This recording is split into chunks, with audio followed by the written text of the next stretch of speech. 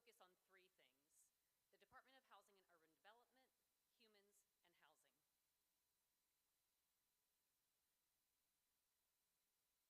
To serve anyone experiencing homelessness, HUD requires communities to use a structured and strategic approach to connect unsheltered individuals to housing and service providers. This is the function of your local COC that serves New Hanover, Brunswick, and Pender counties. The COC oversees 2 biannual grant competitions that fund programs designed to break cycles of homelessness. These local providers offer services such as emergency shelter, transitional and permanent housing, rental assistance, and supportive services. The COC is responsible for establishing performance targets for funded agencies, evaluating outcomes, and identifying poor performing programs. The COC is also required to operate a centralized assessment system called Coordinated Entry that identifies the needs of anyone experiencing homelessness for housing and services. This also includes addressing the needs of those who are fleeing domestic violence. The COC must use HUD-compliant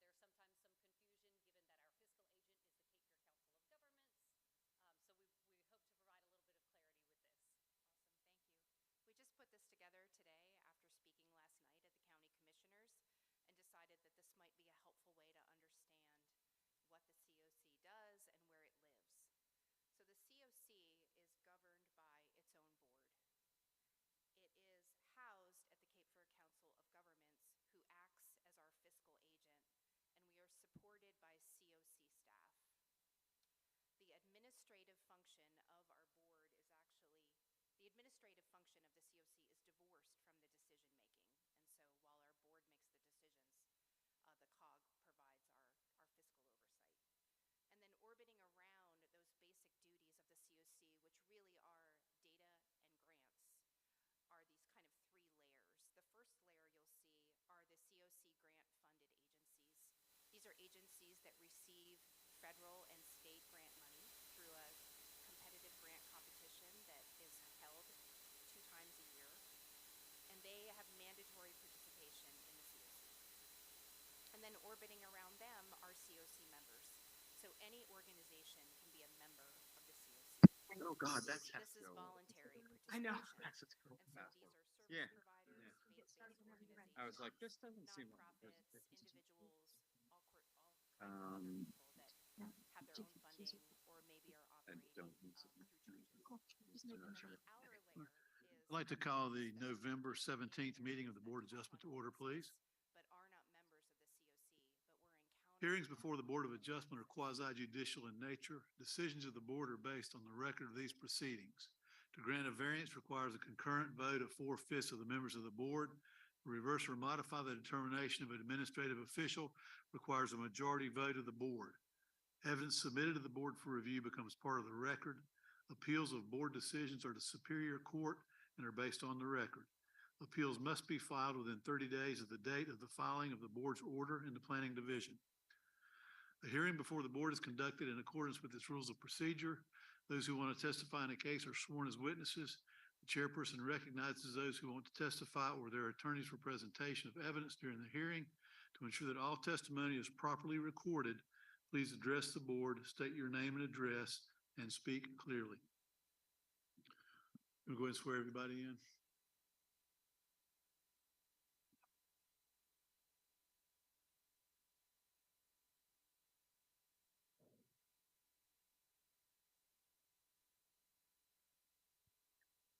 If I could please have everyone stand up.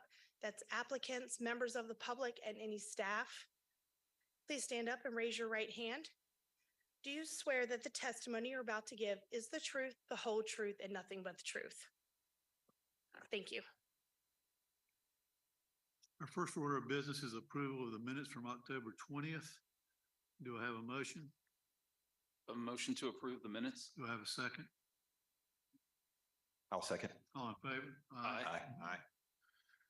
Old business item 14202 Peachtree Avenue. The applicant is requested to continue this item. Is there a date for the continuance? We would like to propose the December 15th meeting of the Board of Adjustment. We anticipate at that time that we will be able to work through this matter with the applicant and hope to be able to withdraw this item at that time. Do we have a motion to continue 4202 Peachtree Avenue to 12:15 meeting? Make a motion to continue item 1 to December 15th? Do we have a second? Second. All in favor? Aye. Aye.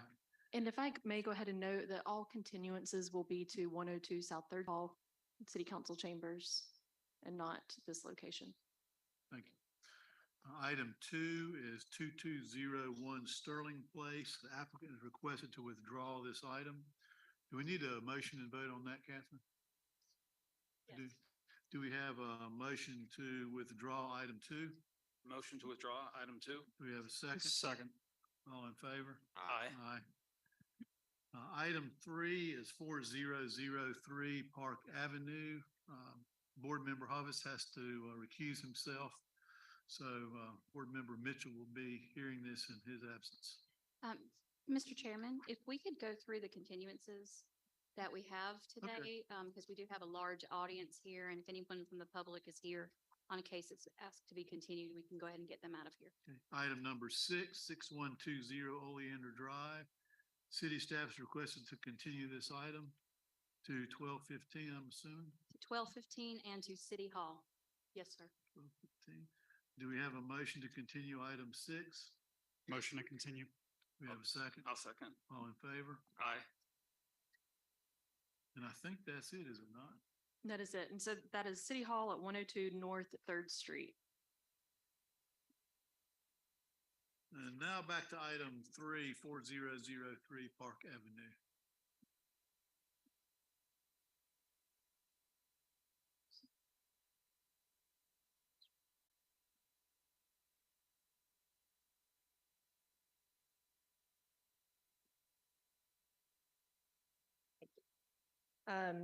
The item before you for 4003 Park Avenue is a variance to the standards for accessory dwelling units in a residential zoning district.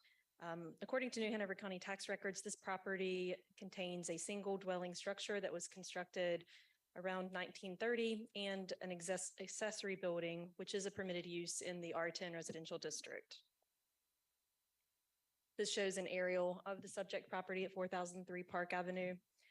On July 26, 2018, the owner obtained zoning approval to renovate the single dwelling structure and to add about 350 square feet to the principal structure. On April 30th, 2021, the applicant applied for zoning approval for an addition to the accessory building located to the rear of the principal structure. And that accessory building does not meet the current requirement of a 5-foot setback for accessory structures. And let's see if I can point. That is the accessory building in question.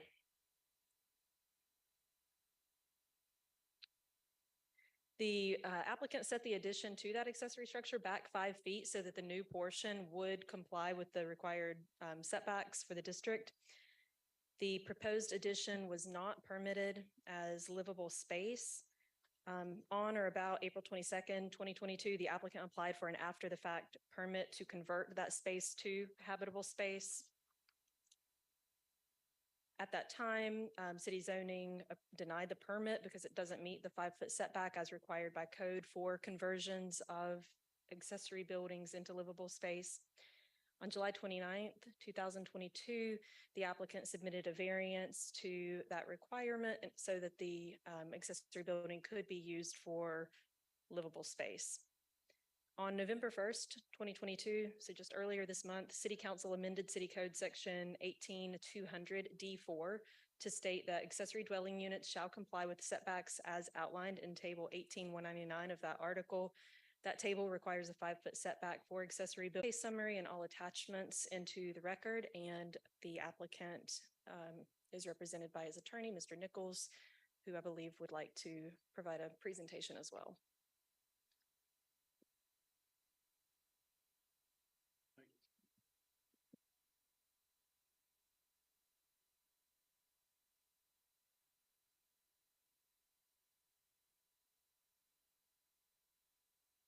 If there are no questions of staff, Mr. Nichols will. No go. question. Any questions? Thank you, Mr. Nichols.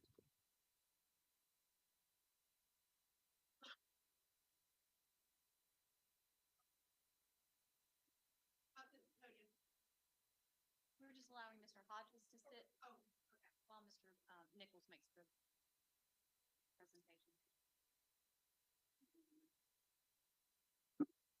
Good afternoon, Mr. Chairman, members of the board. My name is Matt Nichols. I'm attorney here in Wilmington. I'm representing the applicant and property owner, Nora Allen Developments LLC. And with me today is Josh Hodges, who is the owner or principal of that company. We did have a PowerPoint, and I think that will help explain this request. The facts are pretty unique to this case, and it also involves really two code changes. The code changed the rewrite in effective December 1st of 2021. And then as Ms. Thurston mentioned, there was even another code change since the last time this board continued the case on November 1st of this year. And all of those have some relevance to the variance request. So I'm not sure if I advanced the slides on this. You can press the green arrow. The green arrow, okay. So this is the subject property. You can see Park Avenue in the sort of toward the bottom of the screen, and then Audubon is up on the left side of the screen. And that'll just sort of orient you with some of these slides that we're going to go through. The subject property is here on the right side, and it consists of a primary structure, which is a house. I think it was built maybe in the 1930s, according to the tax records.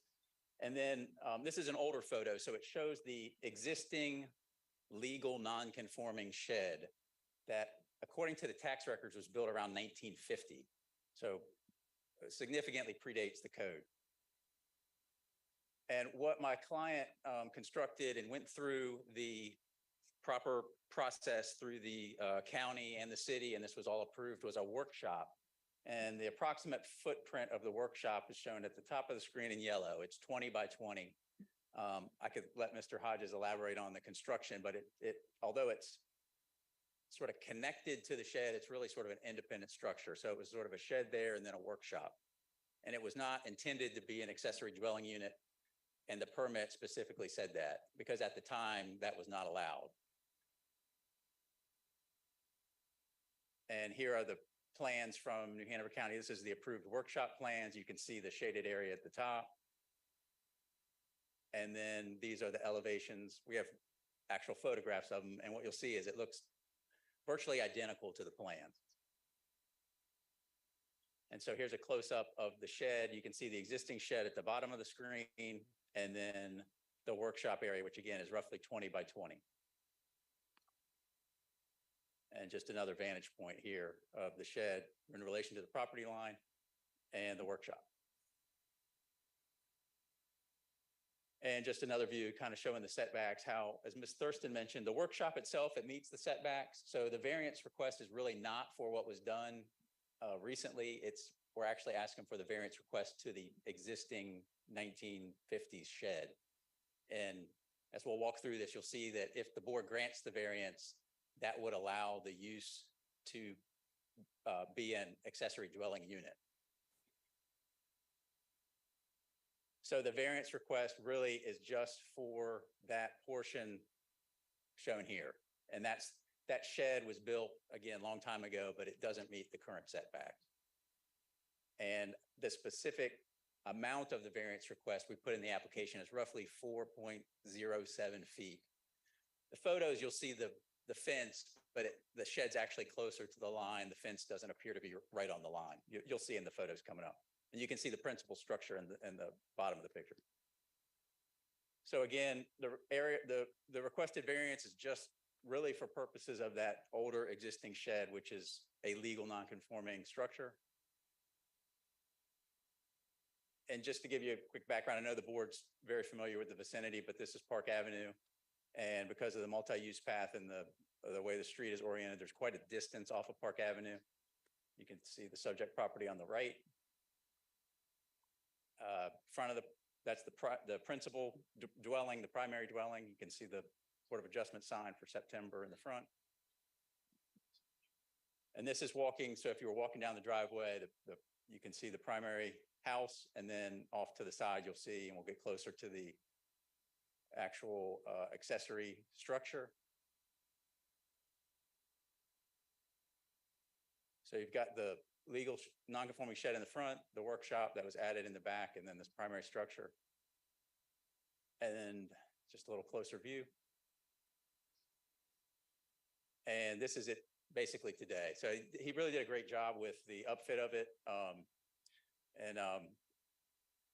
Josh, I know you want to say a few words here in a minute, but I'll let you elaborate on that if the board has any questions.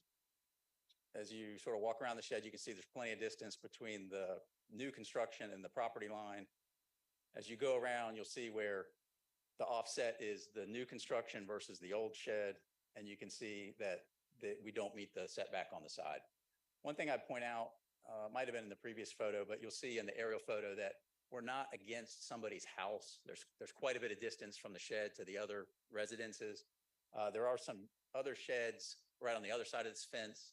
I think that might be shown in either the last photo, if there's a way to go back. But in any event, this isn't right up against somebody's house.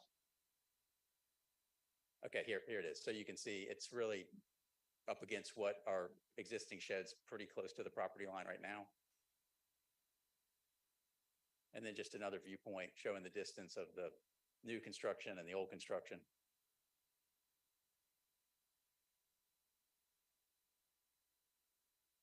And plenty of parking, is plenty of off-street parking for the proposed uses. So the sort of the unique facts of this case is that after the workshop was built and it met all the setbacks, my client, who was then he was renting the property to a tenant, and it was a rent-to-own situation, is that the rent-to-own tenant actually converted the workshop into an ADU. At the time, wasn't allowed. And I think that was an issue for Mr. Hodges and his wife. The rent-to-own tenant is no longer there anymore, but Mr. Hodges is a contractor. He has gone in and looked at it. It appears to be done to code, but there was no inspections done. And when Mr. Hodges found this out, he self-reported it and identified the issue. And really what he would like to do in the variance is to allow it to remain as an ADU. The code change that took place effective December 1 now allows that. The only limiting factor is we don't meet the setback. So before, an ADU wasn't really allowed at all. This is under the old land development code.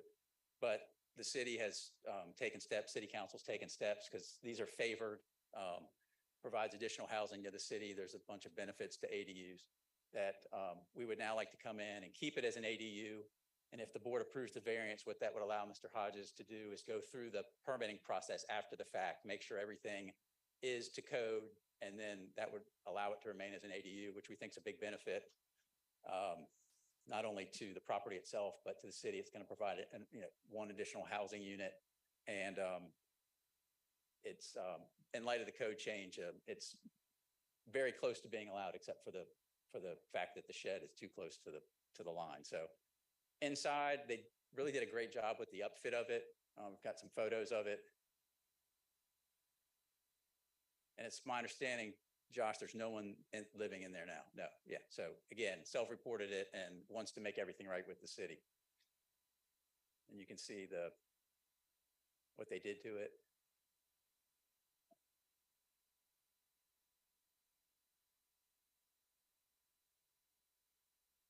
Here's an aerial photo, again, showing just the distance from the other properties. It's quite a bit. We don't think it presents any problem at all to the adjacent residences. These are approximate distances based on the GIS. Well, I won't go through this in detail, but the city does really significantly favors ADUs. This is pre-code change. There was a presentation to city council and listed all the benefits of ADUs. Part of this, my understanding, is what generated and resulted in the changes effective December 1st.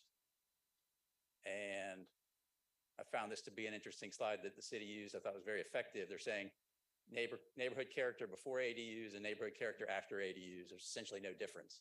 So we don't think this will have any negative impact whatsoever on the community, on the neighborhood. I actually think it'll be a positive impact.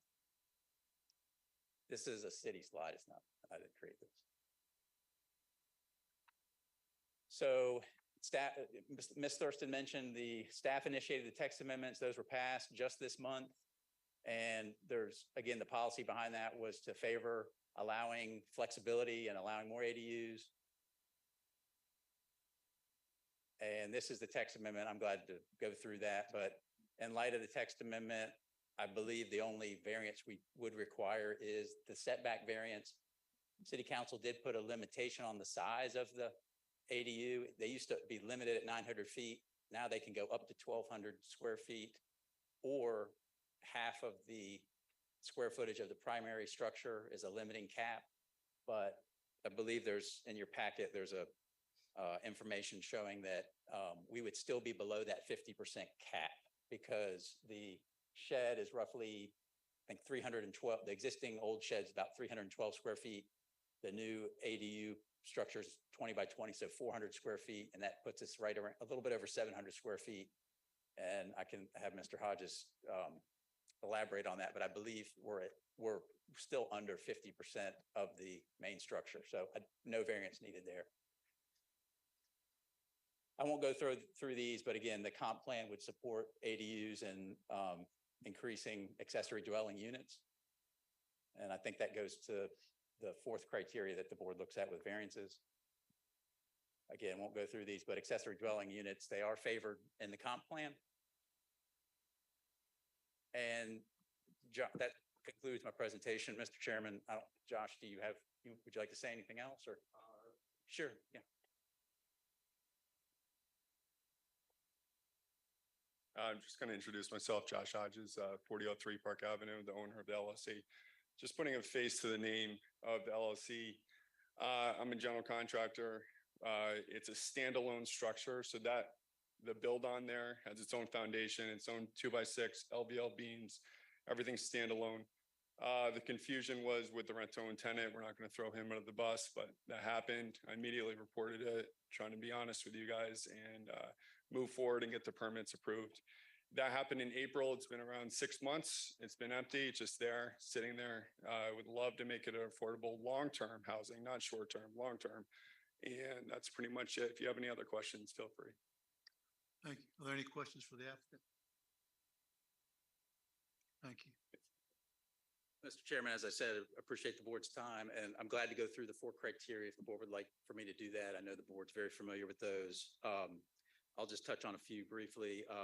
I think that the unnecessary hardship would be going in, tearing out what's there, and it really would serve no beneficial purpose. The benefit to the property and I think to the community is just allowing what's there to be there, subject to proper inspections, which my client certainly wants to have done.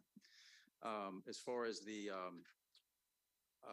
is this a unique circumstance, peculiar? Yeah, I think so. This is an unusual sort of set of circumstances and how this came about.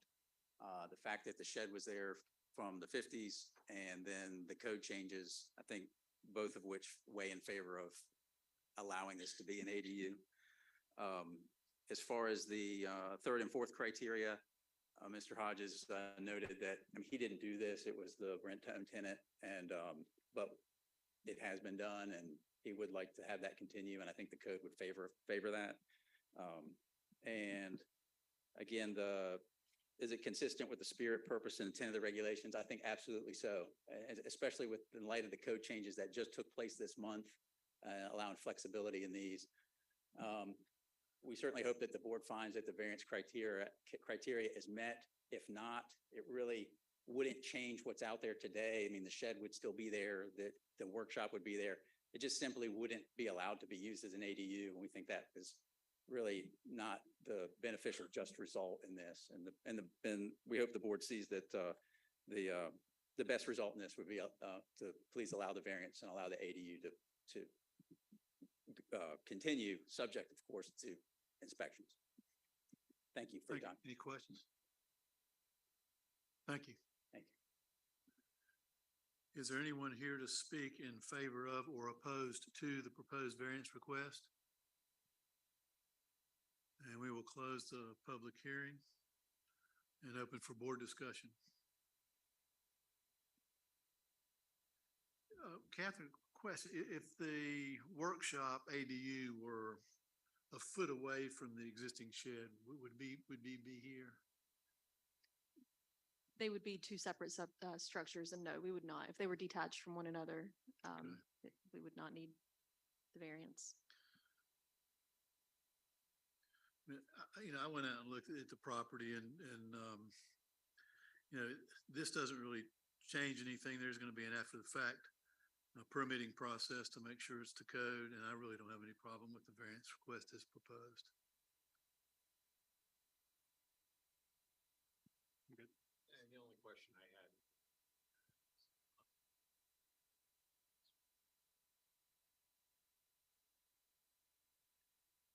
The only question I had was, so is there any way to put conditions on this so that we can take that portion of the structure that doesn't meet the setbacks and not allow an expansion of the accessory use?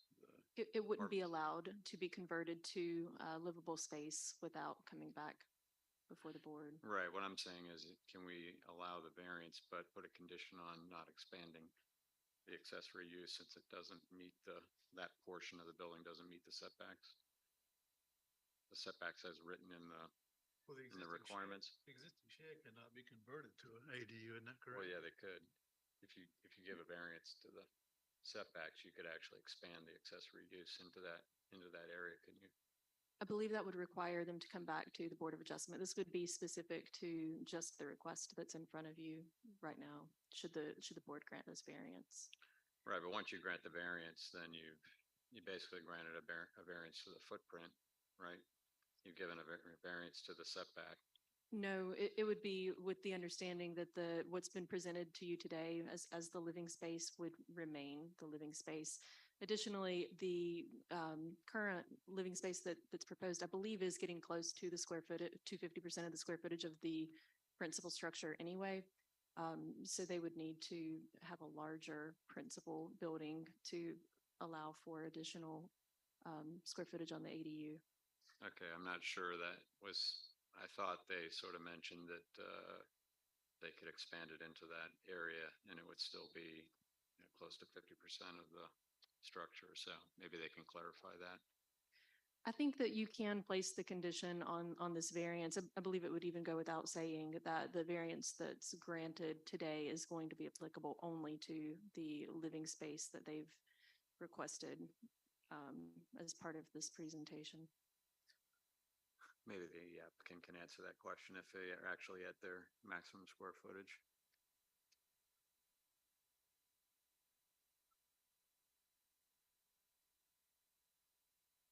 Yes, sir, we're fine with that condition. There's no intent to expand the living space into that existing shed. Mr. Hodges can correct me if I'm wrong. Yeah, no intent to do that. We're glad to put a limitation, prohibition on that or a condition on that.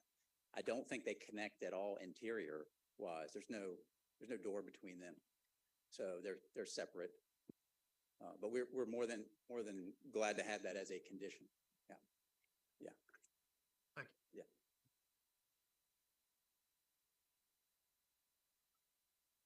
So we could do a motion to approve the variance with the rider that the existing non-conforming shed not be converted into additional living space. Is that accurate? I'm good with it. Is that a motion? I'd like to make a motion that we approve the variance for 4003 Park Avenue with a rider that the legal non-conforming shed not be converted to additional living space. And Mr. Chair, that's based on the 4 findings of fact. It is based on the 4 findings of fact. I'll second. All in favor? Aye. Aye. Aye. Opposed? Thank you. Item 4 is going to be withdrawn now. Is that correct? The applicant would need to speak to that. It's my understanding that that item 4 would no longer be necessary, given that the board granted the variance as requested. But I'll let Mr. Nichols speak to that.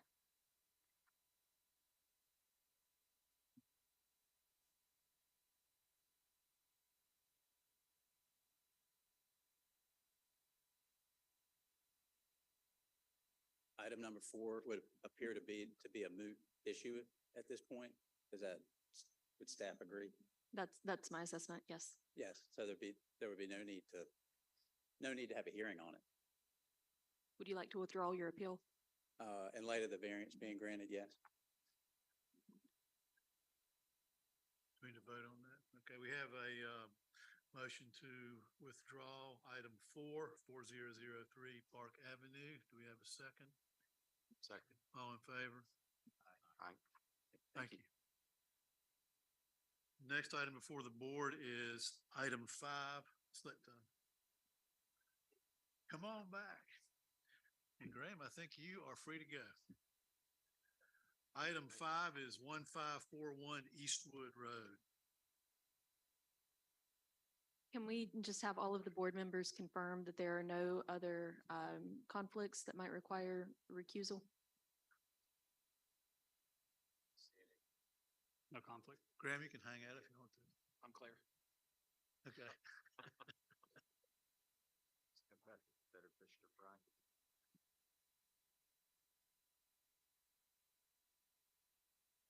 Thank you.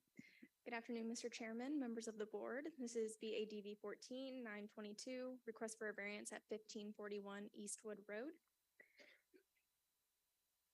On August 3rd, 2022, planning staff accepted an application for a variance to foundation planting requirements for a property in Urban Mixed Use Legacy District Conditional District pursuant to City Code Chapter 18, Land Development Code, Section 18490 of Legacy Land Development Code. On November 7th, 2022, planning staff accepted a modified application per the board's request at the September 15th, 2022 meeting.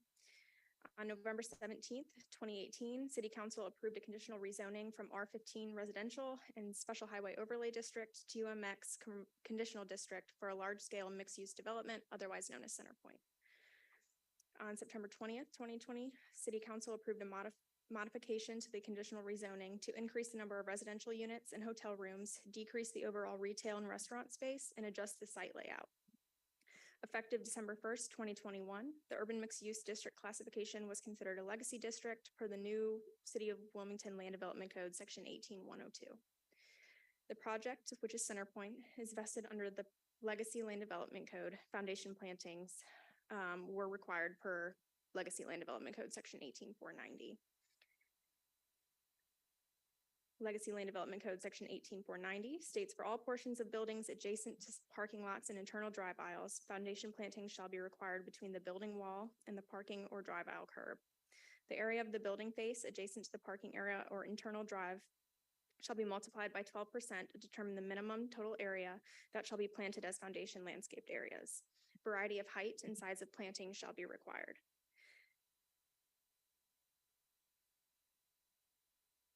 The applicant has requested a variance to Legacy Land Development Code, Section 18490, foundation plantings for a reduction of the required area of foundation plantings from 12% to 6% of the building elevation area to remove the required foundation plantings located at the front and side elevations of retail buildings facing parking lot areas, and to allow only foundation plantings at the rear elevation facing parking areas.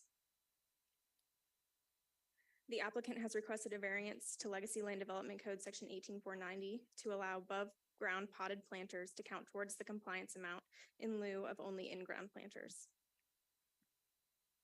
The applicant has requested a variance to Legacy Land Development Code, Section 18490, to expand the calculable area of the allotted foundation planting requirement to 20 feet beyond each edge of the building elevation facing parking lots, as you can see here. The applicant states that foundation plantings, particularly along the main pedestrian shopfront areas, inhibit the width of walking paths, disrupt pedestrian flow, and limit the use of exterior areas for pedestrian seating and activity. The applicant further states that the development is designed with the intent on creating an urban feel with walkable and pedestrian-friendly paths, pedestrian plazas, and intentionally placed seating and gathering areas. The applicant states that the goal at Centerpoint is to create a buffer via pedestrian light poles, seating, and intermittent planters placed on the sidewalk to reduce the impact of the walkway width. This matter is set for hearing for the Board of Adjustment today, November 17th, 2022. This case is subject to the 4 findings of fact, which I have placed on the screen. I ask that this presentation and all materials be submitted into the record, and I'm available for any questions, and the applicant and the agents are here as well, I believe. Thank you. Any questions for staff? Thank you.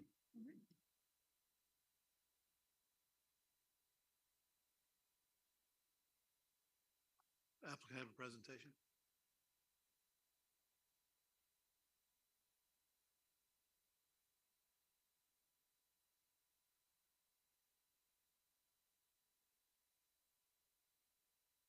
Good afternoon, Mr. Chairman, members of the board.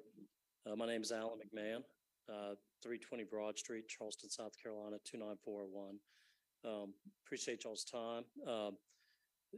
When we were here a couple months ago, I believe y'all liked the concept, liked the intent, and felt like it met the intent of the UDO and the UMX.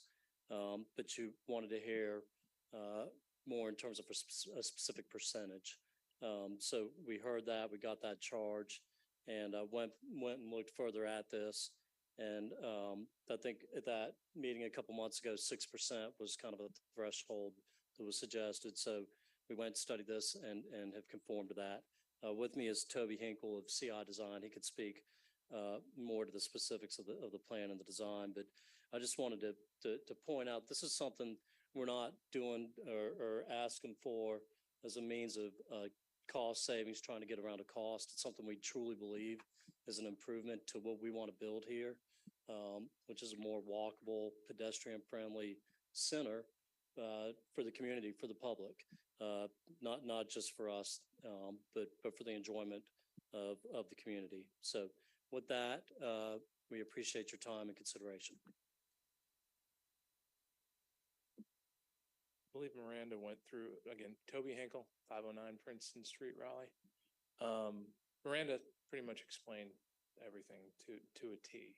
When we came a couple months ago, I think the concern was, to Alan's point, a percentage of the reduction. The current required foundation planning percentage under the UDO is 12%. We're looking for a reduction down to 6%. One of the other charges that was given to us was to show what kind of plantings or planters we were going to use. And it's just the green arrow. With that, they're going to be about 5 feet in diameter. They're going to offer approximately 20 square feet of area. I am going the wrong way.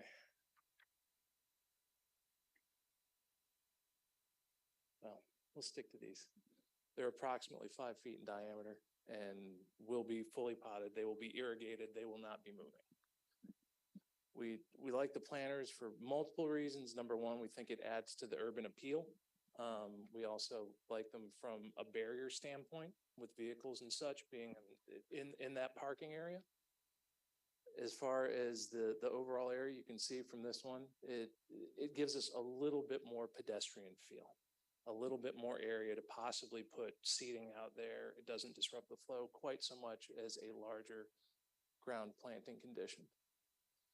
The last portion of it that we looked at was the potential of extending that calculable area, as opposed to just being the extents of the elevation, expanding it 20 feet to the right and left of that elevation, assuming a typical retail bay.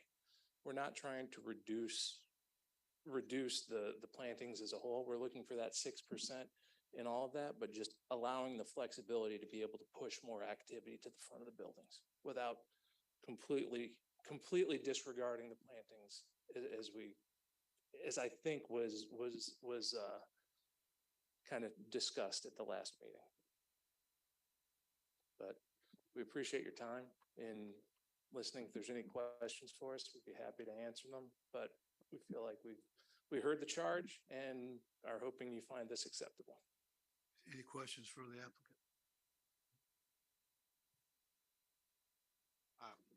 I just had a question about, so you want to reduce the storefront planting requirement, correct? We want to reduce the foundation plant. Foundational planting. Right, which is just any planting from back of curb to face of building. Right. So I just was curious as to, are you going above and beyond in the rest of the development as far as open space and planting? We're creating considerable open public space. I don't know if the rest of the presentation made it on here. It does not look like some of the imagery that we had included. I guess I'm looking for, are you doing exactly what you need to do in the rest of it? Or are you going above the percentage that's required in the rest of the development to make up for this? That 6% reduction? We've got throughout the center, we have two pocket parks, public park areas that could be places for movie nights, family movie nights, concerts in the park.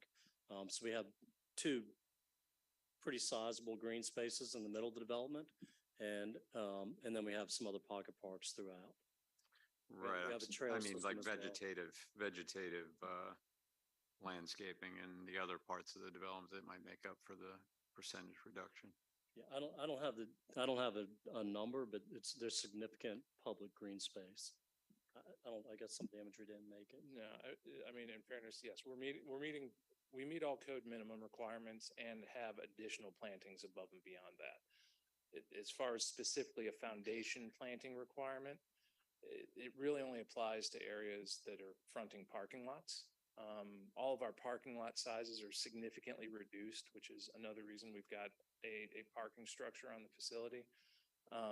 But to Alan's point, while it doesn't parallel the foundation planting requirement, we do have other public areas that have trees planted for no other requirement than we want to have trees in these zones or other vegetation in those areas. So you feel like you're going above the normal We do. minimum requirements in the other, We do. in your vegetation in the other parts of the development? Yes. Thanks. And the planters that you're putting, you said they were gonna be irrigated, so they'll be fixed and irrigated, is that right? They will be irrigated from the bottom of the pots. It's essentially an elevated planter box that once we put the dirt and everything in there, I'm sure you could move it with a very large truck if you wanted, but you probably destroy the thing. The intent is for them to be permanent and fixed. Thank you. Any other questions for the applicant? Thank you.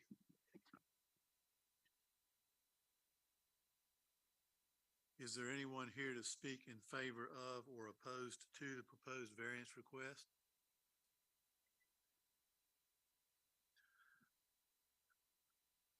We'll close the public hearing and open it for board discussion.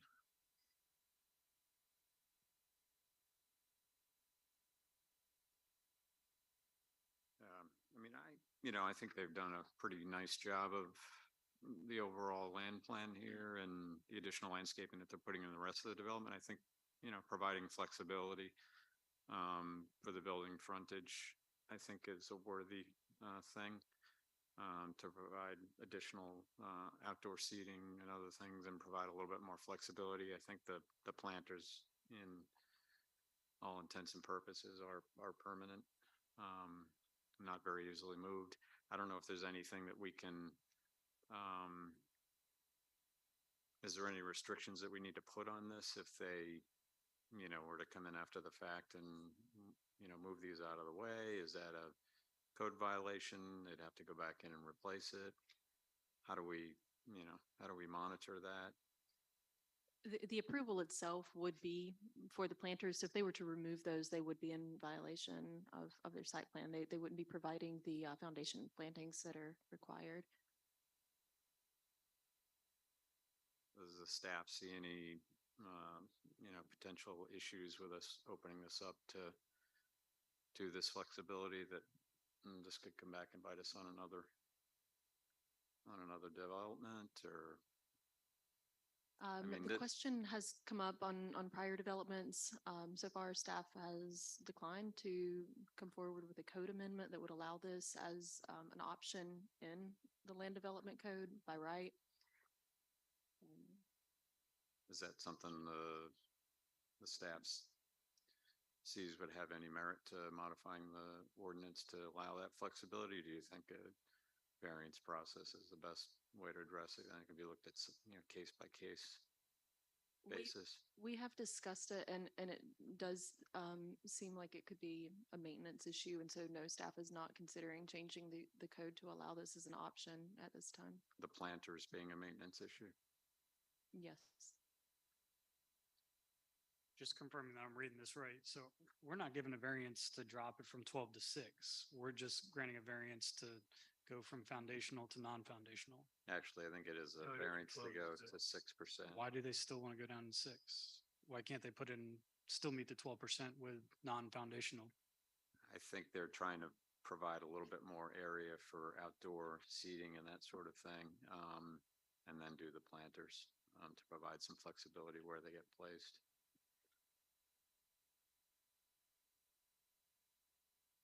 So it's kind of a hard and fast rule with the foundational planting, the frontage rule.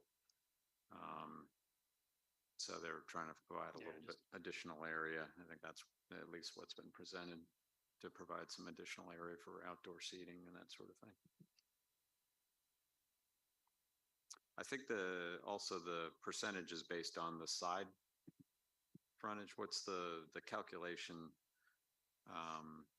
was for the front and the side? Is that where the amount they were required to have?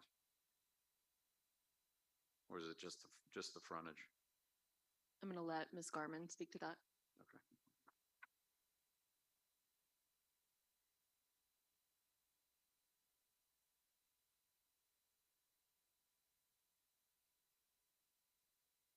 My understanding is it's the front and they wanted a variance to the side and the rear.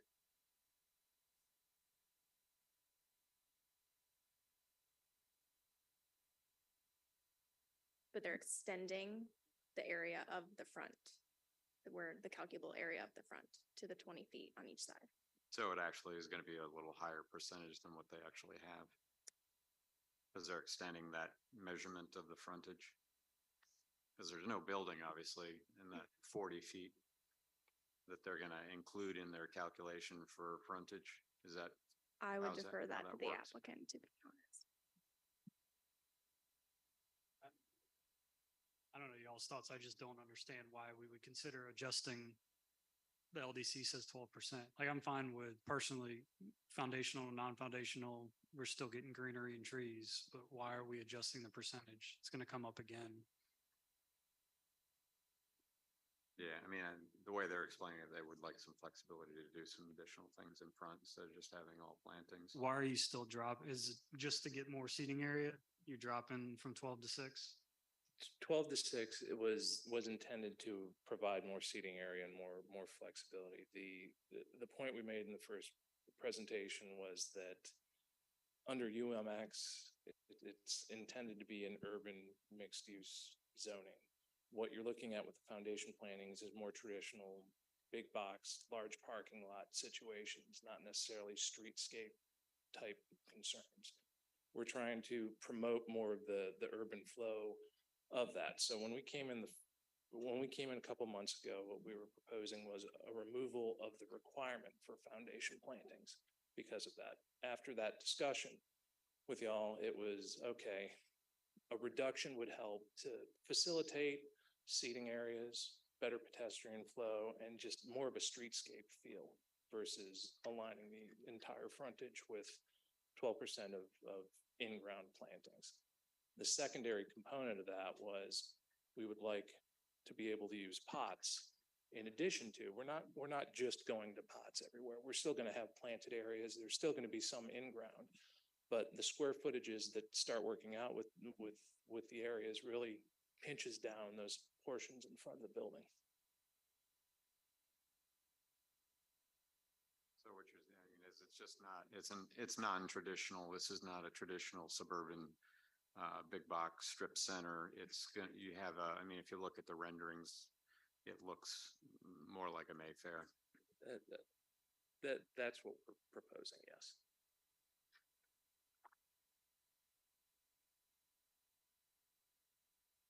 Any further questions? Thank you. Discussion.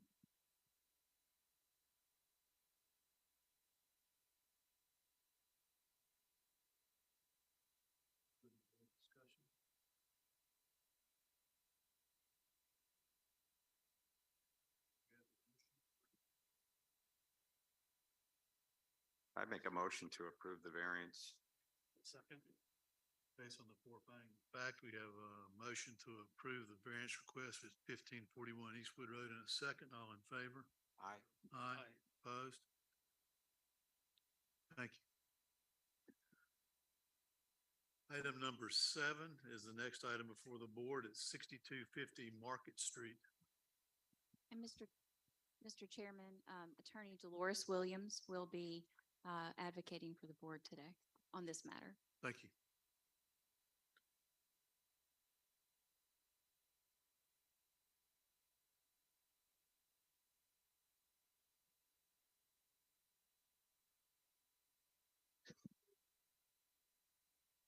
Thank you, Chairman, members of the board. This item at 6250 Market Street is an appeal of staff's determination that the use of the subject property has changed and expanded without zoning approval. Here's the property at the corner of Market Street and Elisha Drive. You can see it hatched in green. To the north of the property is zoned commercial, regional business. To the south is residential. To the east is commercial and the Elisha Drive right-of-way, and to the west is a commercial property that's currently under redevelopment. And it's my understanding that the applicant in this matter is also involved in the project at 6240 Market Street to provide a kitchen for this area. The property is zoned regional business. It contains approximately 48,243 square feet. It's developed with an open air produce market known as Biggers Market. Biggers Market is a 6,720 square foot market that was approved by the City of Wilmington Technical Review Committee on July 23rd, 2020. And on or about February 17th, 2022, the city zoning staff received a complaint that the property was operating as an outdoor event venue with amplified live music. Following a site inspection and research by city staff, we were able to confirm that Biggers Market had expanded its use to include outdoor entertainment. Based on that, Officer Lunsford issued a notice of violation on February 21st, 2022. Following a discussion with our attorney's office and the applicant's attorney, we reissued that notice of violation to update the statute or the code references for the new code that went into effect December 1st because the NOV erroneously referenced old code sections. City Code Chapter 18, Land Development Code, Article 3 is use standards for certain principal uses and accessory uses. There's a table 18198 that lists outdoor seating and activity area as a use permitted by prescribed conditions in the regional business district. There are conditions on this use. They're set forth in City Code Section 18-210. Both of those are included as an attachment in your case summary. Some of those conditions include that they can't be located within required parking areas. There's a separation between residential uses, and there's a requirement that a buffer be provided between the residential uses and the outdoor seating and activity areas, in addition to some other things. As of the date of this publication, and as of today, the applicant has not presented an application for zoning approval of the accessory use, nor has the applicant submitted a site plan that demonstrates compliance with the standards for outdoor seating and activity areas in the regional business district. On March 17th, 2022, the applicant appealed staff's determination that the use of the subject property is in violation of city code. Several continuances have been requested on this item, in part due to unavailability of a full board. And so this matter was set for hearing before the Board of Adjustment today, November 17th, 2022. I'd like to go through a couple of items here. This is the site plan that was approved back in 2020. You can see in the site data table, they set forth uses because parking requirements were based on the uses that are requested for the site. And they have office and storage listed as uses for the property, but not outdoor entertainment or any kind of entertainment venue. This is the zoning compliance form, which is required whenever any commercial use changes. They have to set forth what the proposed use of the property is. You can see that the proposed use, as shown on this application, is for a retail grocery store and produce market. And these are some of the advertisements from their Instagram page.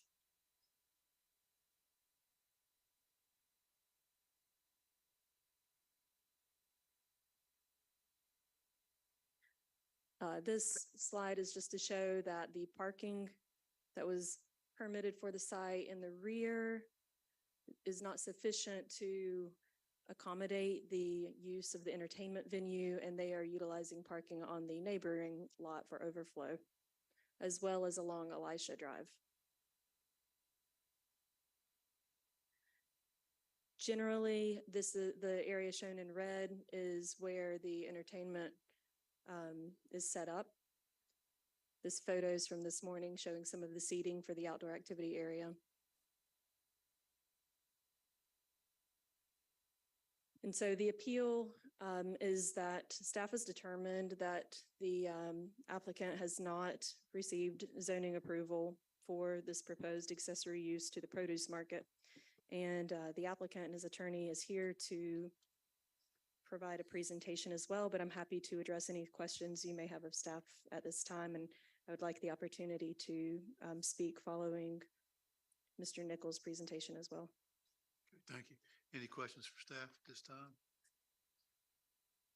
Thank you. And I'd like to submit a case summary and all attachments into the record. Thank you. Mr. Nichols?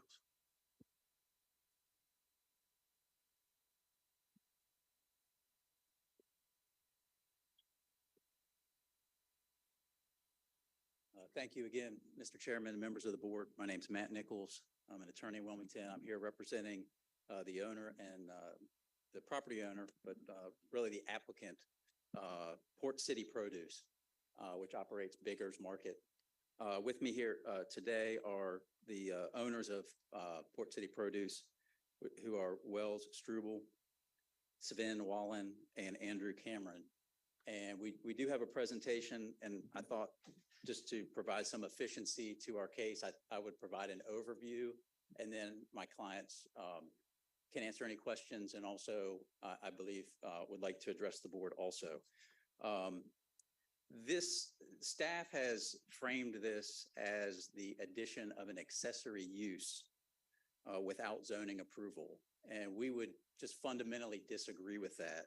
No new uses have been added since the market was approved in July of 2020, according to Ms. Thurston's presentation. This was approved prior to the code changes effective December 1, 2021, way before the code changes, and was operational for months. Nothing has changed.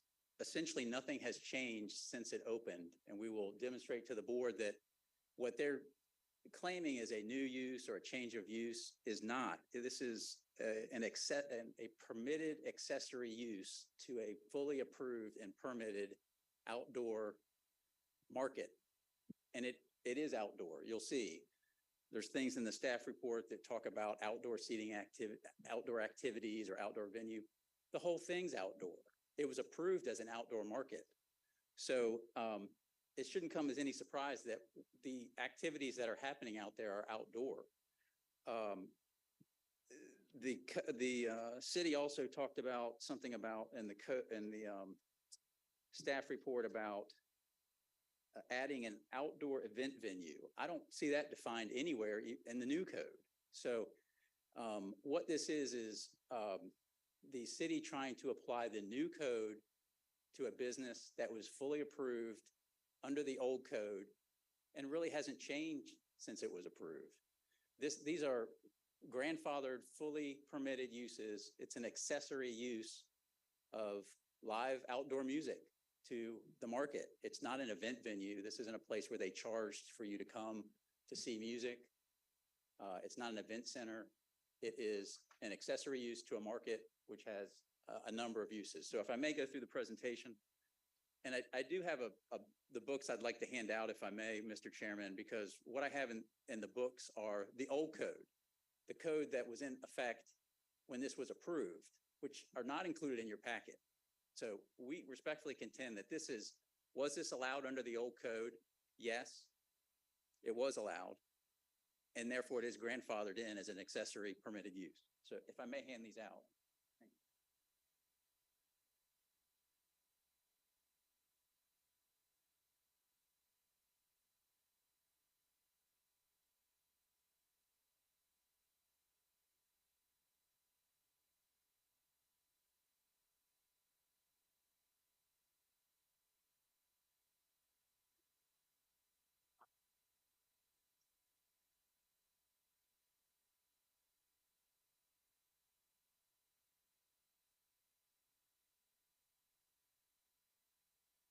This is a picture of Bigger's Market now, but Bigger's Market or Port City Produce has been in operation in Wilmington for a number of years.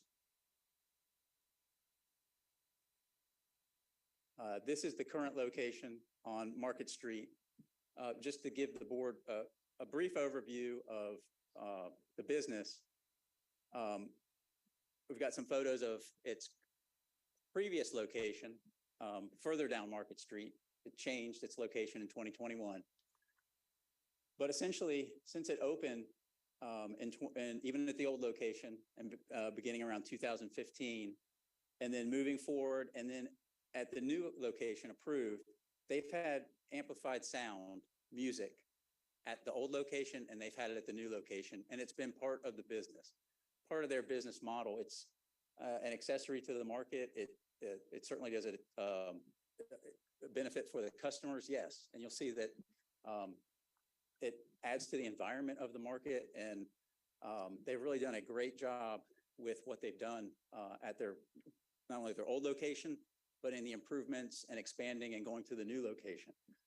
But what you'll see is in 2021, when they moved to the new location and rebranded the market as Bigger's Market, the outdoor amplified sound has continued. I'll get to the point here in the presentation. There's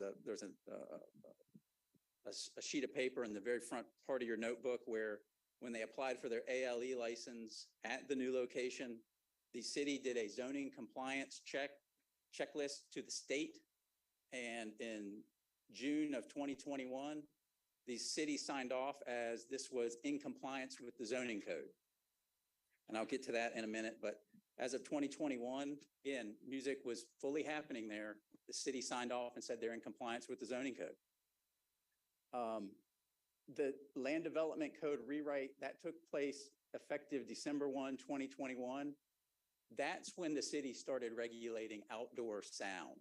Prior to that, there was not regulations in the land development code for regulating amplified outdoor sound in the RB district. It was regulated by the noise ordinance, which is a different chapter, but not the zoning code. And my clients can note that in all the years they've been doing this at both locations, they have never had a noise citation, a noise violation.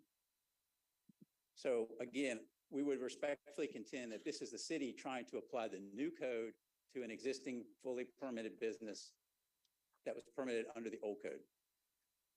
So this is the old location at 5740 Market Street. I'll go through these quickly, but just to provide some context, this is roughly where I believe the new Infinity dealership is now on Market Street. And you can see that it's a variety of uses. It's Christmas trees, it's pumpkin sales at Halloween. They have a number of uses. It's what you would see at a farmer's market. It's what you would see at a produce market. They sell furniture. They have, again, people sit outside. It's designed that way. This is, again, all the old location. This is back in 2015, again, to 2020. We just picked out a few of these. You can see that even at the old location, there was outdoor music. There was music at the location. And I would point out too that music's not what the code regulates. It regulates amplified sound. So it is sound coming through an amplified source. And in each of these photos, you can see that this is amplified sound. And we would respectfully contend that you really have to have amplified sound on Market Street. There's 55,000 cars going by a day. So naturally it would be an amplified sound. Additional photos, all of these are at the old location. You can see in their Facebook or social media posts how they're advertising for live music. We have information where they've paid. These are checks where they paid musicians. They don't charge admission for this. It's a place where local musicians can come and play background ambient music. People can sit, and now they have an ALE license. You could get a drink. You could sit outside and listen to the music. You could shop.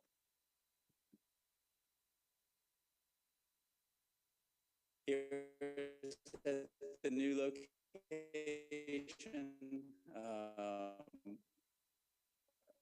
Essentially March, same people, just bigger, coming soon. This is at the new location. And then this is, again, the pictures going forward will be at the current location. You see again that they really just done an outstanding job with this, and have taken a spot on Market Street and I think really improved it in a very beneficial way.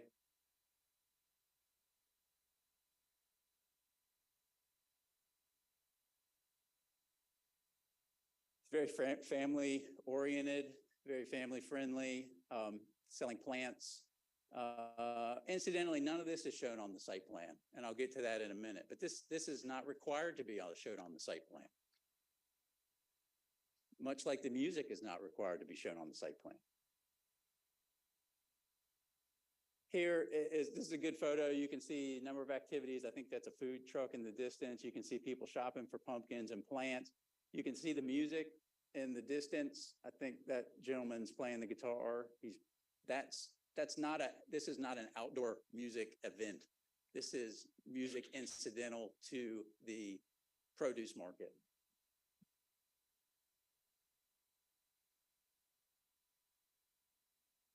Again, this is the outdoor area. You can see the music in the background.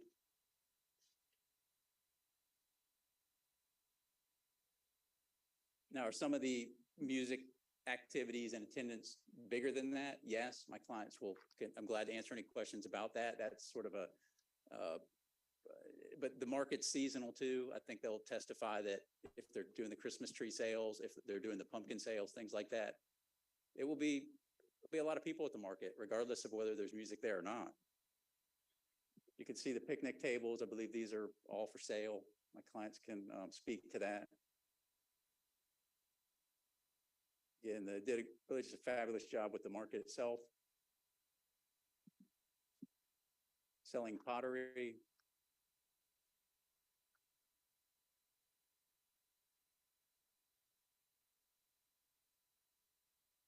Again, this is a family or event. I think this was I'll maybe have Wells elaborate on this, but again, very family oriented.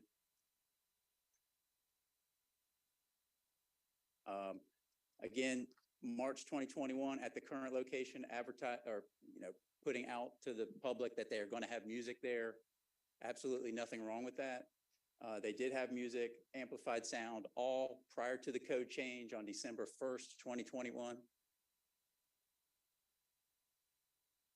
can see again, each one of these indicates they're going to have, bluegrass music. You can see the amplified sound and the far side of the picture. Again, more about music. It's not an everyday event. I'll let my clients answer questions or testify as to the frequency of it, but this is not an everyday event. Typically weekends.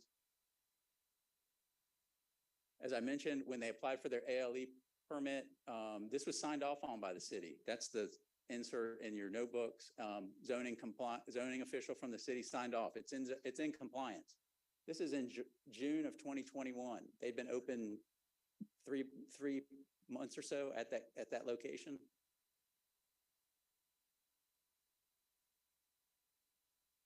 More live music events, July, August, September. No issue with it. No citations from the city.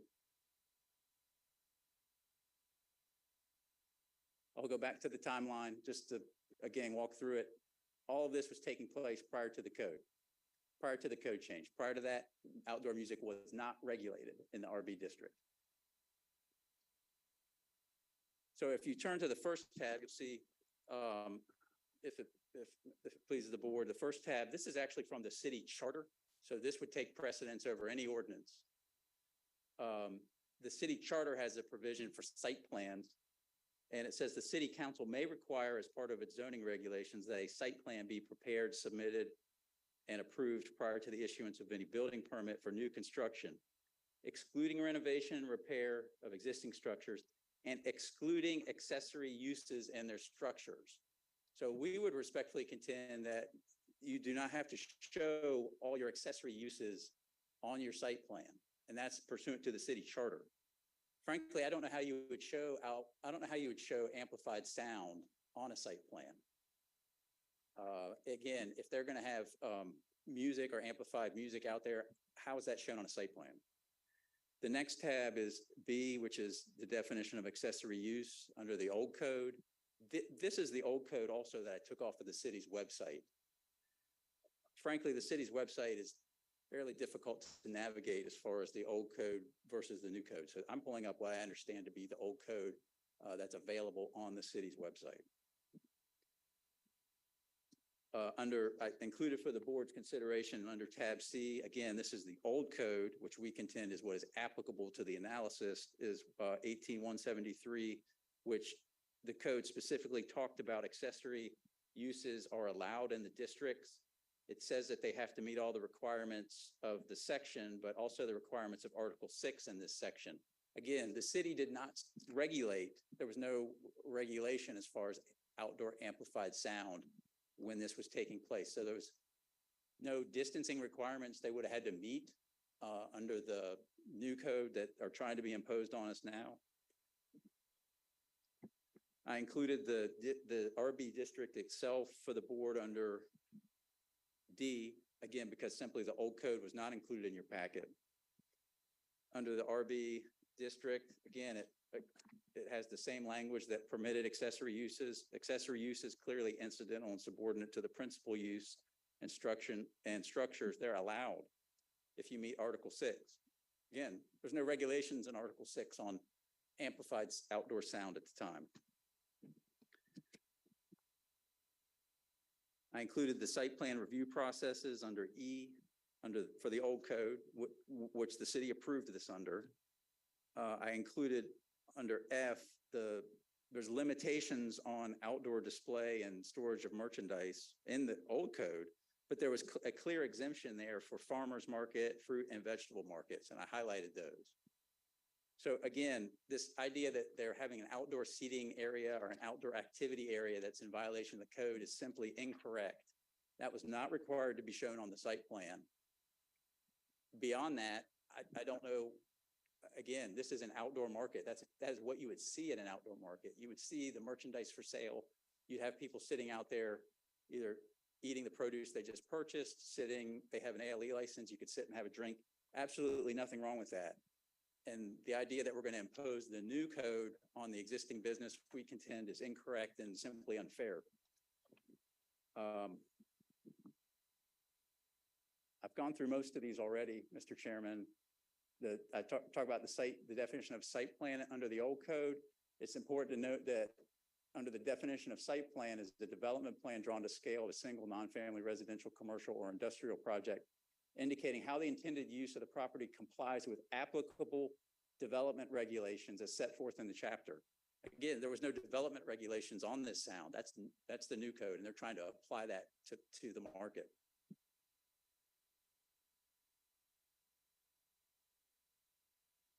I won't go through all these. I think I spoke through these with the previous points I was making. I noted this, there's a speaker up there that's allowed now. That speaker's not shown on the site plan. Under their analysis, that we're in violation because we have amplified sound outside and that wasn't shown on the site plan. If that's the case, there's dozens and dozens and dozens of businesses around town. I can think of car dealers. I can think of all these businesses that have outdoor amplified sound. May not involve music. Are they now in violation of the code that took effect on December 1st? I would respectfully contend no. So again, this was approved. I don't know how you would even show that on the site plan. I included this as the last tab in the case. It's just the case, and I just would reiterate what the Supreme Court has said is that these zoning regulations, they're restrictions, and the city can pass zoning restrictions, but the zoning code is not a book of rights. We don't go to that to determine what our rights are. We have rights as property owners. The city can put restrictions on those, but they have to be reasonable and they have to be clear. And if there's fair doubt as to what is applicable or what the restriction is, it needs to be resolved in favor of the free use of property and the property owner. The city wrote the code. The city can change the code, but what they can't do is change the code and then apply the new regulations to existing businesses. That's not fair. I think I'll maybe have Mr. Wells, if would you like to come up and say a few words? And I know we've got some information to show that this is not what we're talking about, live music at a farmer's market, a produce market. This is commonplace. This is not out of the ordinary. We've got some examples that I know my clients have found. We just listed a few of these. Wells, if you don't mind coming up and just introducing yourself, if you want to say a few words, and then if you want to talk about some of the other, Would I push the green? you can push the Yeah. green to advance. Hey, Wells Struble, partner at Biggers Market. Yeah, thanks. Thanks, Matt. These are other farm markets, across the state of North Carolina. They regularly host outdoor amplified sound. So I don't think that our use of saying that we're a farm market or produce market, is misaligned with what you see across the entire state, as far as what we do. Morris Farm Market, Secretary Market. There's a handful, Old Beaufort. You guys might have likely have been to some of these across the state. A few more down here in the bottom. All have outdoor amplified sound on some frequency. Some of them more than others. Morris Farm Market has it more often than we do. For example, the Wilmington Farmers Market. Is this where you want to get back in, or you want me to? Yeah. Yeah. This one's kind of interesting because this is from their about page, and this is how this is an aerial view of the Wilmington Farmers Market. This is Oleander Drive. You could see, many of you know, like Tidal Creek is over in those buildings on the far left, and that circle oval area is regularly hosted a outdoor market. Here it is in the general, and it's in the O&I, which is, nowhere near as commercial as the regional business. I think you want to say a few things? I was, Yeah. Wells had mentioned the Wilmington Farmers Market and that property that was shown on the previous slide. That property, as I understand it, actually was part of a conditional district rezoning for those apartments. We looked at the site plan for that approval. This was approved by city council. So this went through as extensive as a site plan review as you can have with planning commission, staff, planning commission, city council approval. There's nowhere on there saying amplified sound. Again, I don't know how you'd show that on a site plan, but it's open space, and I understand that's where they're doing their Wilmington Farmers Market. I see no problem with that. Again, it's an accessory use. So this idea that we would have been required to show something that wasn't regulated as an accessory use wasn't regulated at the time of the approval on the site plan we think is just simply incorrect. I think this is from the Wilmington Farmers Market, right up in the top right-hand corner. Some more photos. This is Wilmington Farmers Market. I just wanted to touch on a few things as far as, the comprehensive plan has so many things in there about encouraging placemaking and making unique experiences in Wilmington. That's exactly what these guys are trying to do, and I think have done. I mean, we've all driven down Market Street, and there's spots of it that need some improvement, some significant improvement, and they've really done a great job with that. And all this is consistent with the comprehensive plan of encouraging local music, creating unique spaces, and so it's just sort of surprised me that this is where it's at, but we are very much opposed to the violation that was issued, and we think that it should be denied or dismissed. I noted Market Street. This is 2019 figures, 55,000 trips a day. If the music wasn't amplified, I would respectfully contend you probably wouldn't hear it. It wouldn't really have any meaning to it. And they're competing with that too. So Ms. Thurston mentioned something about the parking. They're adding to the parking. So if the parking is an issue, they are addressing that. Wells, I'll let you speak to that as to the plans. Sure. This is not necessarily related to the subject property, but you or your related entity owns the property next door, and they're doing an expansion. At this point. I don't know. Yeah. Yeah, so the current market is here, 6250. This property is 6240. It's a separate parcel. It's owned by a separate LLC, but myself and the partners own both entities. So it's similar interest holders, but it's completely different business. But what we are proposing here, and this has been through a couple rounds of TRC, a very lengthy process that I'm sure everyone in this room is familiar with. We're going to conjoin the parking lots here and add all these spaces that, you know, technically we're even being limited on how many of those we can add based on the current code, but we would love to just fill it up with spaces. But this is pretty much maximized the number of spaces that we can put on this property. And then this building here is going to be a commercial kitchen where we'll be able to make prepared meals and then sell them over at the market. And then also a takeout restaurant. So people will be able to walk up to the building, order from like a to-go window, and then take their food to go. So this is in process, if you want to call it that, right now. That we may be nearing the end of the slides. Yeah, I think so. Yeah, I think we were showing this just to show, even under the current code, we would meet again, I don't want, the current code doesn't apply to us, but we would meet the distancing requirement for outdoor seating. Because all of this is taking place on the Market Street side of the market. Yeah, so just point so they know. Yeah. So Catherine even, excuse me, Catherine even showed a picture.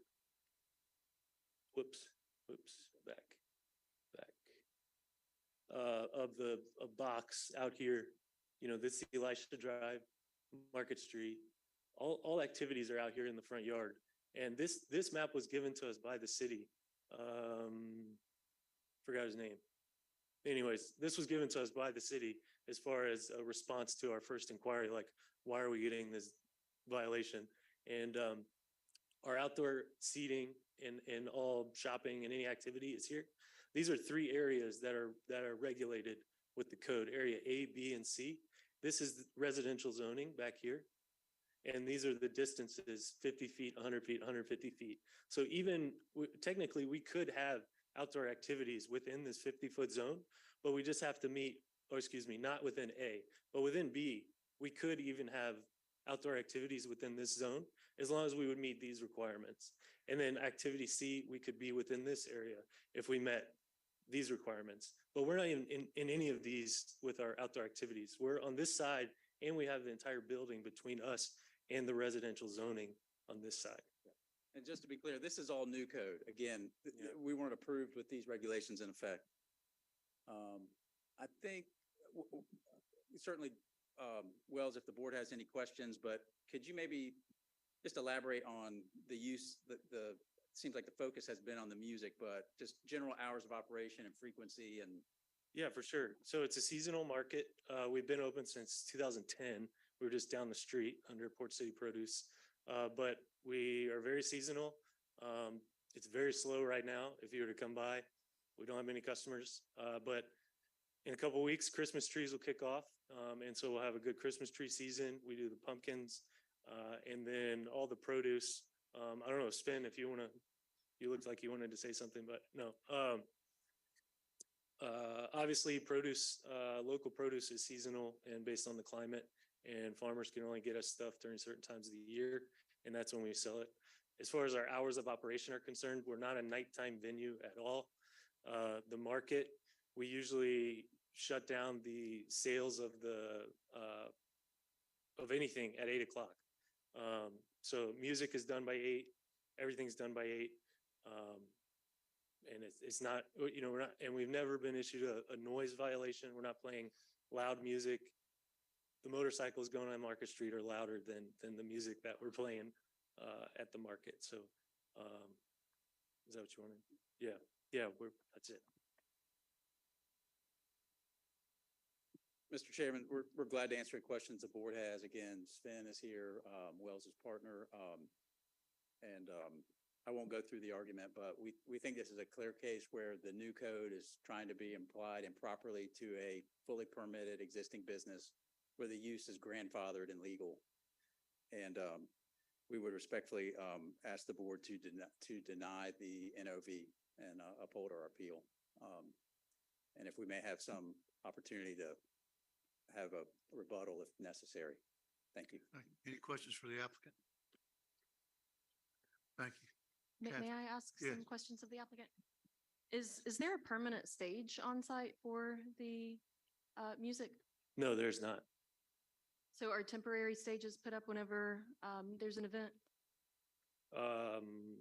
You could call it that. Right now, there's a trailer that is in place because we took what we were using as a stage and turned it into a big sleigh for Santa. Are those inspected by New Hanover County as would be required even for a temporary stage? If you want to call them a stage, then you could call them a stage. I don't know. I call it a trailer. Someone's standing on it. But no permit approvals have been obtained by the city or the county for those structures when they're in use? To answer your question directly, as a stage, no, Yes, sir. but it's a trailer and it's a legal trailer. I don't know what you're trying to pin us into some weird corner. No, I'm just asking. I know that New Hanover County, for safety purposes, they inspect stages whenever they're set up for entertainment events. And I was just wondering if they had ever inspected the stages that are used as. We part have of- never had an inspection done of the trailer that musicians stand on. Are the tents that are out front, are they permanent? The tents, The awnings out in front of the building with the, the shades. yes, are they permanent installations? I don't know what permanent would be, but they are not affixed to the ground. So, I mean, we have moved them. Okay. There's also, they require inspections by the fire department for Well, safety. the fire marshal comes and inspects our property, And they've come to inspect those tents. our entire property. Yeah, Okay. they see the whole place. Okay.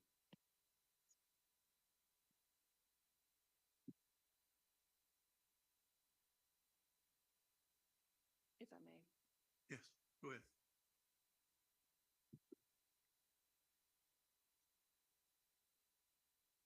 Attorney Nichols, we're going to need a copy of your presentation for the record. So would you give that to the clerk, please? Thank you.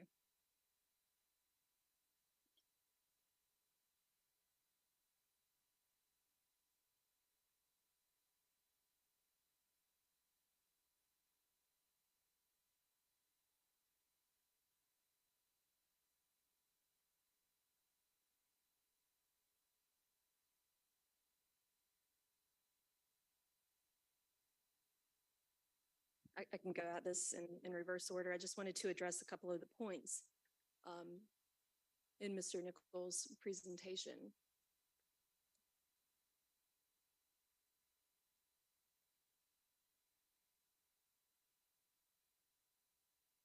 I'll say for one, that the notice of violation was that the use of the property as an event venue with outdoor seating and entertainment was never approved through zoning. It was never presented to zoning for review, either as a permanent use of the property or as a temporary use.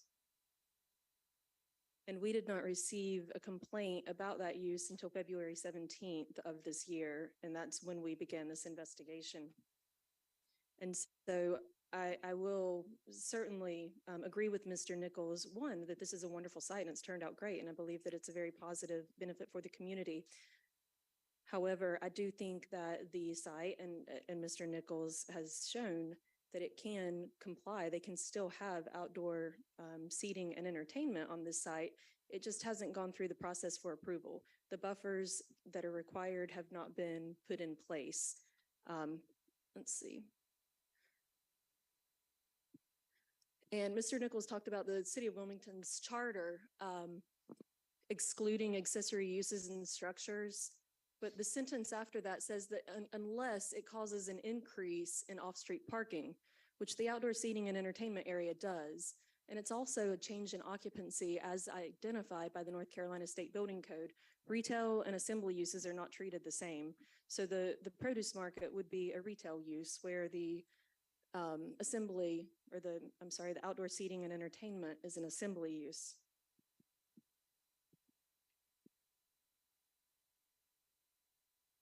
and I'm sorry, this is taking me a moment to go through Mr. Nichols' presentation. I'm not sure exactly where everything is. This is the same slide that I pointed out. This is whenever an applicant comes in for zoning approval, they write out what the uses that are proposed are. And this, that city zoning did note was in compliance. We've got Craig Harris who signed off on this, indicating that retail, grocery stores, and produce markets are a permitted use of this property, and absolutely, they are.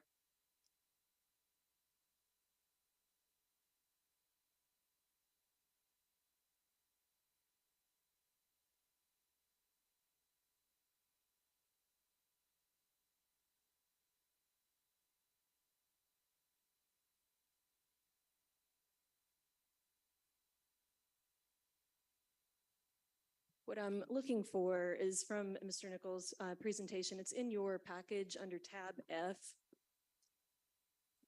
It talks about uses that are exempt from outdoor storage of materials and equipment, and it specifically lists farmers markets as not being subject to those requirements. That code language says that this is not applicable to principal uses, and city staff believes that the outdoor seating and activity area is an accessory use to the farmers market, not a principal use.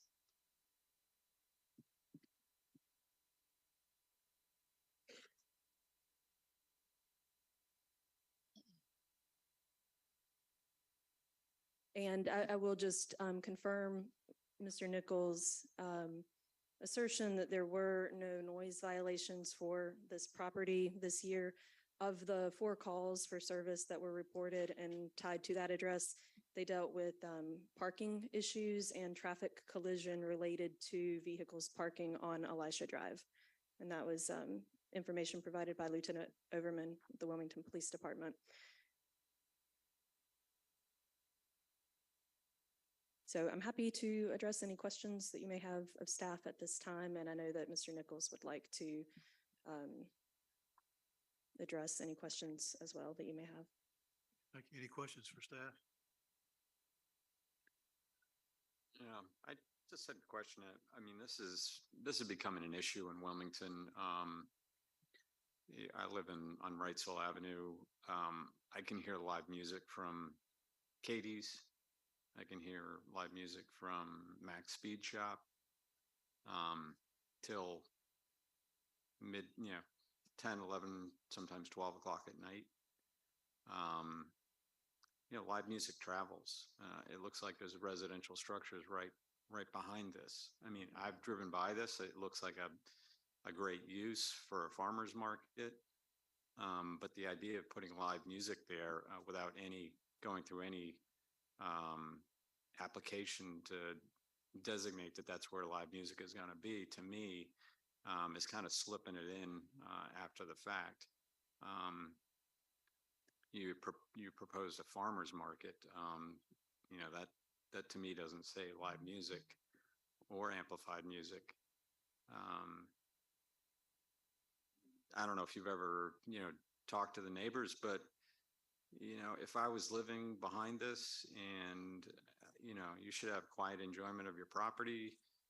If you got live music going on, for 6-8 hours of the day, and maybe you don't like that particular music or you don't want to hear live music. I mean, cars it's kind of like the Electric Yanks. It just kind of blends in, but when you start having live music, it's a different quality.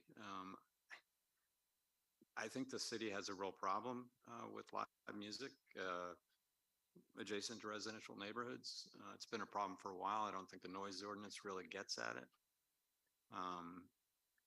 But I think if you were to go around and talk to the neighbors around that market, you'd probably find that people are not that happy about having live music being played.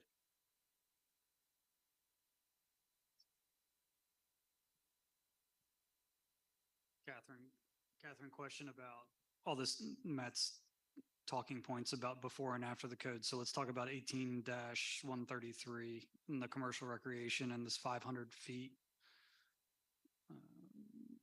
No amplified sound or outdoor speakers within 500 feet of residential zoning. So explain to me what he's talking about with before and after the new LDC. Well, that really ties into what Mr. Saulnier was saying too. There have been a lot of instances where properties are providing a mix of uses. So, you know, we're seeing more markets and retail sales establishments, hair salons, getting ABC permits because they want to be able to provide additional services to the customers that are already there. This is one of those instances, and it's in most instances, it's a wonderful, it works wonderfully. I mean, it's a nice service to be able to provide. We believe that the applicant can continue to operate an outdoor seating and activity area in compliance with these new standards that were designed to protect the neighboring residential properties. And Mr. Nichols showed that a slide earlier that had a rough setback from the residential area. Staff believes that if the applicant were to install a masonry wall, as is required under current code, they would be able to have the outdoor seating and entertainment areas and offer the residential neighborhood behind there some protection. They have just not submitted any plans demonstrating how they would comply. Yes. May I address that? Yes. Is this on? Okay. The issue is the new code that became effective on December 1st of 2021, my understanding would prohibit the outdoor amplified sound within 1,000 feet of any residential district. That's the issue. And my client's outdoor amplified sound certainly predates the effectiveness of that. And if the city would agree with that, then we can come in with a site plan, because we can certainly make the outdoor seating area, if that's what you want to call it, that can probably be met very easily. But what is a significant problem, and really I think why we're here, is because the outdoor amplified sound regulations, which did not exist prior to December 1, 2021, after this had been open for months and had been approved since July of 2020, it wasn't regulated. And Board Member Sonia makes very valid points. I mean, I think the city has taken steps recently to enact those regulations. But the simple fact is they were not regulated until December 1st, 2021. And I don't know how you get around that 1,000 feet, but it was not a regulation that was applicable to this approval or this use.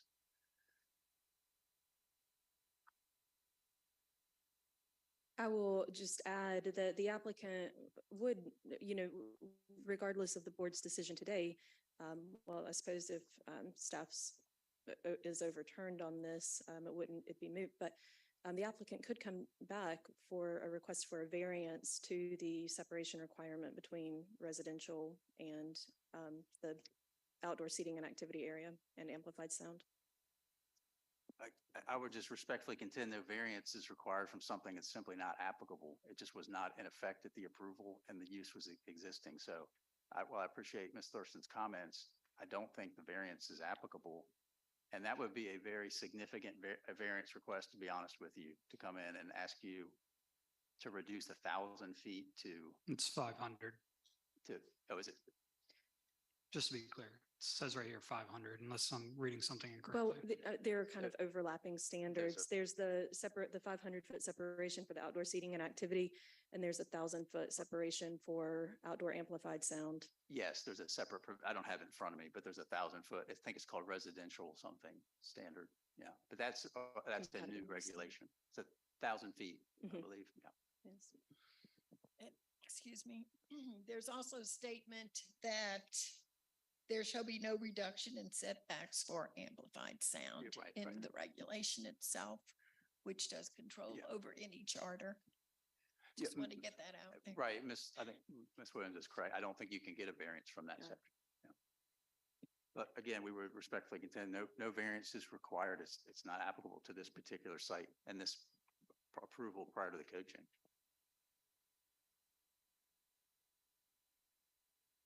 Yeah, I'm looking at the old RB code and I don't see anywhere in there where it talks about outdoor live music and amplified sound being a permitted use. It wasn't separately addressed under the old code. Right. Staff's contention is that the applicant did not inform staff or put on their site plan any indication that they wanted to do an outdoor entertainment area that would involve amplified sound. Right. I don't understand how it even becomes an allowable use if it's not even permitted in the RB regional. How are they doing live music out there? If I may address that, it certainly was not restricted in any way. But it's not allowed either. Well, that goes back to It's the, not permitted. yeah, I mean, there's a list of permitted uses and live music is not one of them. well, right, but I mean, you can have nightclubs, but they're indoors. I mean, you can have music indoors. You know, to me, this stuff has creeped, you know, into adjacent to residential neighborhoods all over the city. You know, we have, breweries popping up all over the place in residential neighborhoods and they've all got live music. And, you know, the neighbors are suffering, because of it. You know, it's great if you're not, if it's not disturbing the neighbors, but you know, at the same time, you shouldn't have to be forced to listen to that if you don't want to. I'm not saying I enjoy live music. I enjoy going out to a bar and listening to music and that sort of thing. But if I lived right there, I may want to be able to sit out in my yard and not have to listen to that. And unfortunately, these people are, you know, kind of held captive to that. I don't know what the solution is, but I just don't see where this is a permitted right in the old code. You know, under the uses. I think that it's just sort of happened. And the, you know, city tries to regulate it with a noise ordinance, but the noise ordinance is severely lacking.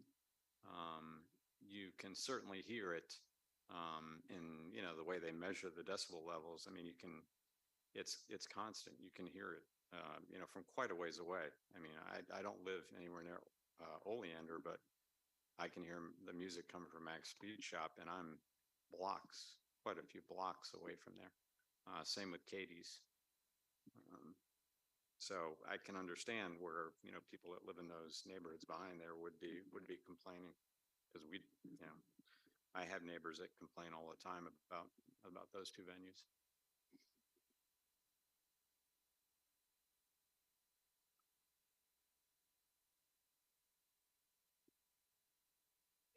I do have a question regarding the original permitted use, the use, what was applied and originally approved.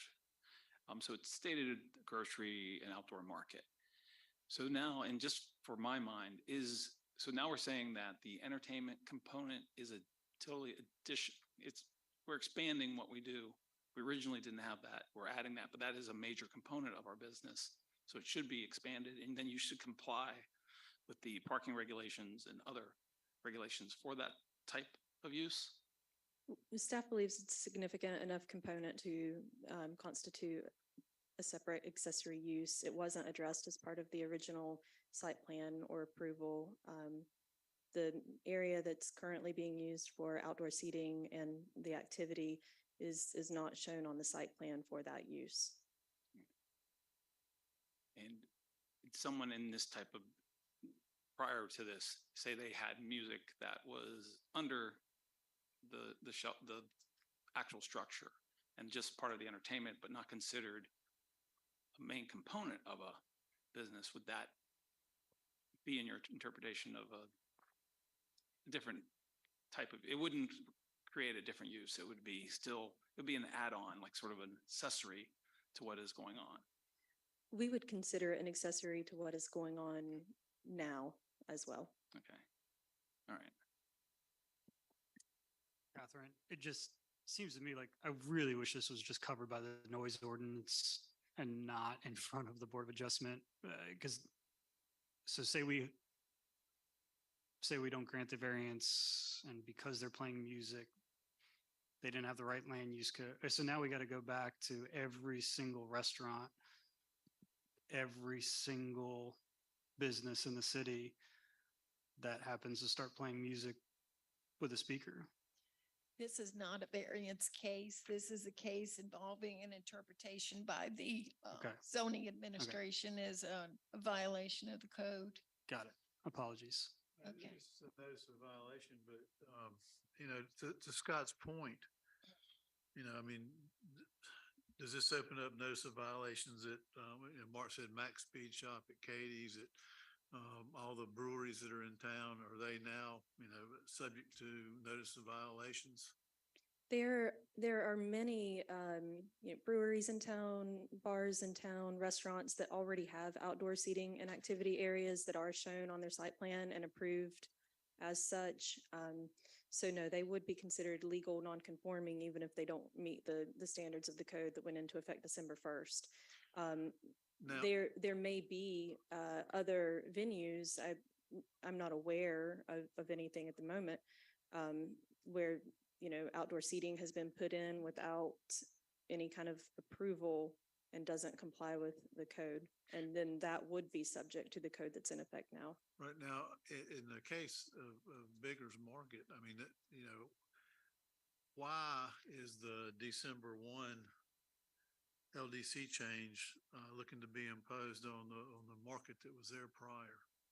The market use itself is not the issue. It's the addition of the outdoor seating and activity area without permits or approvals.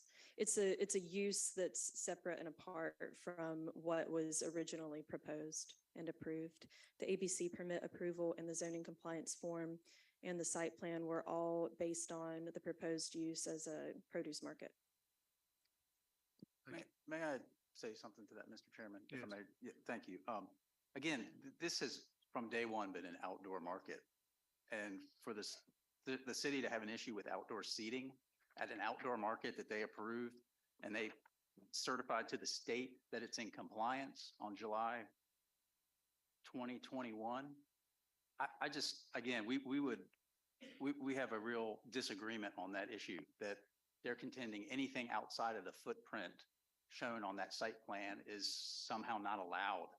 We've shown through the old code, which I would respectfully contend is what is applicable here, that we're not required as a farmer market, fruit and vegetable market, we're not required to have this outdoor display and merchandise. If they're selling picnic tables, if they're selling seats, is the city saying folks can't go and buy an apple and sit in one of those chairs? To me, it makes absolutely no sense that they're saying you would have to show all of these accessory uses for an outdoor market. And what we're talking about are things that are clearly incidental to customary things that you would see at an outdoor market. I think Ms. Thurston used the example of someone selling alcohol at a hair salon. That's two distinct type uses. But there's been no evidence that this is not customary and incidental to an outdoor market, I think not only in Wilmington, but probably throughout the state. So again, we respectfully contend that these things that they're bringing up and saying you should have shown them on the site plan are required, incorrect. If they were shown on the site plan, they would have been approved. They were allowed, they were permitted.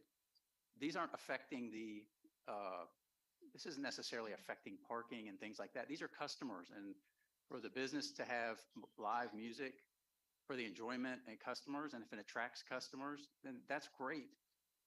I don't know why the city is trying to limit that, which we would contend improperly by applying the new code.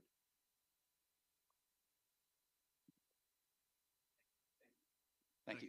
Yeah, I mean, I don't think the restriction is based on the fact that there's loose seating out there. I mean, you basically created a destination event space where you have music.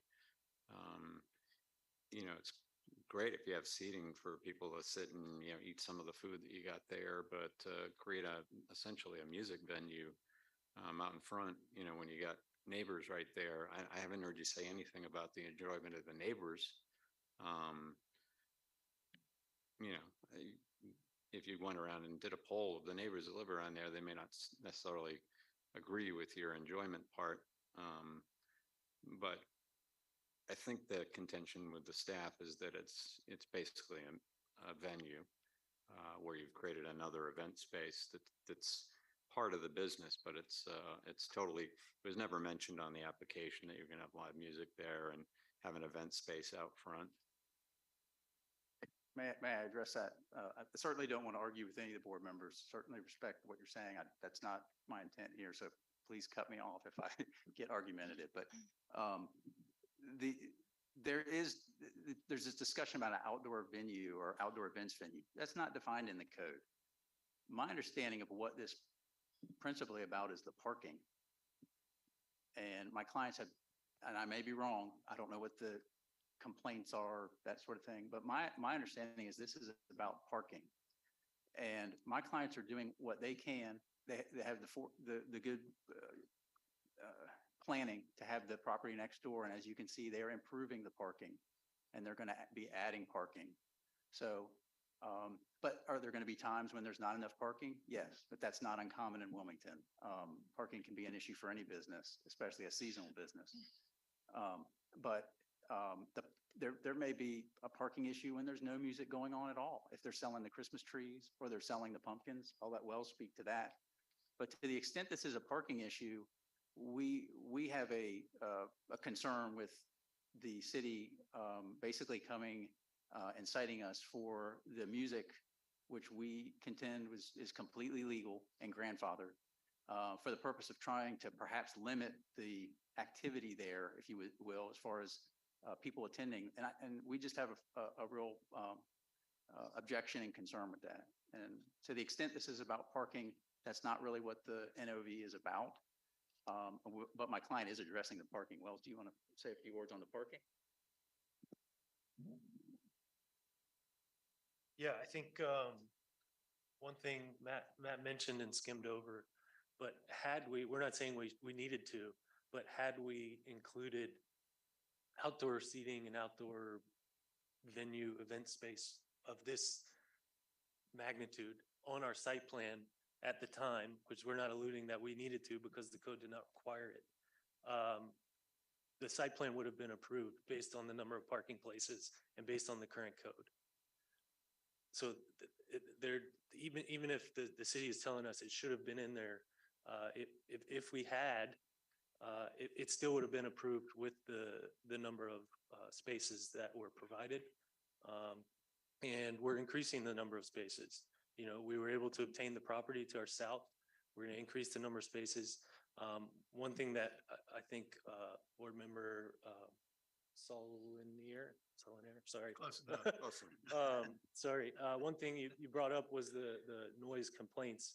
We've requested multiple times from the city records of what complaints have been filed, and we haven't received any of those. But my understanding is none of them have actually been noise related, but they've been parking related. And I think we might hear from some community members and neighborhood residents when it gets to the public comment section, probably for and against us. But my understanding is that we have not been provided a noise complaint.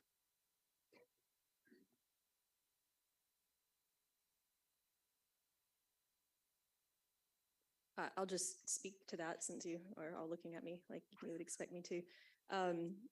That's correct. According to Brad Overman with the Wilmington Police Department, they have not been cited or issued a noise violation. However, I personally have taken calls from residents in the area complaining about noise and traffic on the street. I've not written down the names of those people or their phone numbers or anything, so there's no record to provide on that.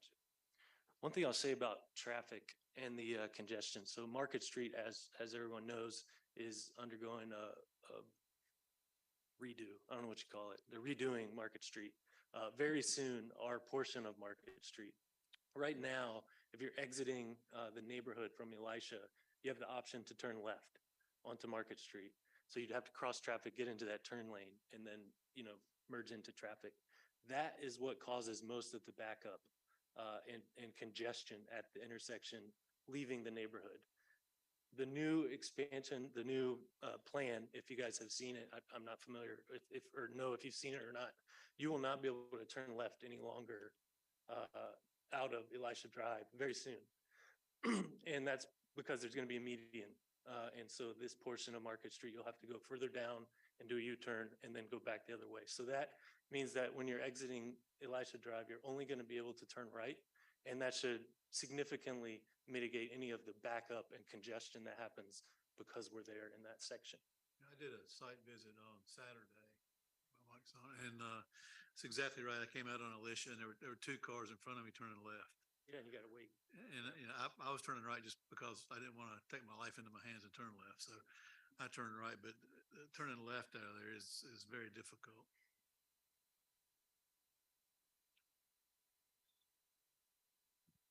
Any more questions for staff or the applicant? Hey, Catherine, can you confirm if they did apply for that, or if they had included that in their request initially, would that have been approved with the setbacks at that time? It's hard. I can't say that it would because we don't know what the area of the outdoor seating is, how many seats there are. There are additional parking requirements for, outdoor seating for restaurants and other uses. And so without knowing exactly what is proposed, we can't evaluate whether or not there is sufficient parking on the site for that use. Okay, thank you. Go ahead. Oh, no, I want to hear what the public has to That's say. what So, yeah, I'm good. But I was gonna make sure everybody's got through with questions for staff and the applicant before we open up. I'll ask public hearing. one last question. When's the new parking going to be ready at the 6240 property? If the permit process was easier, it would already be ready. We're ready to build as soon as it's permitted. Okay. Yeah. Thank you. Okay, thank you. Is there anyone here to speak in favor of or opposed to the notice of violation?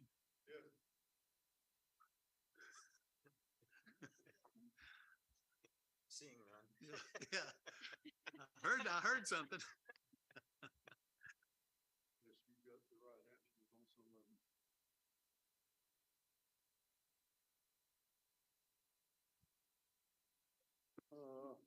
If you can change. Could you state your name and address, please? Charles Stanley, 18 Elisha Drive. Thank you. And you're appearing on behalf of the city? Yeah, I need you to. Okay.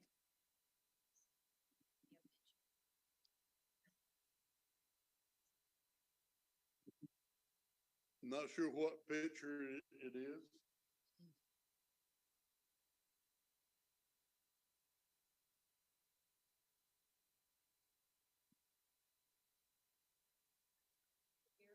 Yes.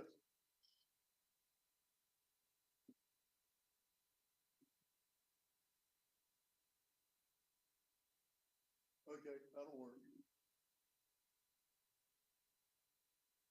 Okay, yes, my name is Charles Stanley and I live at 18 Elisha Drive.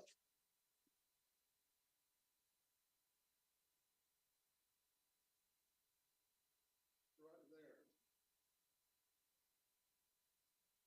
And yes, I can hear music when I'm outside from this venue. And it's not that loud, but I can still hear it. Like he says, he can hear Katie's at times. I can also hear D&E stuff going on over there. There used to be a strip mall. It's not there now. It used to be where the Circle K is down the street from us.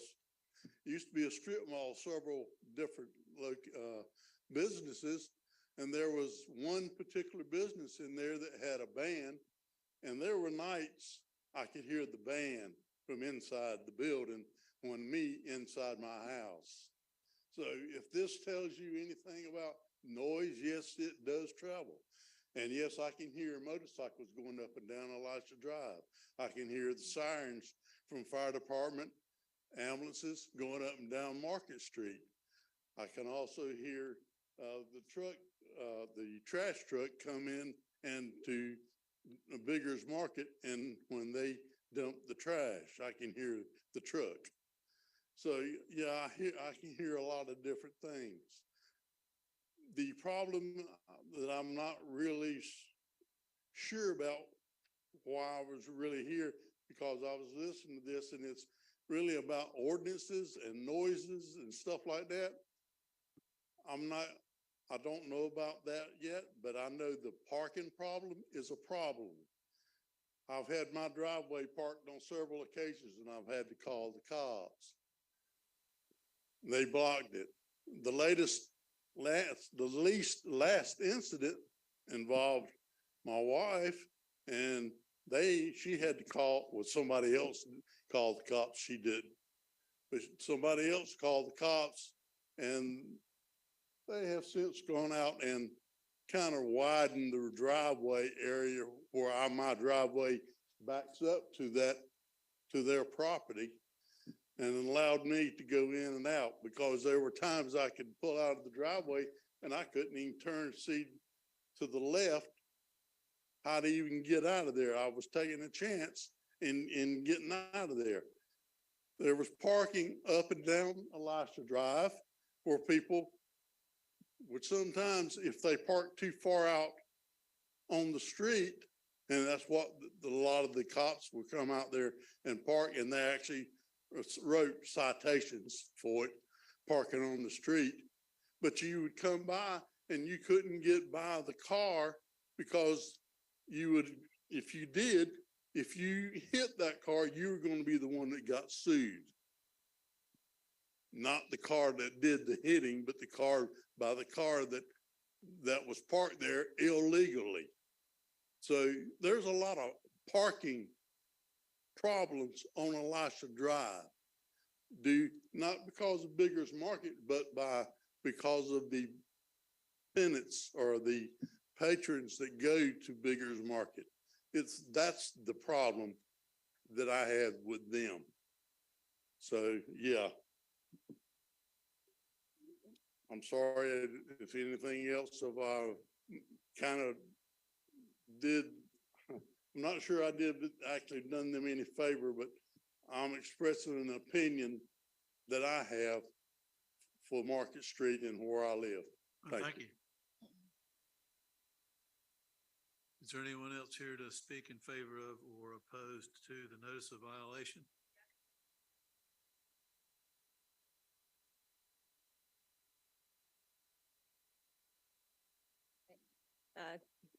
Good day. My name is Stephanie Lee Jarvis. I am here in support of Biggers Market, and I do live in the neighborhood on 734 Timber Lane, to state for the record. I additionally, at one point in time, did live at 127 Elijah Drive, 2009 to 2011. I've owned my house at 334 Timber Lane now for the last 3 years, purchased in 2019. I just want to start this off by saying I'm a former undergrad and master's graduate from UNCW with my CPA. If there's one thing that I do understand about this Wilmington community, it's that upon graduation, it's very difficult to stay in Wilmington due to lack of industry, large Fortune 500 or 1,000 businesses. And that leads me to my main point. Wilmington thrives on small businesses and entrepreneurs to drive its economy. In fact, one of our largest employers, Live Oak Bank, built its bread and butter services off of small businesses and supporting them. Biggers Market is ran by one of my fellow UNCW peers, Wells, who's recently been speaking up here in support of his business that he's running. Biggers provides employment and an ability to source local farm and produce to our community. Over their evolution as a business, yes, they have grown into, you guys are calling it a entertainment and venue space. To state clearly, I have never once had to purchase a ticket to show up and just listen to live music as I'm shopping. But they've also grown into just a family meeting gathering place for locals and neighborhoods surrounding the Wilmington greater area. And it's allowing us to be able to create memories with our families, many of which, if you come and you spend time up there, you will see it's families with their small children and dogs. It's a place where we feel safe, while buying the produce and products sold by the market, and maybe listening to some fellow also locals display their music and try to earn a living as well. I would like to ask because there's a few additional members, I believe, in the crowd who took time out of their workday today to come here in support of Biggers, to stand if you don't plan to come up here and speak. And to please look around at the support for this business. Biggers is a success story for this community, and it proves that we can create something which can positively impact the community. And while, yes, it does sound like there's some grievances, I just strongly urge everyone in this room to reconsider anything that may negatively impact this small business, the people that are employed by this small business, and as well as the loyal customer base, such as myself and many others who look forward to coming here to collect our produce, spend time, maybe catch up and see family and friends, and support fellow friends in their successes. Thank you. Thank you. Anyone else wish to speak? I can't see anyone else. Okay, thank you. I'll close the public hearing and open for board discussion. One thing I'm seeing here is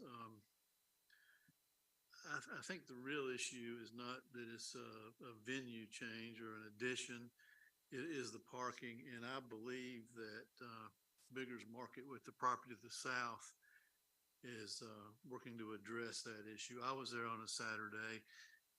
There was some music being played, and there were parking places available. Of course, there are no Christmas trees for sale yet.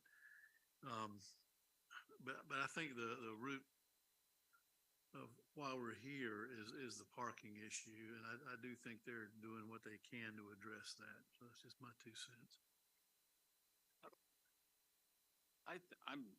I think maybe Dolores could refocus us on what our actual role is on this. Because we can get off on tangents and changing things, but ultimately focus down into the violation is what we're here to say yay or nay to, and maybe bring us into our responsibility again, just outline it.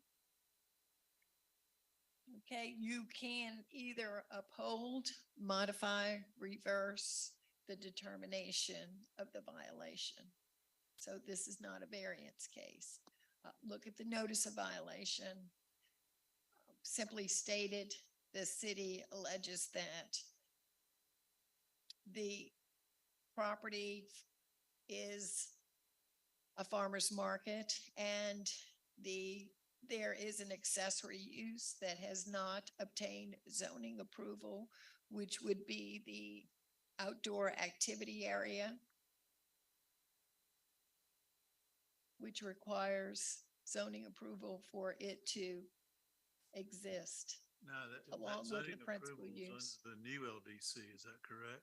I believe the zoning approval would have been required under both codes, prior code and this code, because all accessory uses required zoning approval. It's the contention of Attorney Nichols that it's not an accessory use, that it does not need zoning approval, that this is a usual and customary thing that goes on at farmers markets in other places as well. Dolores, do you have a definition of outdoor activity? That's the statement in question, right? Or The outdoor outdoor activity. venue. Is it a just accessory use? Do you have the definition section of the code with you?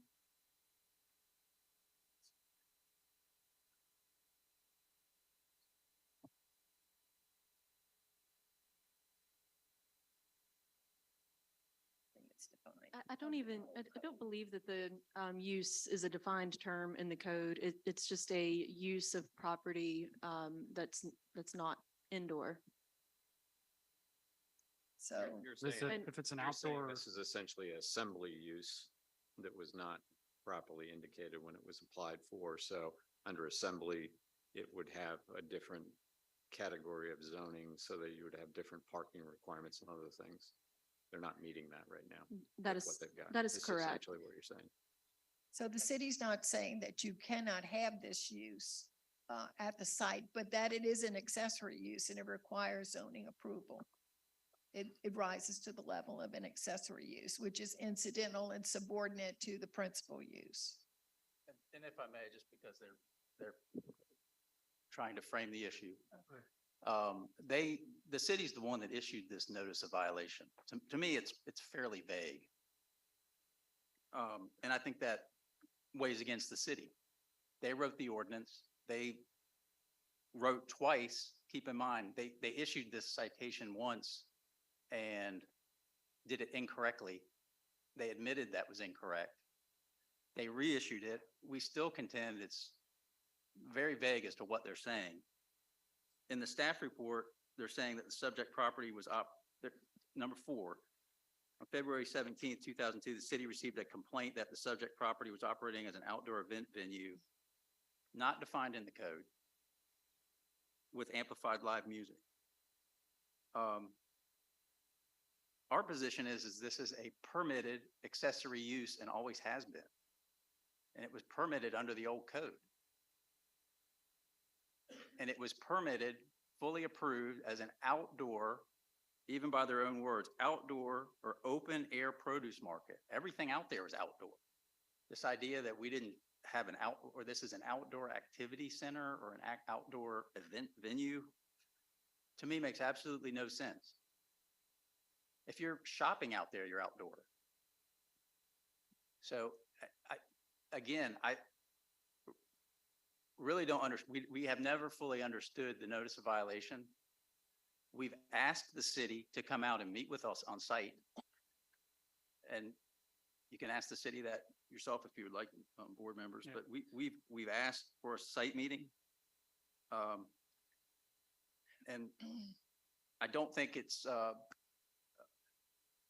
we don't think it's fair for them to sit here and try to word the notice of violation and try to say what it is or what it doesn't mean when they haven't done it clearly, and we don't think that they've proven a violation today.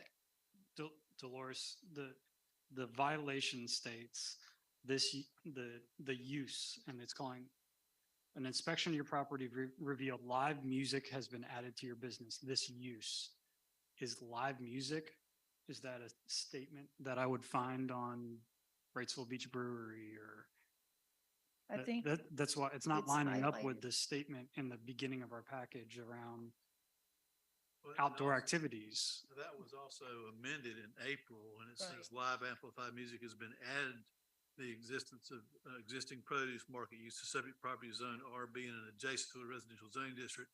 This is where the notice of violation was expanded. Additionally, the outdoor activity is creating parking issues that are resulting in vehicles parking haphazardly along the residential streets. So the notice of violation was issued, it looks like in February, and then amended in April to try to be more clear. Patrick, I tend to agree with you. This is a parking issue. This Let's get past this. Let them get So their. it also says, please submit a revised site plan and zoning compliance application for the outdoor seating and activity. Okay, thank you. So it's asking them to come into compliance because they did not obtain zoning approval for the accessory use. Okay, thank you. I would like to propose a motion that we overturn the city's notice of violation.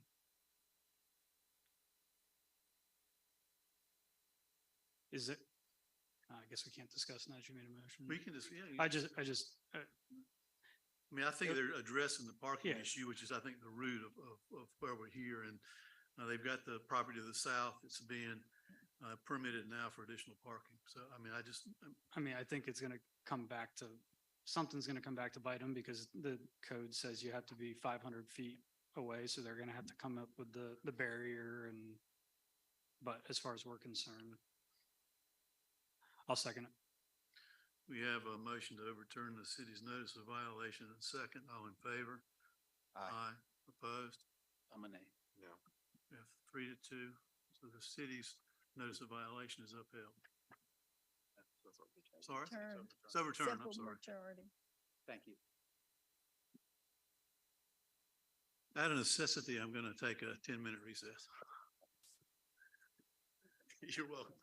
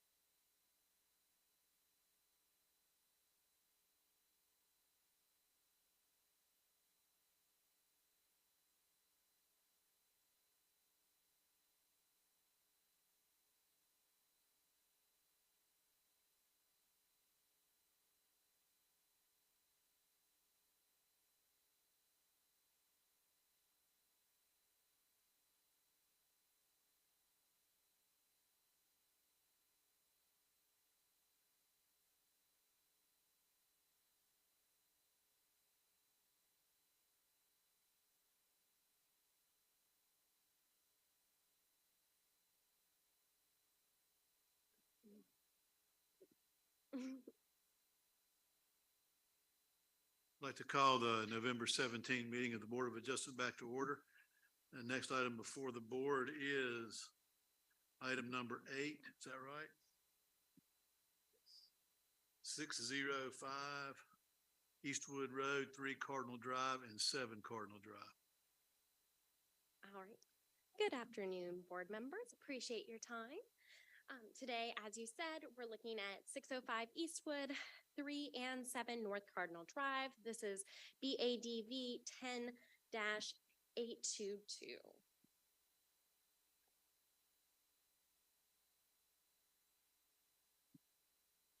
On July 7th, 2022, planning staff accepted an application for multiple variances to City Code Sections Chapter 18, Land Development Code Section 18-198, 18-206, 18-316, 18-319, 18-321, 18-322, 18-407 for the location and of site amenities and requirements, required parking, and for the removal of 5 specimen trees. The applicant is seeking to develop a site with a gas station and plans to rezone the property to community business district to allow for retail and fuel pumps pending the approval of this variance. The applicant has requested a variance to the Land Development Code Section 18-198D3 to allow the accessory use to be placed between the principal use and the adjacent right-of-way. The applicant has also requested a variance to Land Development Code Section 18-206A3 to allow the fuel pumps and canopy to be located the front forward plane of the building. This is a schematic that our urban designer came up with. This is just overlaying their site plan with the aerial.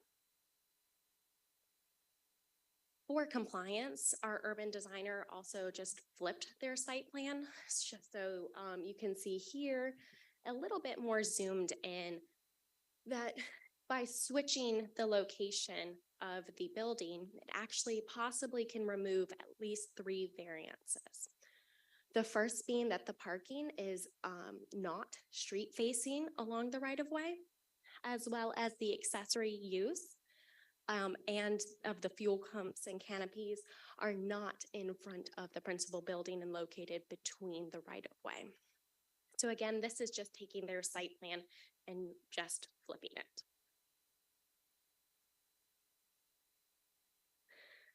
The applicant has requested a variance to the Land Development Code Section 18-316B to remove 5 specimen trees from the property. The applicant states that the removal of the trees will be mitigated according to the requirements of the code.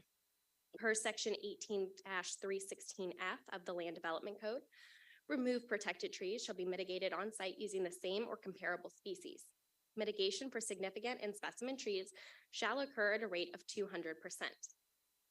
For every 1 inch of tree removed, measured in diameter breast height, 2 inches of mitigation trees measured in the caliper inches shall be planted. This project is proposed to remove 5 native trees. The city code section 18-316F requires that for every 1 inch of that tree removed, measured in the diameter breast height, 2 inches of mitigation for the trees shall be required. And that's again measured in caliper inches to be planted, which computes to a total of 252 caliber inches in this instance. So the first tree that they are looking to remove is a 27-inch live oak, and they're also proposing to remove 4 longleaf pines ranging from 24 to 26 inches, which you can see here. I took the site plan and just highlighted those trees so you can see them a little bit better based on their location.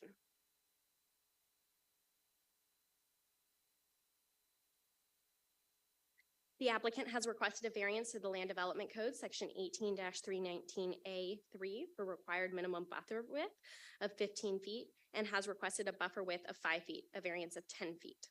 The applicant has requested a variance to Land Development Code, Section 18-319A3 for the required number of 2 canopy trees, 6 understory trees, 12 small shrubs, along North Cardinal Drive and has requested 1 canopy tree, 3 understory trees, and 6 shrubs for a variance of 1 canopy tree, 3 understory trees, and 6 shrubs.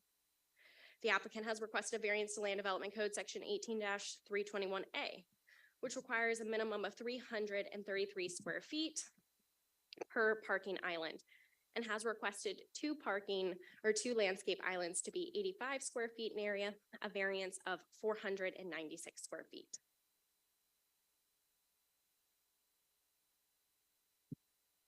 The applicant has requested a variance to the Land Development Code Section 18-322, foundations planting to remove required foundation plantings to be located at the front of the building facing Eastwood Road and to allow only foundation plantings at the side street elevation facing North Cardinal Road. The applicant has requested a variance to the Land Development Code Section 18-407E to allow that the parking be street-facing parking rows along the right-of-ways. The applicant states that the strict compliance with the Land Development Code will render the project impractical and otherwise negatively impact the adjacent residential uses. I do want to point out that there are a variety of uses that are permitted by right. So as currently zoned, the property could be developed by right with numerous commercial uses, including office, banks and financial institutions, general personal services, recreation facilities private, restaurants, spa and health clubs, studio, performing arts, fine arts, dance, and martial arts, as well as maintaining the existing residential in the R15. This matter is set for hearing before the Board of Adjustment on November 17th, 2022. This case is subject to the 4 findings of fact, which I have placed on the screen for your review. I ask that this presentation and all materials be accepted into the record. I'm here to answer any questions that you may have for staff today, as well as the applicant is here with a presentation. Thank you. Any questions for staff at this time? Thank you.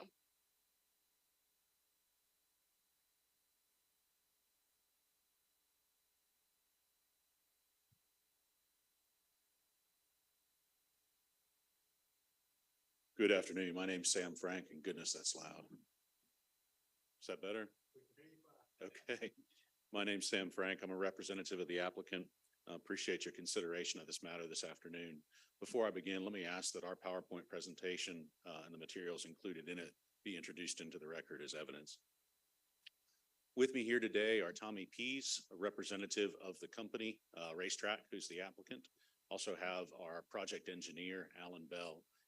They're both here and available to answer questions you might have related to the specific use, operation, or design details for the project.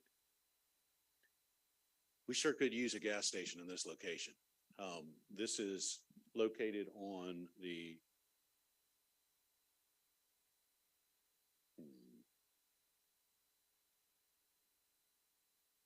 It's located on the north side of Eastwood Road.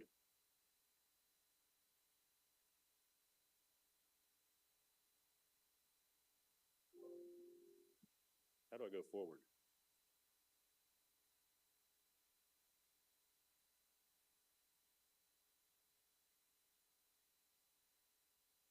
Great, thank you.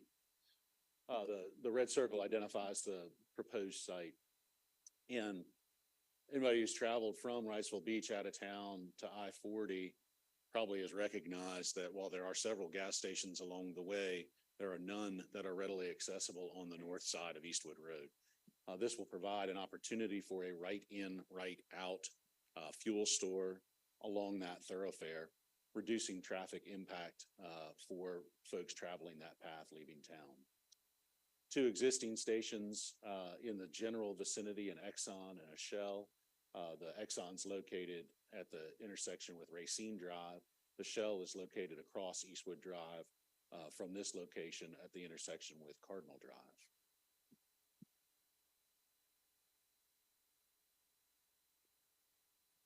A fuel station in this location is not only something that would be desirable and appropriate for the location, but also good for the citizens and visitors to our town. It's also consistent with the comp plan. Comp plan contemplates a higher intensity of use in this area, notwithstanding the remnant R15 zoning for part of the site. The problem is that the current code provisions effectively prevent the logical construction of a fuel store in this location, notwithstanding the fact that the comp plan identifies a desired use of this property for a higher intensity than it currently is, and the practical reality that this is a great place to put a fuel store. There are several problems, and that's reflected in the list of variances that are being proposed to you today. Those variances fall into really three categories. First, the code pushes for fuel backwards, pushes for the building to be located at the front of the site and the fuel pumps to be located at the back. Second, the landscaping requirements are not viable for this particular site. The reason for that is twofold. First, it's located on a corner. And second, it is of a relatively small size. It's barely big enough to achieve the desired development, and therefore we need some relief from those technical landscaping requirements. And third, the current code requires a variance to approve removal of specimen trees, even if those specimen trees are located within the building envelope on the property. I imagine this isn't the first and certainly won't be the last request you hear related to a landowner wanting to remove a tree located on their property and within the building envelope. Those code provisions in this context are unreasonably burdensome and create a hardship that we need relief from you. The fuel backwards, as I described, is not workable. With all due respect to the urban planner's concept, we're not interested in putting fuel pumps in the backyard of a residential house. That's not a good design. Second of all, to do so creates an area between the store and the residential community that is inherently less safe. The design of these fuel stations and the reason that every fuel station you see in the city of Wilmington has the store located further from the street is because that allows the person who's operating the store to keep an eye on the fuel pumps. And it allows the people who are walking on the sidewalk and driving by on the road to do so as well. The city's comp plan specifically contemplates that as well. I'll talk about that in just a minute. And as I mentioned, just driving around town and looking at fuel stores after we took this case, I realized that there are essentially none that meet the current code. There's a very good reason for locating the store towards the back of the site. This example is the Shell station that's located across the road, and it's true to the form of what I just described.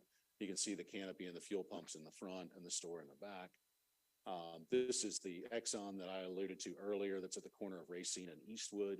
That one also, as you can see, has the store located in the back and the fuel pumps and the canopy located further forward. The challenge with that arrangement is exaggerated when you look at a site on a corner like this one. As you can see, if you were to try to force that building to the front corner of the site, it puts it very close to the traffic on Cardinal and Eastwood, disrupts traffic flow through the site, makes it difficult, if not impossible, to put refilling trucks onto the site.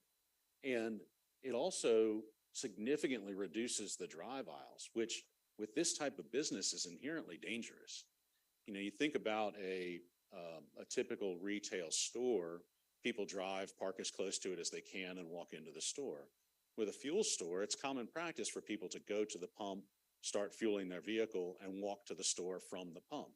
What that means is you have a much greater level of interaction between pedestrians and vehicles with this type of use. And therefore, the priority to keep those drive aisles wide and open is not just good planning, it's inherently safer.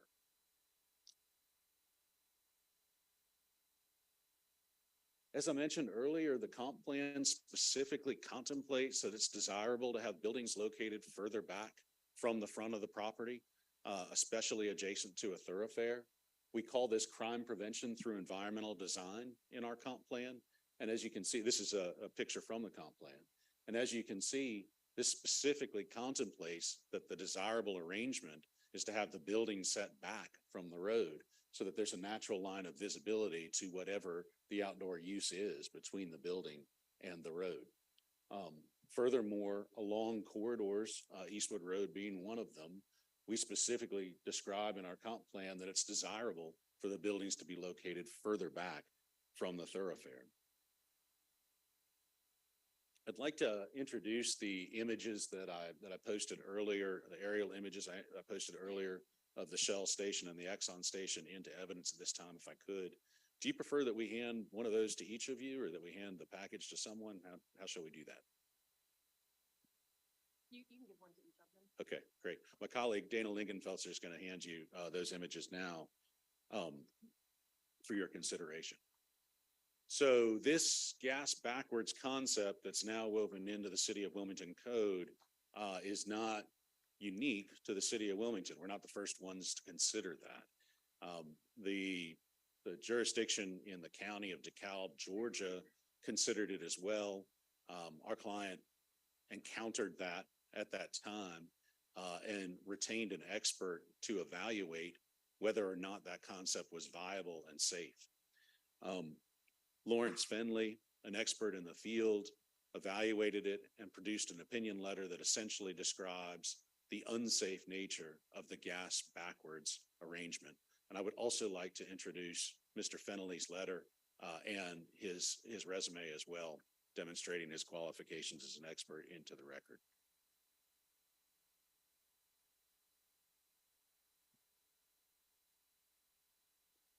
The next bundle of variances requested relate to the street side landscaping, the foundation plantings, the size of the medians, and the other landscaping requirements. We're asking for relief from the 15-foot streetscape landscaping requirement.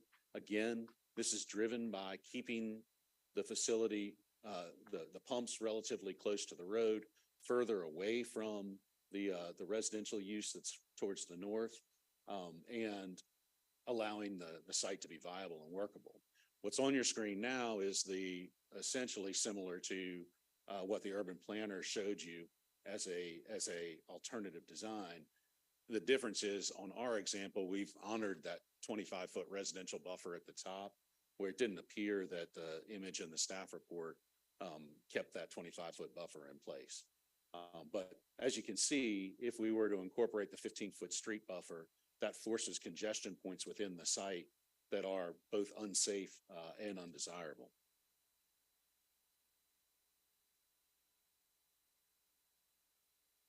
The proposed site, as you see on the screen now, is a much more suitable design, keeps a nice wide drive aisle between the fuel facilities and the store, provides for adequate ingress and egress to the parking, and provides a much safer path and reasonable path for pedestrians interacting with the site to do so. Of course, it also maintains that 25-foot buffer at the northern side, and significant landscaping there to protect the neighboring residential use from interference arising out of this commercial use. The plantings within the streetscape, of course, if we reduce the streetscape requirement, we also need to reduce the number of plantings that would be incorporated into the streetscape buffer, excuse me. All right. Next is the specimen trees. Again, as the code is drafted today, there are several mitigation options, but before we can remove specimen trees, we must get a variance from you, from the Board of Adjustment. The 5 specimen trees to be removed in connection with this development are shown on the screen now. As you can see, these are all within the building envelope. Therefore, any ordinary development of this site is going to require removal of those trees. And from our take, it is a significant hardship to tell a landowner that they may not develop their land, build improvements on their land, solely because there are specimen trees located upon it. There is a specimen tree located at the top of the site that's not shown here that will be retained and preserved.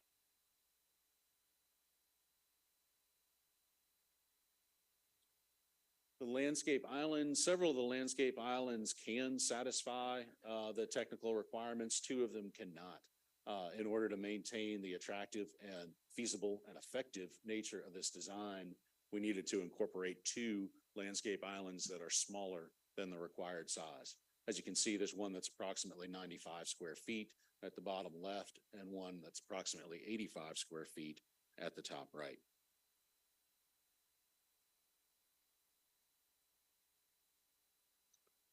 I'm showing you the rendering of the site plan again to give you an idea of how those small landscape islands incorporate into the site and how they fit well, notwithstanding being smaller than the technically required size.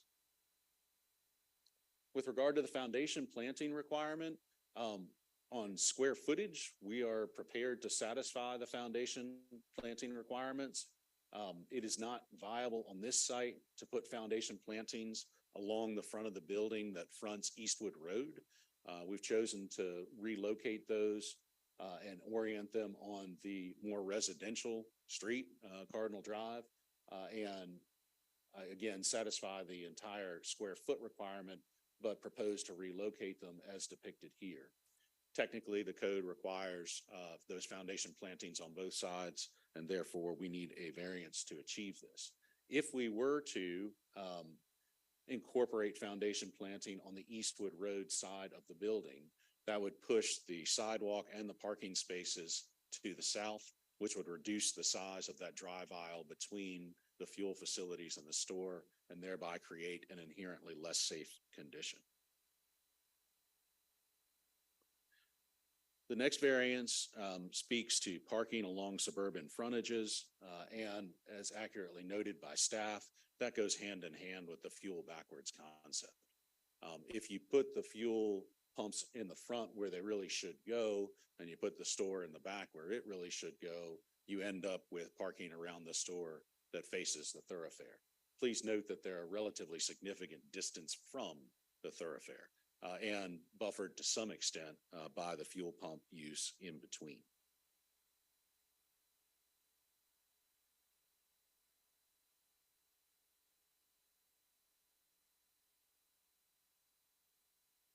Incorporating the design as we have is consistent with the comp plan, it's consistent with market forces, and it's consistent with the reasonable design of this store. As you can see, again, incorporating the crime prevention through environmental design concept that's echoed in the plan, the right way to do this is to locate the store at the back, the parking along the side of the store that faces east, or some of the parking along the side of the store that faces Eastwood Road, and maintain a line of visibility between the store and the road.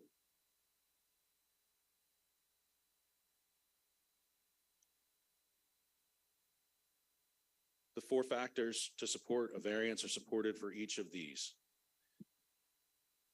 An unnecessary hardship would result from strict application of the ordinance.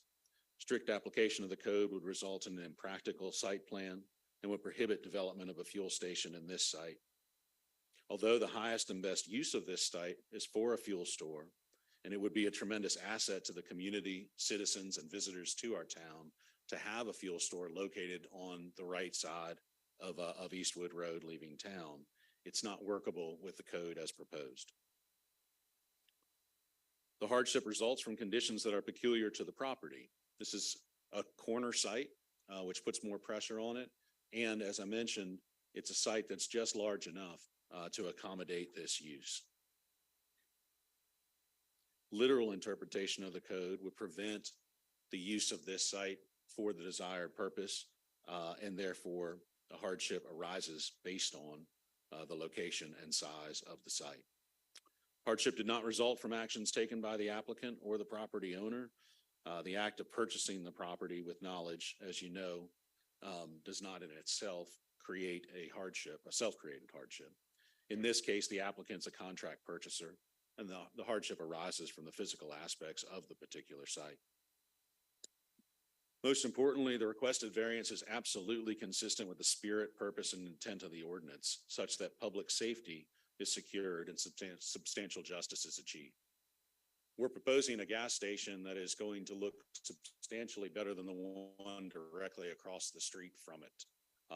As you know, from the image that we showed you, the Shell station located across the street doesn't have any landscaping and a street buffer. Doesn't have any landscaping on either side of the building. It has a fuel canopy and fuel pumps that are located closer to the road than the store. And it has a parking arrangement that has parking oriented towards the thoroughfare.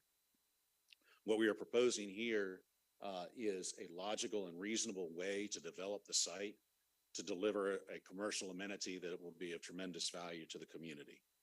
These requested variances will allow us to pursue the rezoning and present a site plan to the city to facilitate this development. I welcome the opportunity to answer any questions that you have. And I mention again that my client and the engineer for the project are here. Please don't hesitate to call on any of us if there's something we can explain further. Thank you.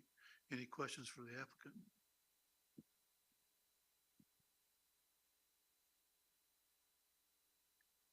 Thank you. You're welcome. Let's go. Is there anyone here to speak in favor of or opposed to the variance requests?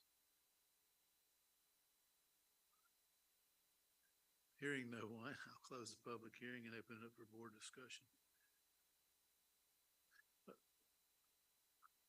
Question for staff. I looked at the site and I looked at gas stations around, and actually all the gas stations that I saw are similar to the proposed design and not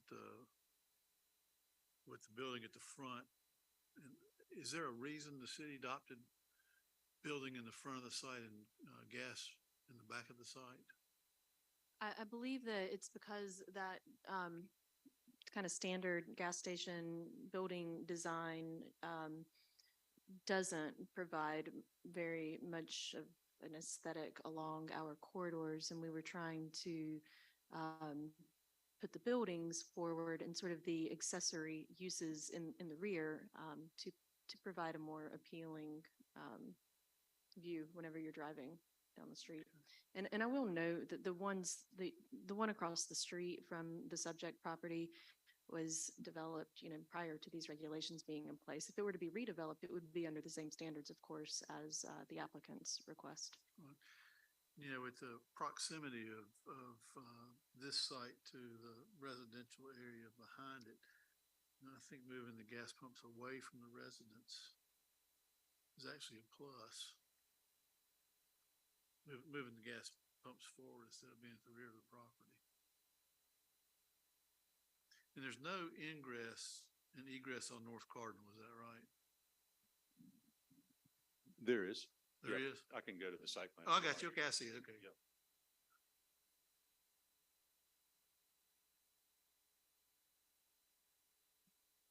The LDC doesn't say anything about gas stations and kind of the future of gas stations and what there's no special permissions.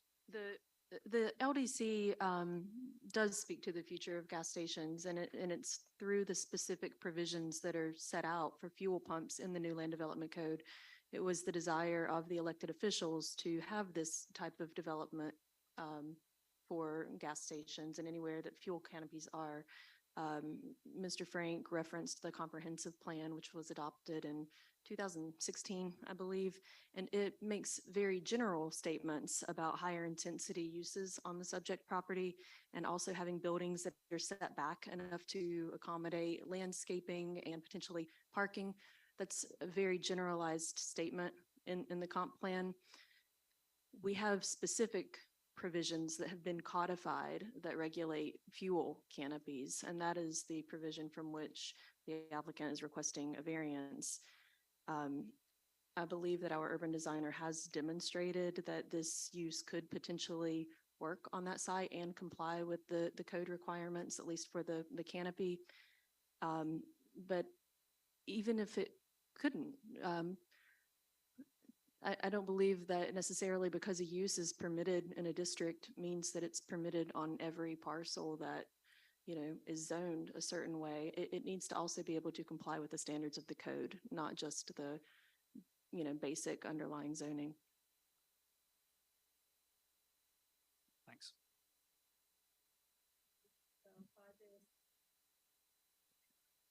I understand that the property, is it on?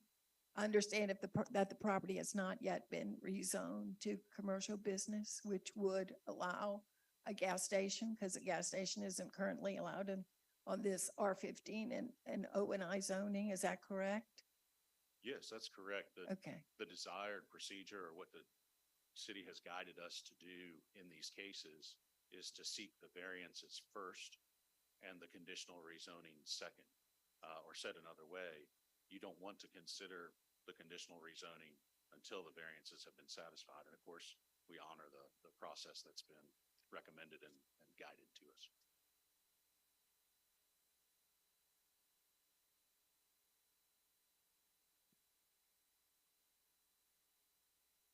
May I respond briefly to Ms. Thurston's comments? Yeah. Thank you. I promise to be brief. Yes.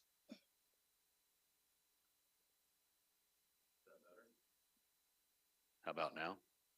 Thank you.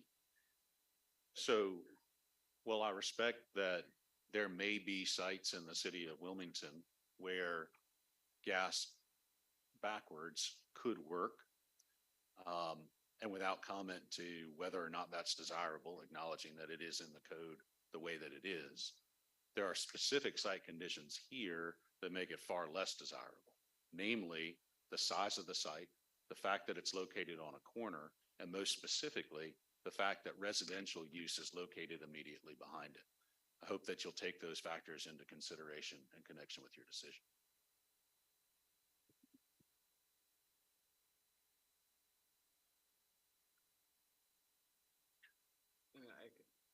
I can see what city has been trying to do with, pulling these buildings onto the street, but I'm not sure we're quite getting what we want when we do that.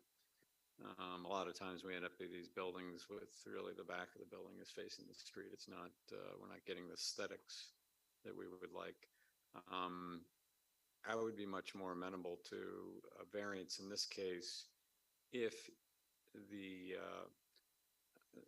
the property owner was amenable to trying to do something that's unique that would maintain some of the vegetation, the specimen trees on the property, because that would give me some argument, as to why I would vary from the zoning regulations. There's a pretty good sized oak tree on that property, that's right on the frontage, that if, somehow you were able to, rearrange this, canopy design that you have, to be able to preserve a tree like that. That's where, the city is talking about you moving the building to the front of the property. I could see that as an argument for trying to create a variance for to depart from what the staff has been trying to do as far as the street frontage, putting the buildings on the street frontage. But I just see a pretty standard gas station design that's been put on the site, not really taking into consideration the unique characteristics of the site. So to me, I'd have a hard time granting a variance to what the city has been trying to do as far as creating a new ordinance. Which tree are you talking about? The one that's on the front on Eastwood Road? Yeah, it's sitting right on Eastwood. I tend to agree with Mark on that. And the main reason I could go with the other variances, but to get rid of the specimen trees, especially that oak, that's kind of the harder part of this. I can look at a variance for islands and different things like that and where the fuel pumps are located. But if there would be a way to try to save those specimen trees, I think that would be a good thing for our community. So the board needs to determine if this is a variance case, or is this more properly a text amendment for the city council as to the location of the building? Because your variance authority states that it's variances to dimensional requirements of height, lot area, size of building or structure, and required setbacks and open space. So how would you address that, Attorney Frank?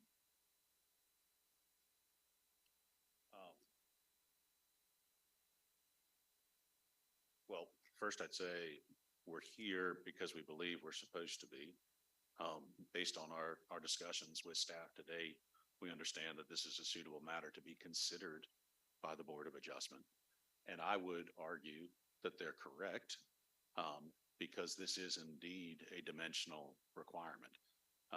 That is, the distance between one aspect of the development relative to another is indeed a dimensional requirement, and that's what we're talking about here.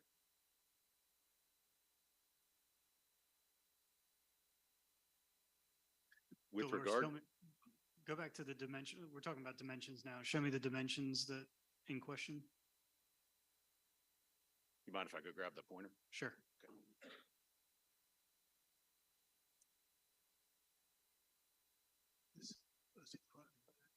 So per the code, this is supposed to be further back from both roads than this. And so the dimension that we're talking about is the dimension from the building to the road and the dimension from the fuel to the road. Got it. Thank you.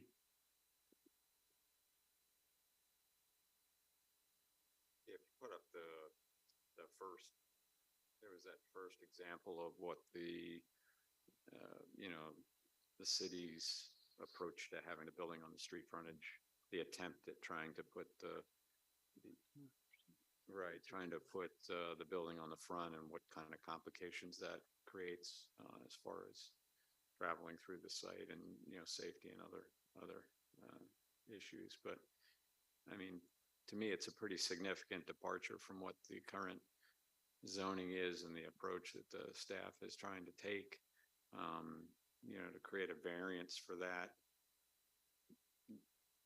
with no circumstances that would allow you to do that, such as, some uniqueness to the site that prevents you from doing exactly what the city wants you to do.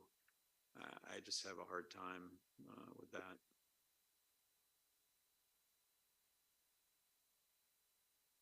So for our part, if the concern is that we've not done enough by asking for too many specimen trees to be removed, but you're in favor of, on this particular site, relief from the gas backwards provisions of the code, we're certainly amenable to you voting on the variance requests other than the specimen tree request, and sharpening our pencils and seeing what we can do, and continuing that specific component of this.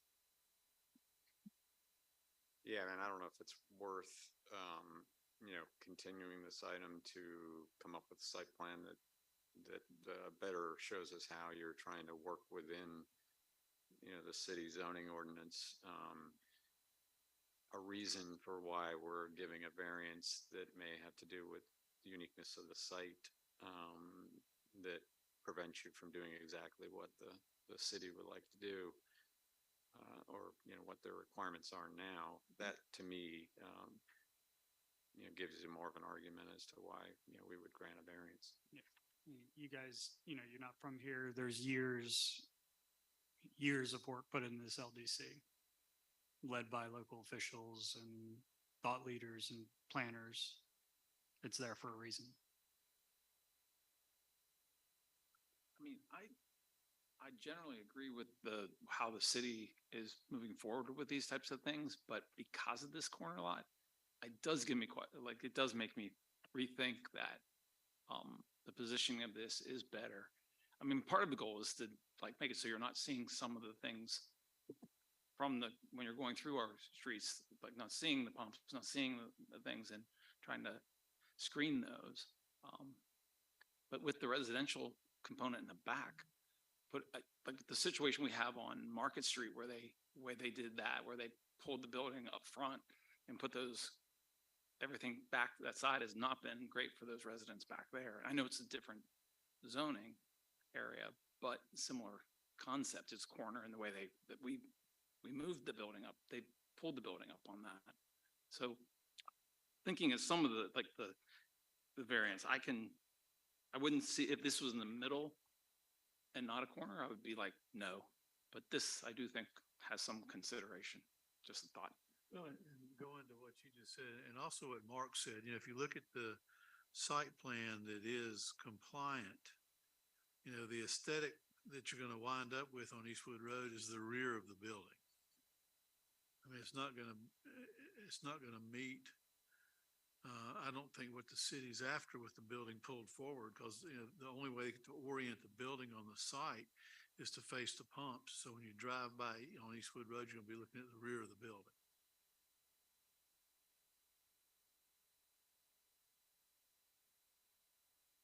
And I do think the landscaping that has been proposed around the building is fairly significant. I mean, you know, maybe the live oak on the front could be changed and incorporated into that front landscape without too much difficulty.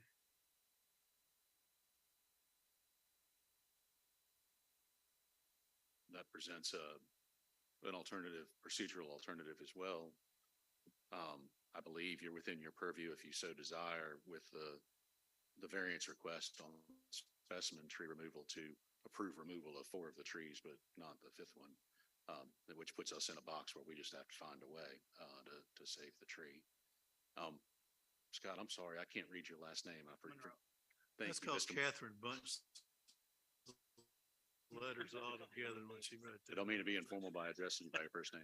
Mr. Monroe, I do live here and I have been here for decades and participated in the process of working through the LDC. I'm not going to say that I was an active stakeholder in every provision of it, but I was involved in the process because I care about development in this community and the way that it gets done. And when Racetrack called me and said, we need help because there's a provision in your code that requires us to put the backside of the store of a fuel station facing the road, I said, what are you talking about? There's no way we did that. I completely missed it in my review of the LDC while we were going through it. And so I respect that there's a lot of opinions in the room, and that's the nature of the way that an LDC gets adopted. But I contend that in this case, that provision is too overreaching, and this specific site is a good example of why, in my opinion. Yeah, I think it's hard to write an ordinance that's gonna match up with all sites and, you know, what your intent is and what you're trying to achieve. But I think that there should be some reasons why you want to vary from that. And I think, one of the ones that has some good merit would be to, adjust the site plan to retain trees in Wilmington, which we're losing at a rapid rate, especially on our thoroughfares. So, I can see trying to grant some kind of a variance to the location of the building because you're trying to, work with the site instead of just putting it on the site and not taking into consideration any of the unique characteristics of the site. And I would have a better feeling about varying from what the staff has been trying to do, with some of those justifications, but I don't see it right now.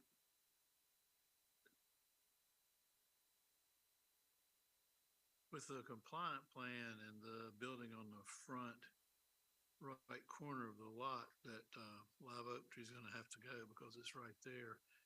With the building pushed back to the rear with the pump canopy on Eastwood Road, there is room. If we can pull up the landscape plan, I think without a great deal of difficulty to save that oak tree. Can we pull up the landscape, keep going. Keep going. It may have been on Mr. Frank's presentation. I believe it's in our presentation, sir.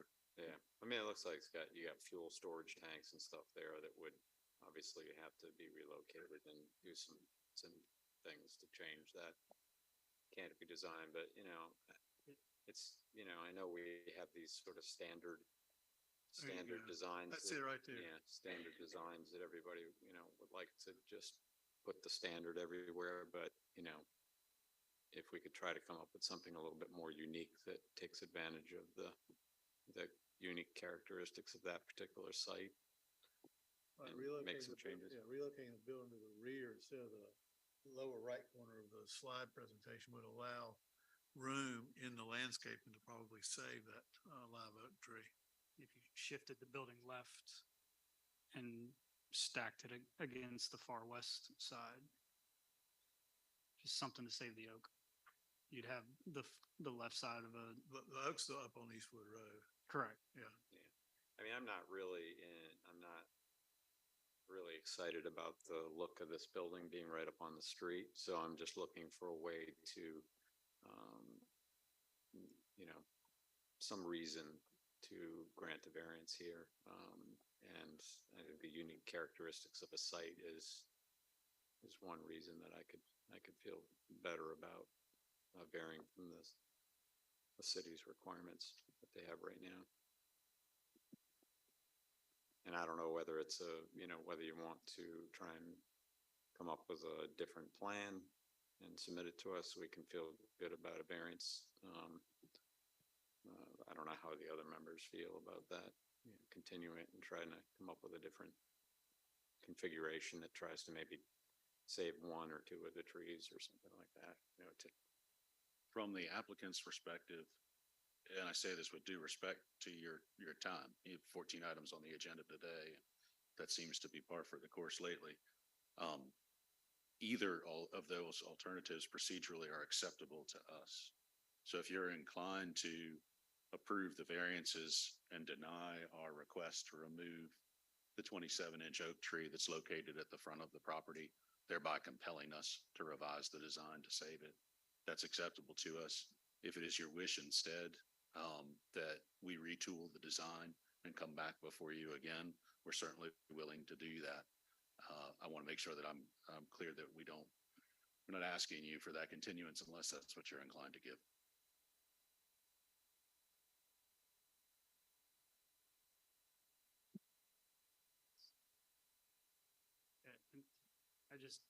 The one thing that you said out loud, this is a tremendous asset. You use that phrase, and it's my humble opinion. I don't understand that statement.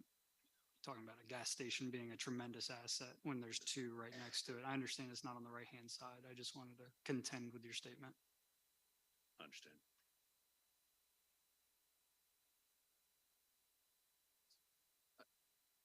Like I said, because of the corner and the outline, I see putting the building back being safe for the people that work there, but actually being better for the people that live behind it.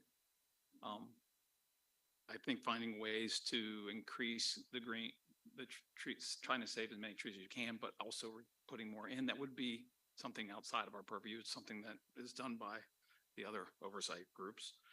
But the possibility of going through, and there's quite a few different variances here. It's not like, hey, number one, we're good, but there's a number of them.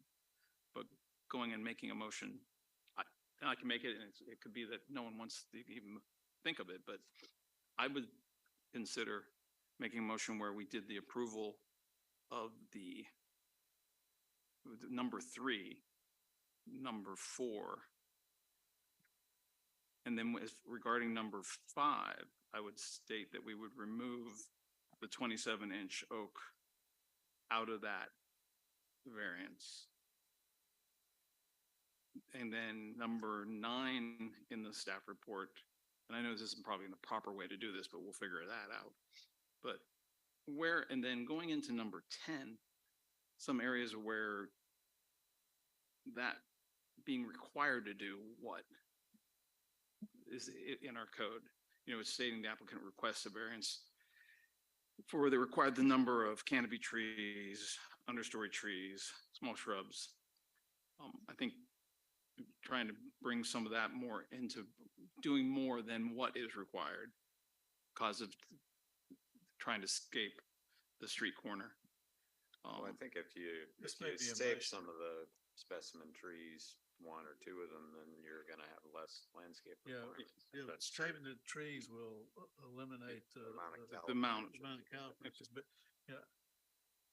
I don't think you can remember your motion. I'm almost in it. I was almost there and then, but no. But I mean, a lot, this may make more sense to continue it and come back.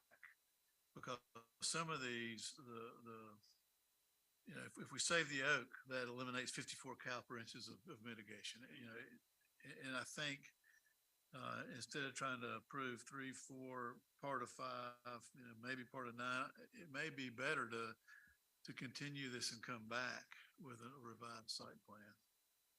Unless you think you can remember that motion. I can try. I mean, I think it would make sense. I mean, if there's a way to, you know, reconfigure the building and the site a little bit, so you can try and save 1 or 2 of the trees to, obviously it's gonna reduce the amount of, variance you're gonna have from the landscape requirements, and also have some reasoning behind why the building doesn't have to sit on, you know, where the city has it in their ordinance, you know, because of, you know, conditions peculiar to that site. You know, I think that would make sense. That's, you know, something you're willing to do. I understand, and we're amenable to that procedural solution. Mr. Saulnier pointed this out, and I think he's exactly right. If we preserve that large oak tree in the streetscape buffer, that inherently means that we'll be able to put fewer plantings in that section of the streetscape buffer. I mean, That's correct. the oak tree takes up a fair amount of water and space, and so I think you understand that, but I wanted to be transparent about it.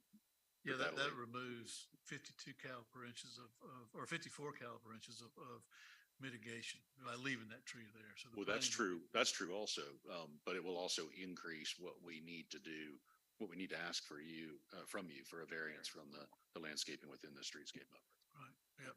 But we'll have that tree there. And also, you know, I agree with Jeff and Mark, and I've said this before, during this hearing, but, you know, moving that building to Eastwood Road just exposes the rear of the building is the aesthetic view. And I think it would be much better at the back, and especially if we can save a big tree up front. We've looked at it several different ways and tried to find a way to design this with the building forward, and it's simply not viable. And so while we can certainly adapt the plan in many other regards, we won't be able to change that. I guess what I would say is just my rebuttal to that is that there's a spirit to the code, and so maybe gas station doesn't fit that lot. I think there's a spirit to the code of trying to come up with a solution, so not all buildings are going to show the back of the lot. And I think that's maybe where the staff is trying to say that there's other uses that could be appropriate. So just providing another opinion to, well, yes, a gas station doesn't fit this. Well, I agree, but by right, they can do the gas station and the gas station backwards with the building in front. I mean, whether it is. Well, officially, they haven't rezoned it yet, right? Right, but they need to get it rezoned, yeah. And that would be the case regardless. It needs to be rezoned. Yeah, because our variances, doesn't matter if it's not rezoned. So Right. it's just, you could go through and go through some of these variances and approve and say, go get your rezoning. Then you may have to come back for another variance after you get your rezoning. They may say, you know, that you could pull these items and say, go through it, get the items that seem to be specific to this location, and then go see if the city they're the elected officials, they make that decision. We don't, you know, we have to go with what we have. And then they may say, you have to go back and get another variance. The only way you can do this is X, Y, Z, and you can only do that with a variance. And it could not work then, but then you've rezoned the property, so. Agreed.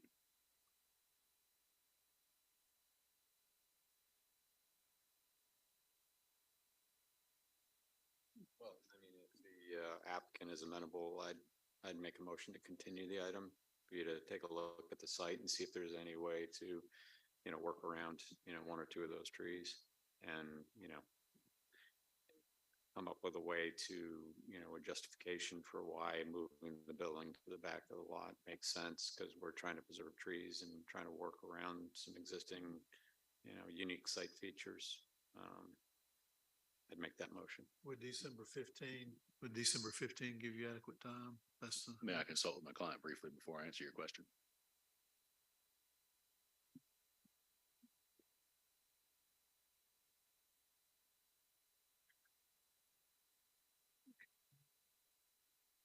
Yes, sir. Thank you for asking. Pardon? Yes, sir. Thank you for asking. Okay. And as a reminder, the location would be City Hall of the continued. Give me that address one more time. 102 North Third Street. Okay, we have a motion to continue item 8605 Eastwood Road, 3 Cardinal Drive and 7 Cardinal Drive to the December 15 Board of Adjustment meeting for site plan reconsideration. That meeting will be at 102 North Third Street. We have a second. Second.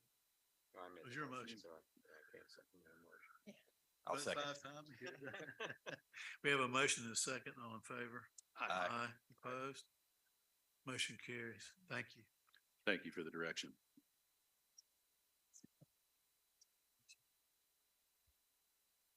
Yeah. Yeah, start over. The next item before the board, item 9, is 3152 South 17th Street. Huh?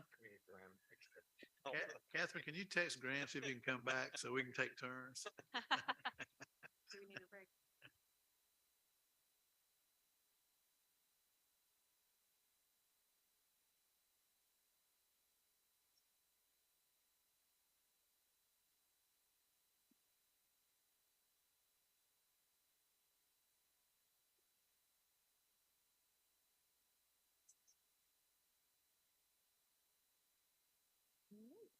Good afternoon. Good afternoon, board members. So we are here for 3152 South 17th Street. This is BADV 25-1122.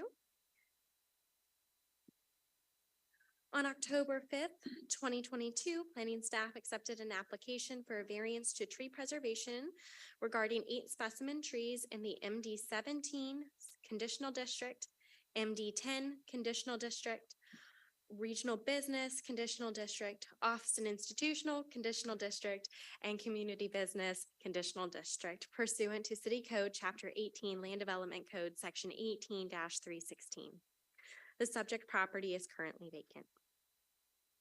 On June 3rd, 1997, City Council rezoned the subject property from R15 Residential District to PD Planned Development.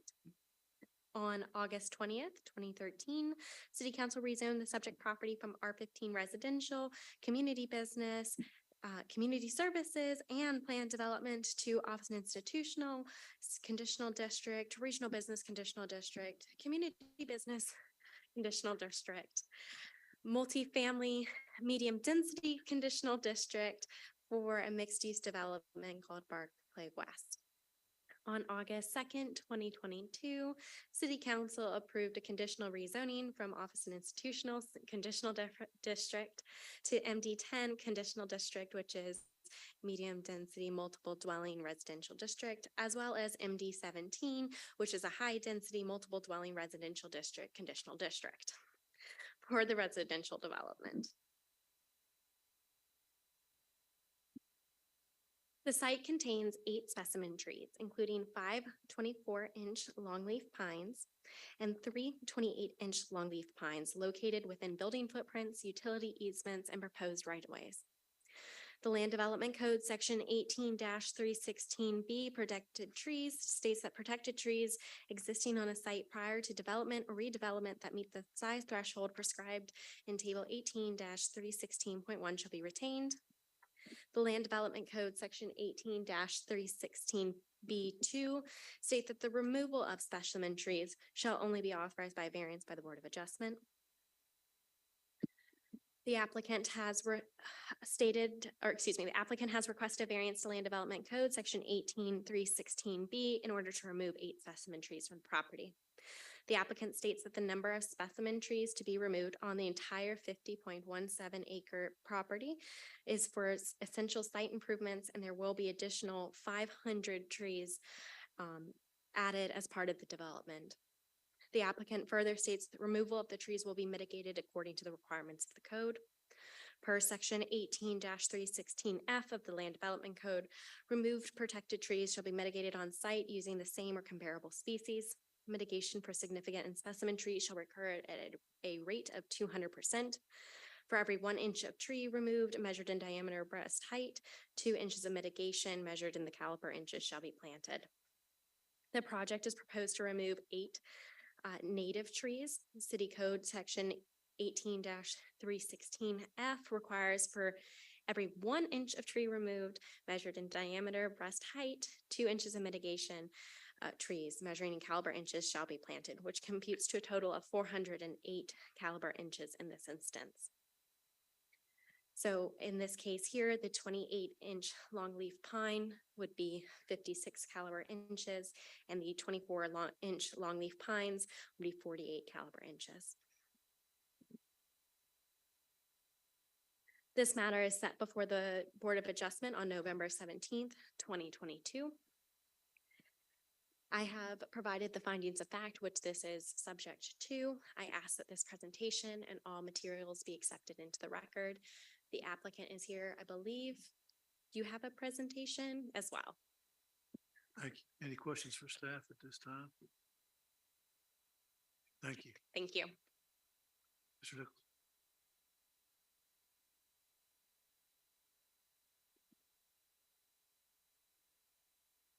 Thank you again, Mr. Chairman, members of the board. My name is Matt Nichols. I'm an attorney in Wilmington representing the applicant Middleburg Communities and also the owner Graham Cameron AG Timber and Timber Company LLC on this variance request.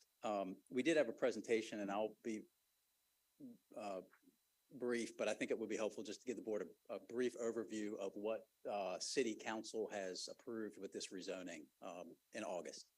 So let's see. I know that the board is very familiar with the property. This is part of the Point development or Barclay West development that was originally rezoned in 2013 as part of a approximately 301 acre conditional district rezoning, which consisted of a number of different commercial and residential zones. That was unanimously approved by City Council in 2013. The board is probably most familiar with the portion that is on the southeast side of Independence, known as the Point, which includes restaurants, movie theater, office, and various multifamily spaces. The property that we're talking about is on the other side of Independence and combined is approximately 50 acres. And in August of this year, the City Council approved the conditional district rezoning of what's shown here as 30 acres and 20 acres as both an MD10 CD rezoning on the 30-acre portion and an MD17 CD rezoning on the 20-acre portion. And if I may, I'll briefly just walk through that to give you all some context as to why we're before the board today. So this is the site plan that was presented to City Council and is essentially a color version of the approved site plan. You can see that it's going to be a great addition to the Barclay West development. We're hoping that the additional housing, which is much needed in the city, will, it's not only a great location for it with proximity to major roadways, we got 17th Street, Independence, but with the internal connectivity, and we hope that that will help with the commercial development, which will come and complement the other side of the road. So it's been a very well thought out and designed project, and this is what is planned now for this 50 acres of it. I won't go through these in detail, but this is what was shown to City Council. But I thought the board may be interested in seeing just the high level of detail and quality that went into this design. It's really, first of all, I'll focus on the MD10 portion, which is the 30 acres. And this is the portion that will consist of cottages, townhomes, and 1, 2, 3, and I think 1, 2, 3 bedrooms. There's a variety of sort of housing types.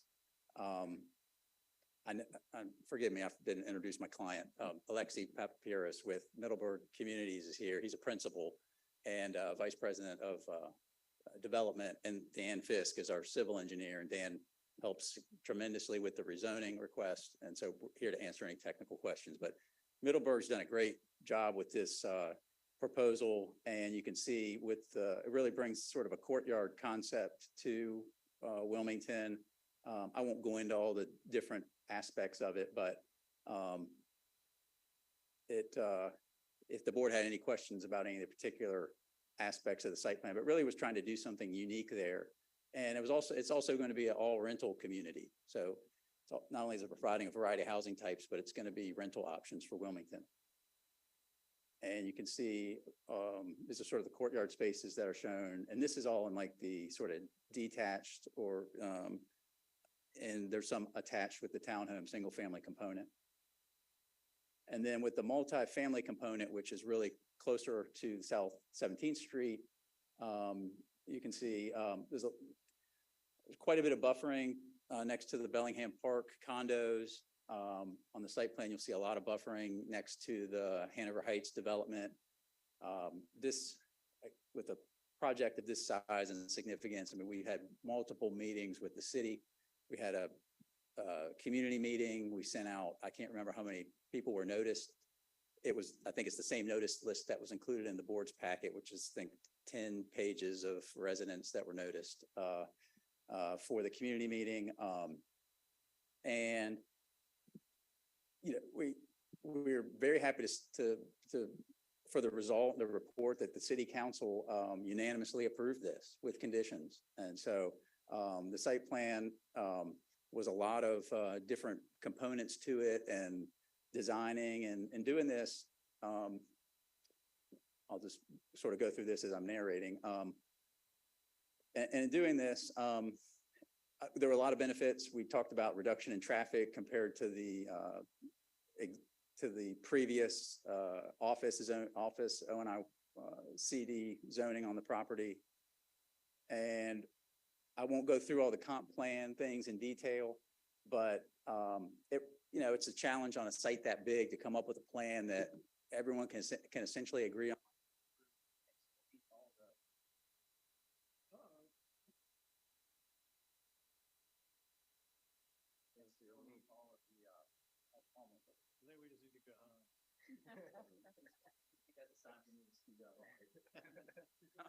I'll take it to heart.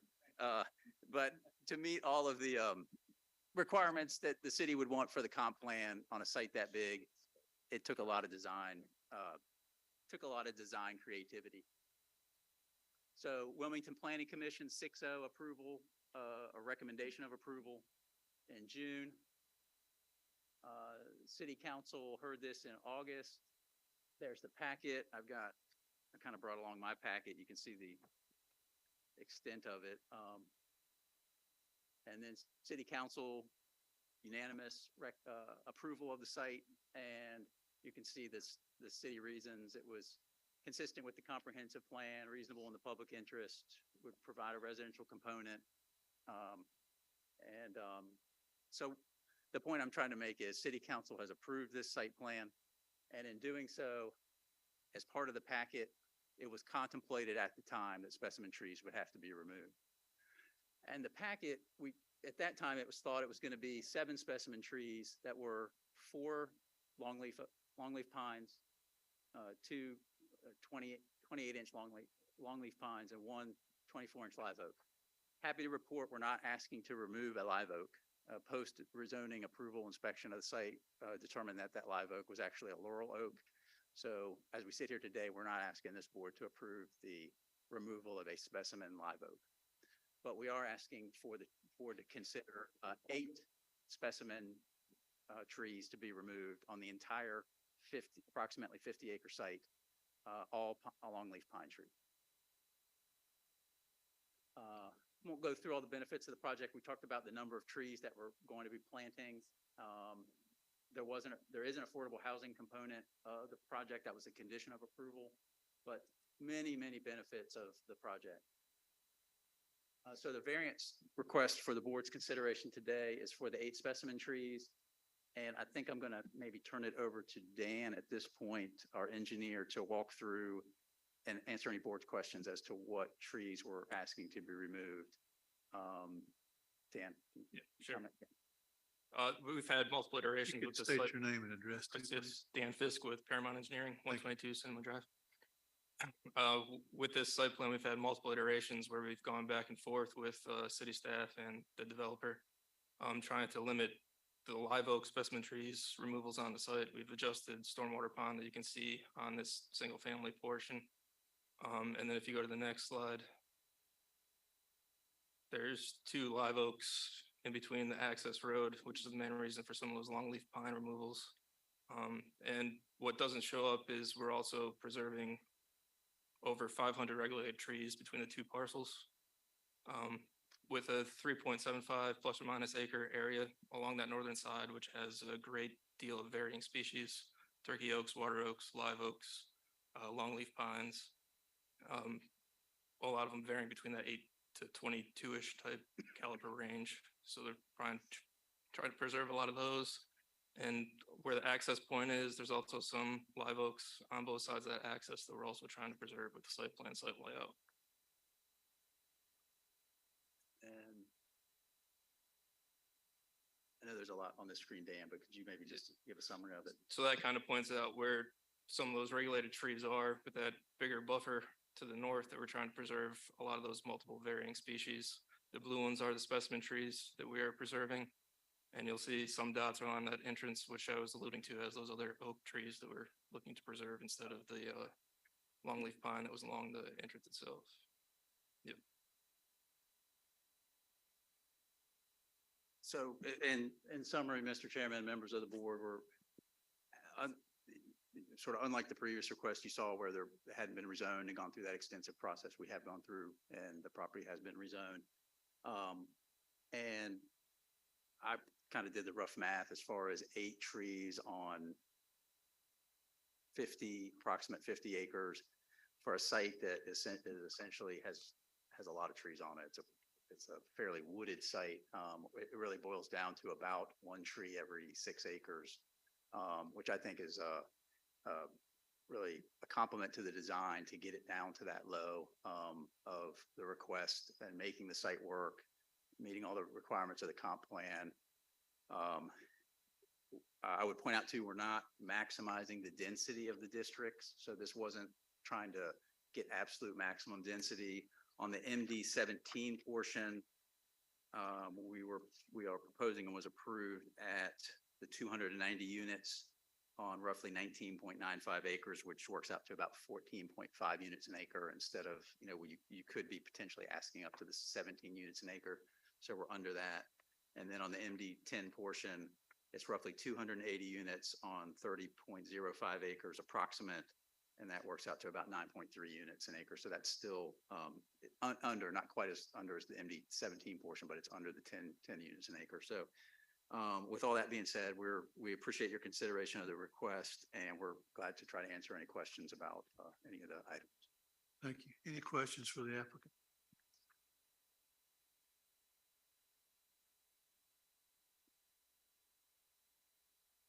Okay, is there anyone here to speak in favor of or opposed to the variance request?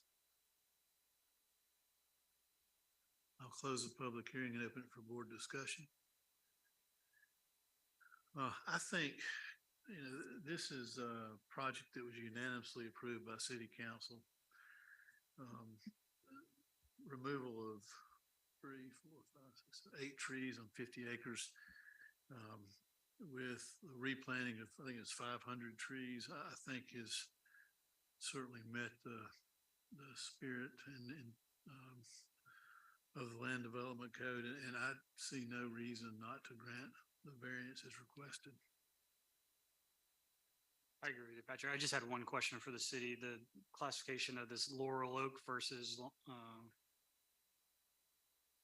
the live oak. Who confirms that? It's like magically, it looks like it was a live oak, then it became a laurel oak. On ours, can I speak to that? Yes. Since we're the ones that originally classified it. On our side, it was originally classified by a surveyor. And then there was a site visit done by a landscape architect that has more tree knowledge that went out there to determine it was a laurel oak instead of a live oak. Magic. Magic. Matt, next time we cut you off, we're gonna play soft music. Yes, sir. I'll bring the player. Um, I guess there's nothing we can do about the laurel oak. That's not protected. Yeah, I know, but I just hope it is a laurel oak. Not okay, I'm good with it, Patrick. Any more discussion? I'd like to make a motion that we approve the variance 3152 South 17th Street as requested based on the four findings of fact. I'll second. All in favor? Aye. Opposed? Thank you very much. Thank you very much. Yeah, does anybody besides me need a break before we move to item 10? Well, since I'm in charge, we're gonna take a 5-minute recess.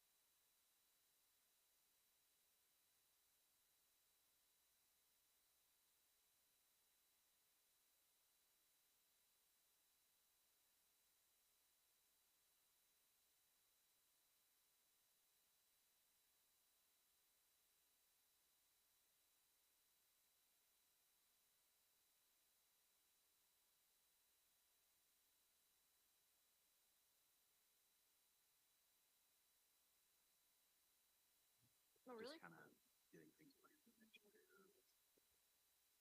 I'd like to call the November 17 Board of Adjustment meeting back to order. Next item before us is item 10, 3410 Wrightsville Avenue. Good afternoon, Mr. Chairman, members of the board. This is BADV 19-1122, request for a variance at 3410 Wrightsville Avenue. On September 7th, 2022, planning staff accepted an application for a variance to the location and height of an existing freestanding sign on a property in the Community Business District pursuant to City Code Chapter 18, Land Development Code Sections 18390 and 18408. The property currently contains a retail bakery and a freestanding pole sign. On June 9th, 2022, zoning officer Philip Coates conducted a city zoning inspection of the subject property and determined that the location, height, and type of sign did not comply with city code. Land Development Code Section 18408E1I prohibits pole signs.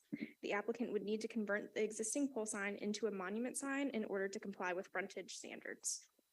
Land Development Code Section 18480E1I allows monument signs to be 6 feet in height. The applicant has requested a variance to Land Development Code Section 18480E1I to allow the freestanding sign to be 8.5 feet in height, a variance of 2.5 feet.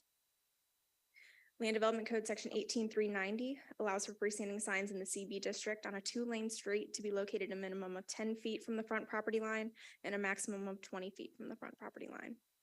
The applicant has requested a variance to Land Development Code Section 18390 to allow the freestanding sign to be located 2 feet from the front property line, a variance of 8 feet. The applicant states the new freestanding sign was placed in the same location as the previous business's freestanding sign. The applicant also states that the existing parking space had to be widened for handicap accessibility, resulting in a lost parking space. If the sign were to be relocated, it would further occupy another parking space. The applicant further states that if they were to relocate the sign, it would render it difficult for oncoming traffic to locate their business, resulting in high-risk turning to reach the correct driveway. This matter is set for hearing for the Board of Adjustment today, November 17th, 2022. This case is subject to the 4 findings, which I have placed on the screen for you. I ask that this presentation and all materials be accepted into the record, and I'm available for any questions, and the applicant is here as well. Thank you. Any questions for staff? Thank you. Is the applicant here? I can't see.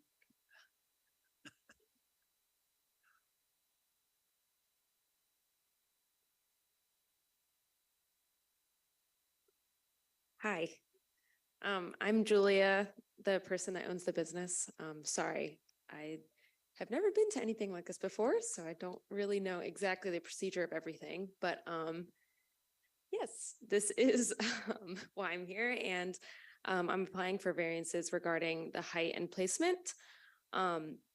As was stated previously, what I did here was put the sign exactly where the last business owners put their sign. Honestly, a lot of this was miscommunicated to me by my general contractor, as this is my first business ever.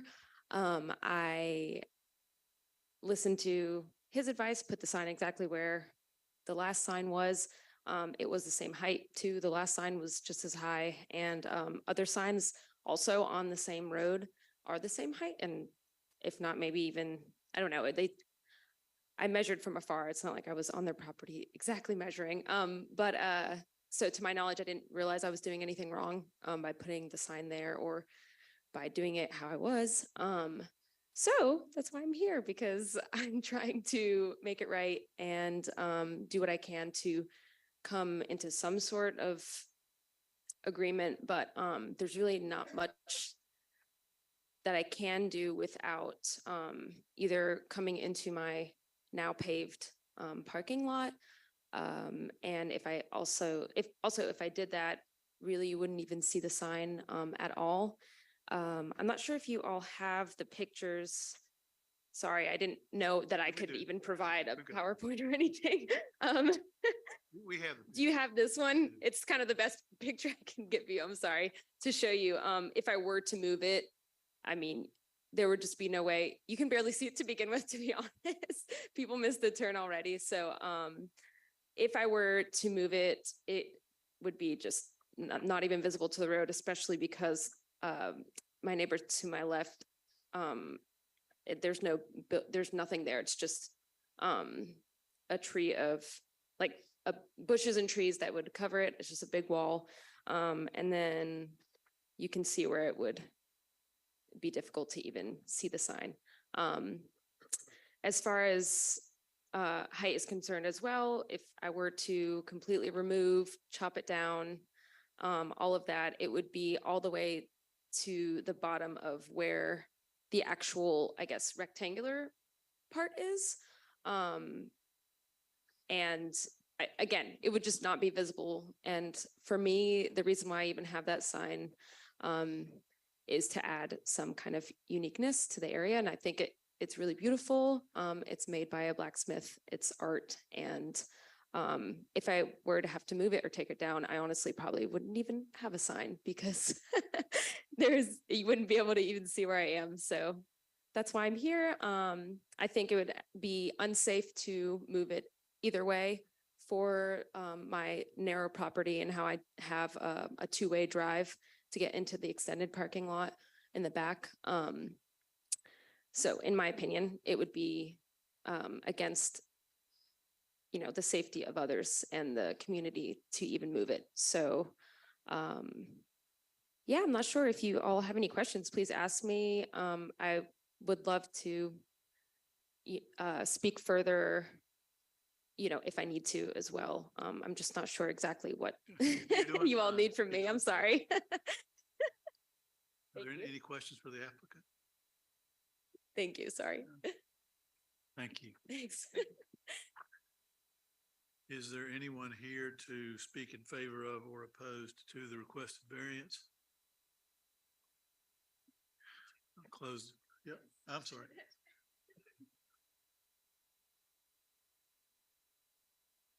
Good afternoon. My name is Michael Lee, and I have an office adjacent at 3414 Wrightsville Avenue to the bakery. And I wanted to just maybe make a few comments in support of the application for a variance. I was not anticipating to be here today, and had I not been otherwise occupied in another matter, significant matter for the last 3 months, I probably would have done this pro bono, so I apologize for that. I think that there's the width of the property. So if you look in your packet, it's an incredibly narrow piece of property. When she purchased it, the home was already there, pushed up to the front of the property. So there are only 3 parking spaces at the front of the property. So with respect to how far it is from the right of way to, instead of whatever the required distance is, if she were to move that sign back, it would eliminate 50% of the non-handicapped spaces on the front of her parcel. So because she only has 2. And then she has a handicap space. The sign was there. There was a sign there previously, and it was an awful sign. It was just as tall, except it was completely opaque. You couldn't see through it. So when you were coming down, it wasn't like this where I realize the city considers the sign the entire structure.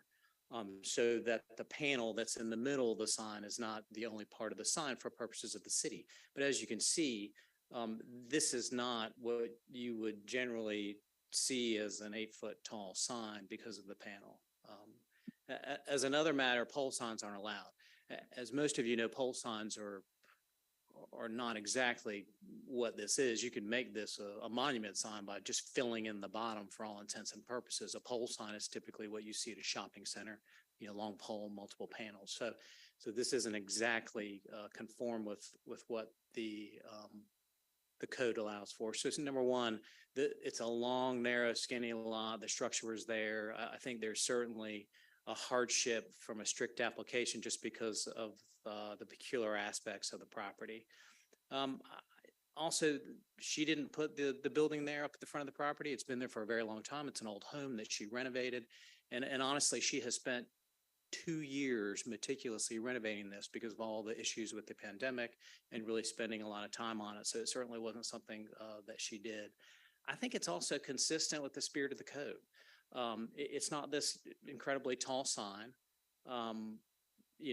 that she's asking for 2 additional feet for. It's really a panel on a piece of art, as she referenced earlier. As someone who has to drive by it every single day, I think it's vastly improved, and I don't think it would be improved by a strict application of the code in this particular context. Typically, if I'm coming before you, I prepare a PowerPoint and do all kinds of other things. I'm just here as an adjacent landowner. I think that this small business has done everything she can to improve the look and feel of the Wrightsville Avenue corridor. I think that this fits within the spirit of the code, and I hope you will consider her variance in that regard. Thank you. Thank you. Anyone else wish to speak? Clear? As staff, I would just like to ask that if you should choose to grant a variance in this instance, that it be for this specific sign and not extended to future tenants. And also if the installation of a sidewalk on that site becomes necessary or feasible, that this sign not preclude the installation on this particular parcel, that it would need to be moved to accommodate a sidewalk.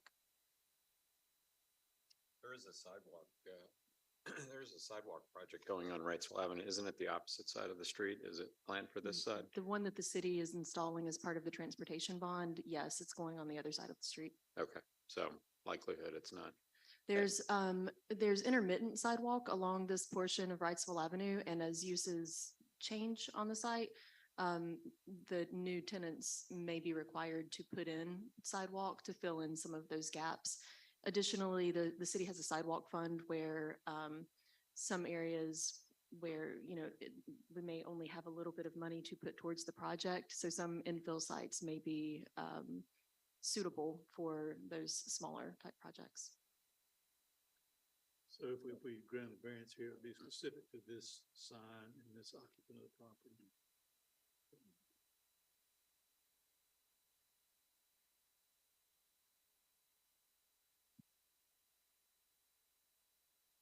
I'm okay granting this variance. It's an open air sign. It's in the trees would be blocking the other way or coming, I guess that would be north or not sure what direction that would be, but it would be north. So yeah, I would be okay granting this variance and going with the city's suggestion with it's just this sign. And if we did need to put a sidewalk in at one time or at some time, that it would need to be moved at that time. Is that your motion? Sure. So we have a motion to approve the variance request for 3410 Wrightsville Avenue specific to this sign and this property owner based on the 4 findings of fact. Do we have a second? I'll second. All in favor? Aye. Opposed? Motion passes. Thank you.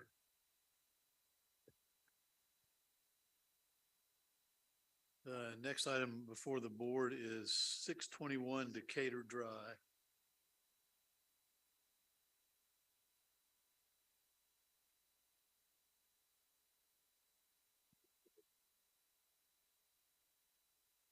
All right, good afternoon.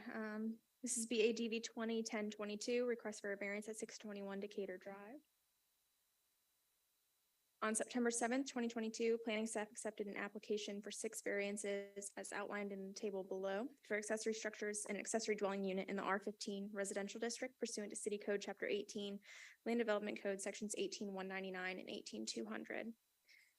The subject property contains an existing single dwelling unit. The applicant states that accessory dwelling number 2, which you can see the larger building here in this corner,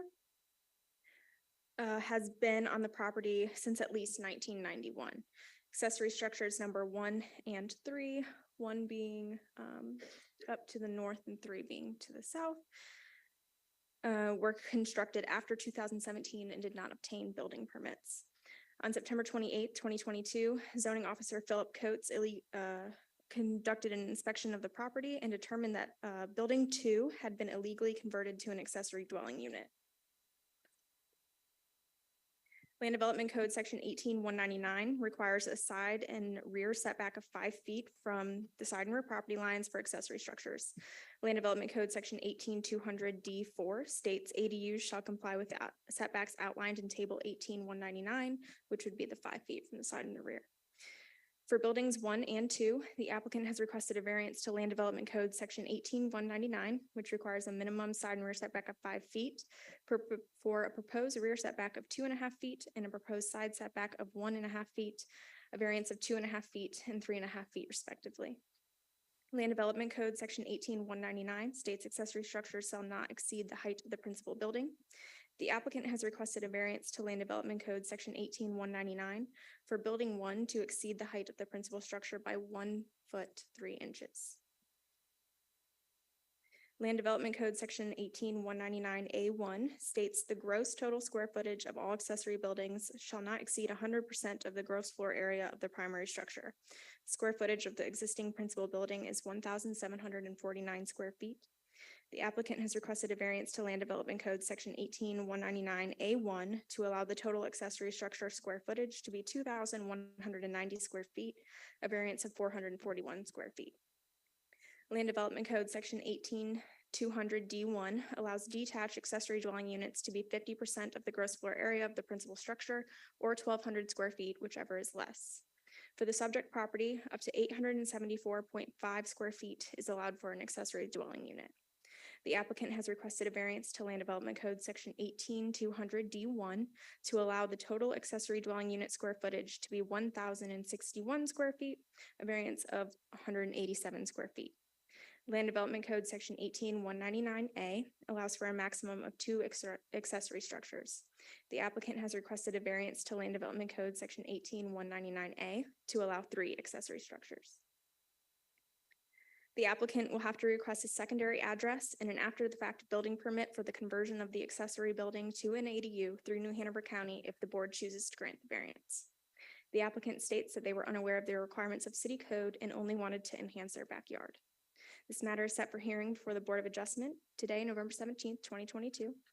This case is also subject to the 4 findings of fact, which I have placed on the screen for you. I ask that this presentation and all materials be placed into the record. I'm available for any questions, and the applicant is here as well. Can you put back up the slide that numbers the buildings? 1, Yeah. 2, 3. Yeah.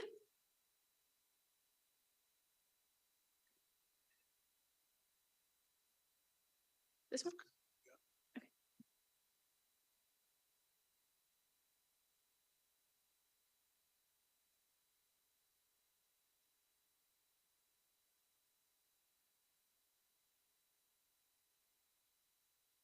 Thank you. What's in building 1? Building 1 is the accessory structure that is taller than the primary structure. I believe it's just a pool house, but I can defer to the applicant on that. It's a what? Just a pool house. And then building 2 is the accessory dwelling unit, and then building 3 is the a picnic shelter. Is that That's right? correct. So building 2 was built, when did you say? Building 2 has been there since 1991. However, it has been converted to an ADU and it has had an addition done to it. So it would need to be in compliance with the new code. Was the addition the walkway? No, that's just sidewalk. The walkway is just Oh, okay. sidewalk. That patio in the front there, it was uncovered at one point and then they put a The overhang. 3, over it. number 3. Number 2. Oh, the patio. in front. Oh, the patio up Yeah. front. What, number 3 is that covered pavilion? That's correct. Okay, so building 2 has been there for a long time, but was converted to an ADU. Building 1 is the pool house, and building 3 is the new picnic shelter. That's correct. Okay.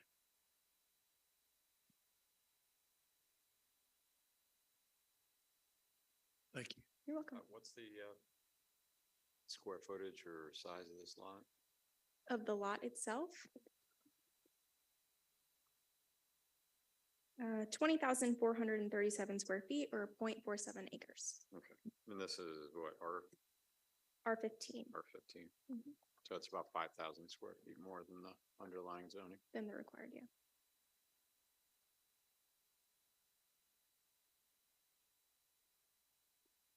Any more questions for staff? Thank you. You're welcome. Is the applicant here for a presentation? I can't see. Can't swivel your head. No. Did you look at the discs? I can do it. Hi, my name's Pamela Guerra, 621 Decatur Drive, Wilmington, North Carolina. Um, Well, I guess we acted out of emotion. My husband was critically ill. I had to have a place to put him, so we did convert the building two, and he did live in it until his death on August 26th. I wish you were here. He could tell you a lot more about these buildings than I could. The building three, there was an old 1960s fireplace. We restored it. We thought it'd be nice to have a little area with a picnic table. We did a little concrete pad, a little bigger than little, and a picnic table, and then we put a roof over it. So we could get out there and have dinner and grill and so forth. Building one was originally, the pad was there. It was originally a metal dog kennel. We did take the dog kennel down. We had rescue dogs at the time. We built a wooden frame dog kennel. After the dogs passed of old age, we then converted it into a pool house and extended it up for storage. Our neighbors had have a very tall garage and Airbnb, which is even taller than ours. We were not aware of the height requirement. And I never, ever knew about the two structures and never thought that the picnic structure would be a structure. I just want to get it right, and I will do whatever I have to do to make it right. Any questions? Any questions for the applicant? Thank you. You're welcome. Is there anyone here to speak in favor of or opposed to the proposed zoning request? Hearing no one, close the public hearing and open up for board discussion.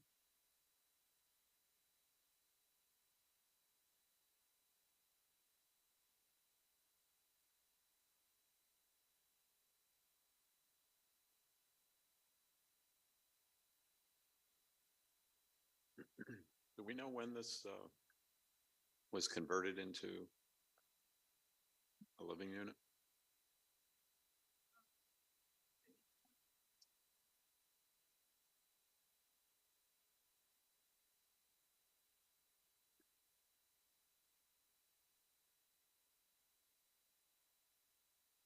Around 2020.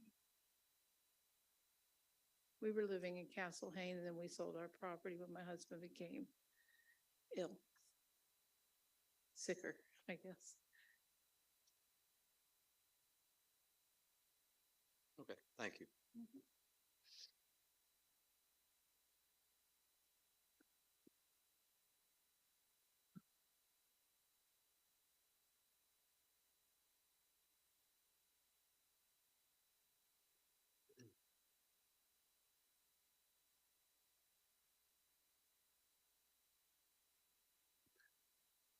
There is in one of our exhibits, page 24, a covered breezeway, approximately 18 feet.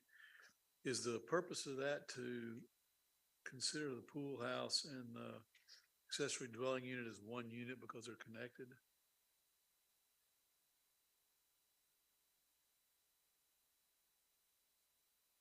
That was a proposal from the applicant as maybe an alternative. However, that would create a new variance Right. because connecting the two would make them one structure. But that was the only picture I had that had the setbacks, so that's why I Okay, I included got it. you. Okay. But the breezeway is not currently there. Okay. Yes.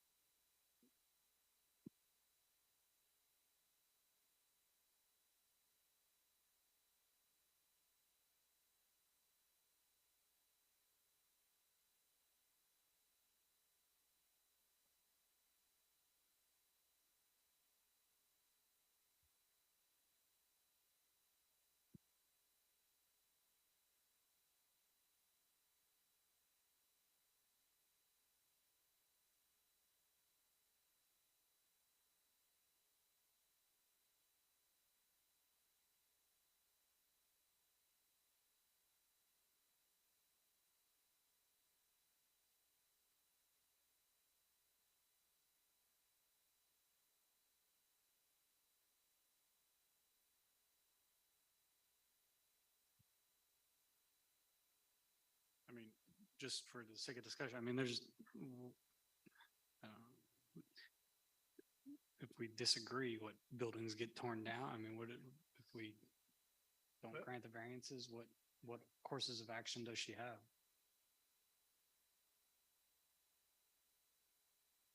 If the variance is not granted, then yes, the applicant would need to bring building 2 into compliance with setbacks and remove one of the buildings.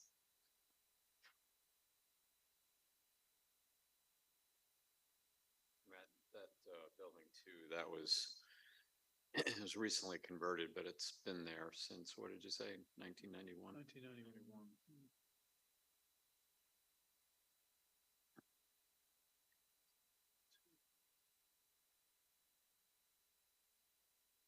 I guess I can understand the applicant's position that building 3 is, I know it's not enclosed, so I could provide a little leniency there.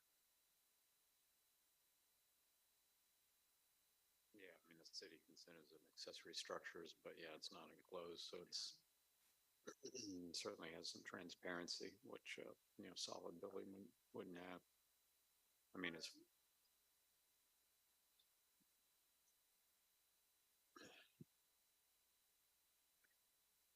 yeah, what I was saying is that the structure 3, does have some transparency, the requirement, it is considered to be an accessory structure, but it has some transparency. So, there's some mitigating circumstances to that. Yeah. I mean, building 2 comes close to the required dimensional requirements for a accessory structure. The setbacks looks like, what is it, 4.7 off the property line instead of 5. It meets it on one corner, but not on the other. It's 4.7 at the edge of the building, and then the patio, it appears. It gets a enclosed. little closer. Yeah. And is the patio covered? It's covered and enclosed now. Covered and enclosed now. To the staff, Catherine, if we did say grant the variance, I know it's considered an ADU, is there anything we can say that it's, I don't know if this is out of line, just saying like it's not going to be a short-term rental, or is there any right to say like this is going to be? We don't think we can do that. I don't believe we could put that condition on it. If it's a dwelling unit, they would be able to use it for short-term lodging. And no matter what happens, it has to go through the county to be brought up to code. Yes, sir. They would still need to go to New Hanover County to confirm that what's there complies with building code. And if number 3 didn't have a roof, then that would reduce. We'd go back to 2 versus 3. But you Right. still have the setbacks all the way around, the setbacks. The big- patio itself would be able to remain. It's just, that, I mean, that one basically is just a roof. And Mhm. so if they removed that, then we would not count that as a building. And then, Go ahead. I just wanna let you all know that I am talking with the county. I'm working with Christopher Norris, but I thought the first step would be to meet with you all and see what I have to do, and then go forward from there. We bought the property in 2017. I forgot to tell you all that. Yeah, I'm willing to make a, to grant the variance. I mean, she bought the building recently, they were there. One is not enclosed. What's she gonna do, tear them down? And then the other 2 buildings are gonna have to be brought into compliance. Correct. So we really, the 2 buildings need to be brought into compliance, and we need to be a little lenient on the picnic shelter if we grant the variance, because it is an accessory structure. It is see-through, pass-through. There's no neighbors here complaining. There's, the other neighbor has a building that's taller. So can you make, if for number 3, are we permitted to say that should something happen, that it's damaged or destroyed, that it could not come back? You're giving a variance for it to be there. Can you make it that? Yes, you could. I could, that's in our purview. Make that a So you condition. could say that. You could make that condition on each of them. So if So they If couldn't- any one of the three buildings is damaged or destroyed, then it couldn't be reconstructed. Yeah, I mean, like, the situation I hate, but the other thing about it is that there are so many people that could do this in their backyards, and then we would have the same situation going if because the biggest issue is that having three and the setback side, you can see we have those problems because the way the lot property line is not squared up, but it's still an issue. But the square footage of side is also, that's my hesitation. Like I said, I feel sorry for the situation, but I worry about what we are gonna extend to try to find a way to make it least painful as possible. Well, should you propose to place that condition on the property, if you could specify some threshold at which it would be considered? 50%. That would be consistent with our floodplain regulations for substantial improvements or substantial damage. Okay, so we, like I said, we just the way that we making this situation work, but we don't make it, we condone it all over the world, all over the city. Okay, You're trying to make a motion. trying. You know how good it was last time, so I might leave it up to someone else. We continued your last. I know, so I'm good, good track record today. So I'll defer to someone else. Jeff, is your motion to grant the variances as requested by the applicant with the condition that if any one of the three buildings is damaged beyond 50% of the value of that structure, it cannot be reconstructed? Yeah, that would be my motion. Based on the four findings. Four findings of And I would fact. second that. We have a motion and a second. All in favor? Aye. Opposed? To bring Catherine with me to Thank you, work. Catherine. I got kids to get soon. Next item before the board is item 12, 6818 Parker Farm Drive.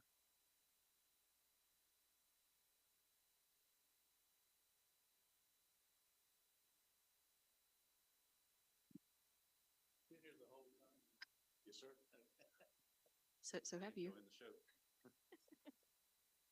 Please.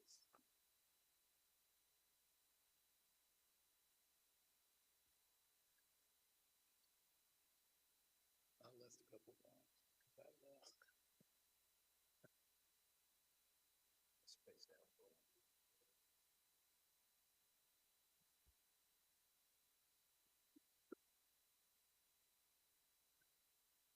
Right, this is BADV 21-1022 request for a variance at 6818 Parker Farm Drive.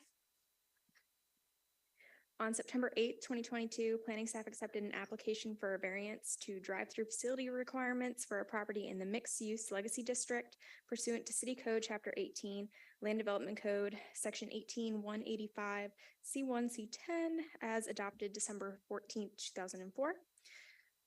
The property currently contains a bank building with an existing drive-through facility. The applicant has proposed to renovate the existing bank building into a restaurant. Effective December 1st, 2021, the mixed-use district classification was considered a legacy district per the new City of Wilmington Land Development Code, Section 18102. MX Legacy District Land Development Code, Section 18185, C1, C10, states restaurants with or without drive-up windows, but such drive-up windows shall not be located within 1,500 feet of existing residential uses or districts, provided however, if there is a freeway or thoroughfare roadway as shown on the Wilmington Urban Area Thoroughfare Plan, which separates the drive-up window from residential uses or districts, the distance requirement shall not apply. The applicant has requested a variance to MX Legacy District Land Development Code, Section 18185, C1, C10, for the location of the drive-through facility to allow it to be placed within 1,500 feet of existing residential use or district. The applicant states that the proposed adapted use will be no greater burden on the residential homes around the Mayfair Shopping Center than the prior bank use of the building and the drive-through facility. The applicant further states that the site is surrounded by retail and commercial uses and is located over 900 feet from any residential uses or districts. This matter is set for hearing before the Board of Adjustment today, November 17th, 2022. This case is subject to the four findings of fact as well on screen above. I ask that this presentation and all materials be accepted into the record. I'm available for any questions, and the applicant is here as well. Any questions for staff? Thank you. You're welcome.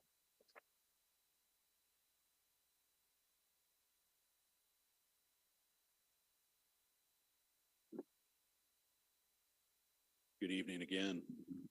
For the record, my name's Sam Frank. I represent the applicant. I ask that our presentation be introduced into the record. Klein is with me this evening. Brent Browse, a representative of the applicant. To the extent that you have questions for us about the operation or details about the design, please don't hesitate to direct those questions to him as well as to me. Yes, sir. Yep.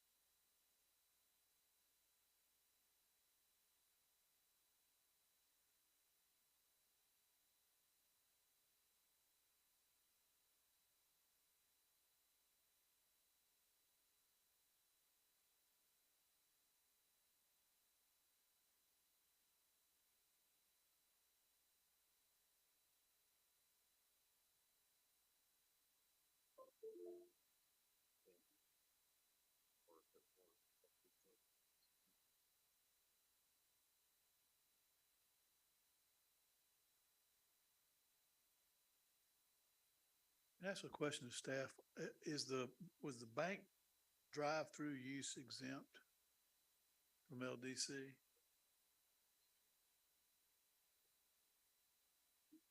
I'm waiting till you get back and ask one more question.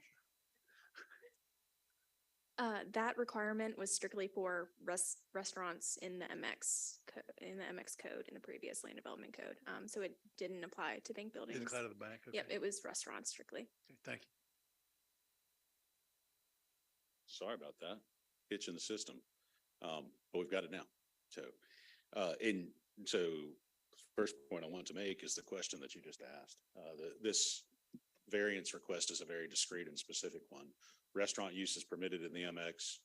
Drive-through uses are permitted in the MX, but you can't have a drive-through with a restaurant if you're within 1,500 feet, of a residential use or district.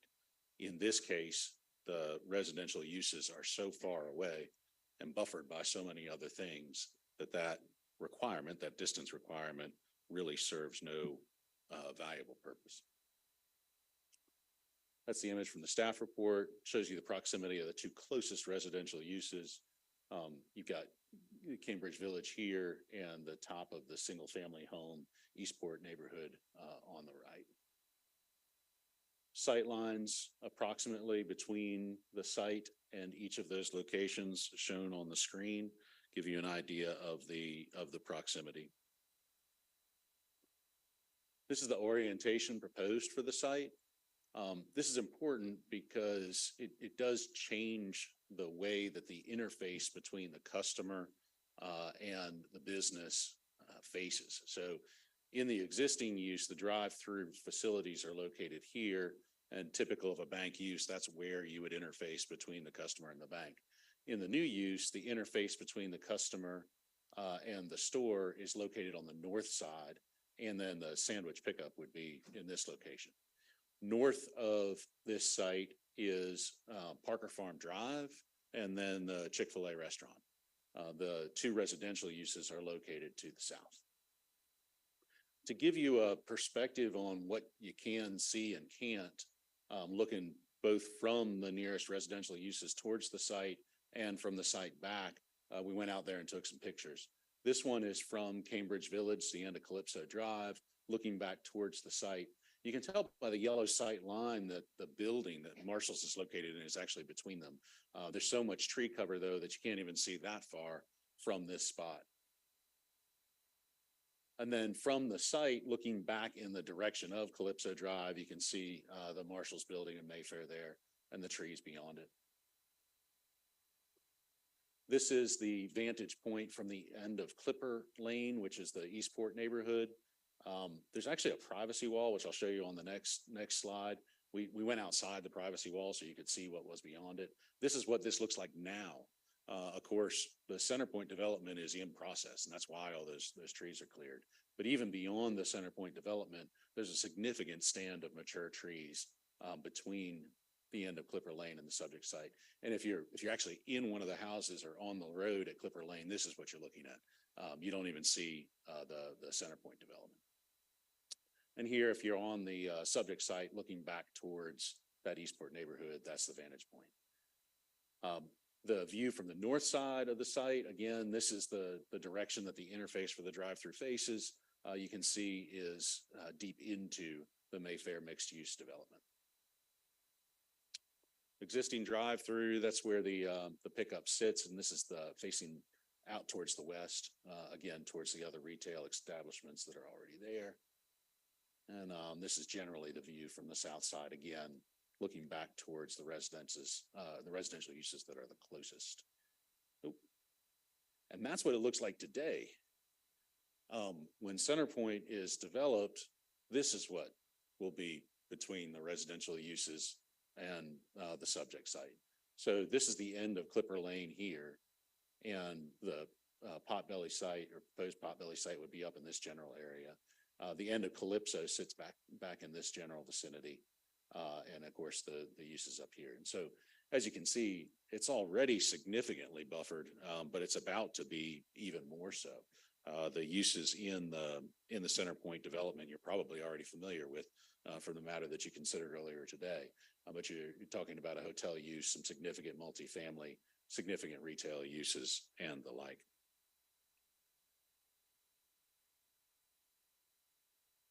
So, for all of those reasons, the technical application of the code would impose an unnecessary hardship. The prohibition against converting this drive-through from bank use to restaurant use would result in a necessary hardship by denying both the applicant and the public the benefit of a drive-through option for picking up food from a Potbelly location. This is results from conditions that are peculiar to this site.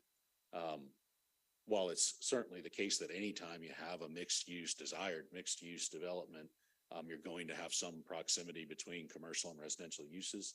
In this case, the commercial nature of this section of Mayfair and the proximity to the existing residential uses is peculiar and unique to this location.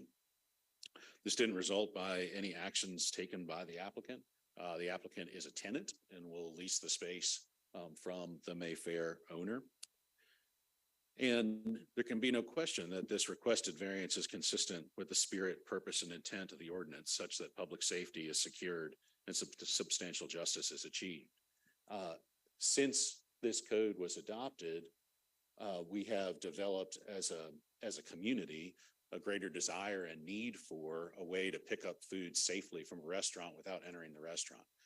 Certainly the value of that mechanism is greater than it was prior to the pandemic. Also, while I don't know why the code was written the way that it was, it's reasonable to understand that the potential negative impact of a drive-through location was much greater several years ago than it is now. The nature of the technology that's utilized in those interfaces is less intrusive than it once was.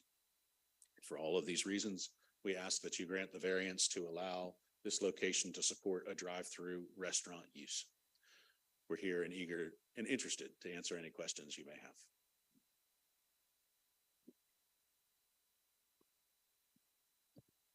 Are you going to leave? I guess you're a tenant. So all three of the existing lanes that are at the drive-through now will still be there, but only one will be used. Is that right? Brent Browse from 613 Dundee Drive here in Wilmington. We have no intention of using those outer lanes. We would actually like to demo them from an aesthetics perspective and a thoroughfare and a flow through perspective. Okay, thank you. I mean, I drove out, drove through the parking lot and around the bank, and with the surrounding Mayfair development, the proposed CenterPoint development, I mean, the buffering is going to be significant between the drive-through, which I guess the issue there is the speaker noise and maybe sight lines, but there's going to be no sight lines, and I don't think there's going to be any speaker noise either. So given the unique location of the property and what's going between it and the residential adjacent neighborhoods, I'm in favor of granting the variance. Huh? Oh, I did. I haven't made a motion yet. Oh, I'm sorry. Is anyone here to speak in favor of or opposed to? Hearing no one, I'll close the public hearing. Now I can make a motion. Well, we have to do it for board discussion first. Board discussion. I agree with your statements, Patrick. I would be okay to grant this variance.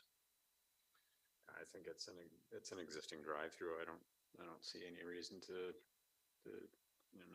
not use it if it's there. I'd like to propose a motion to grant the requested variance for 6818 Parker Farm Drive based on the four findings of fact. We have a second. I'll second. All in favor? Aye. Opposed? Motion carries. Thank you. Thank you, John. You gonna stick around for the next two? At this time, I would like to note that one of our members needs to leave, so we could continue potentially with 4 members if any of the applicants would like to move forward with only 4 members. what? Understanding that. Can't hear you. What? We're going to lose a member, so we will have 4, and that means that any variance is going to require a unanimous vote of the board. Okay, so items 13, 12, 11 South 4th Street and item 14, 851 Sunnyvale Drive. We can hear your variance requests, but it would require a unanimous vote of the board since we will be down to 4 members. So you do have the option to continue to December 15th if you so desire.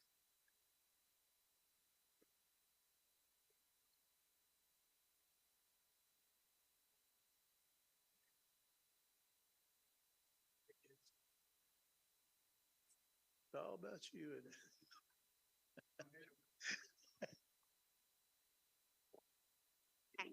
Both cases would like to proceed.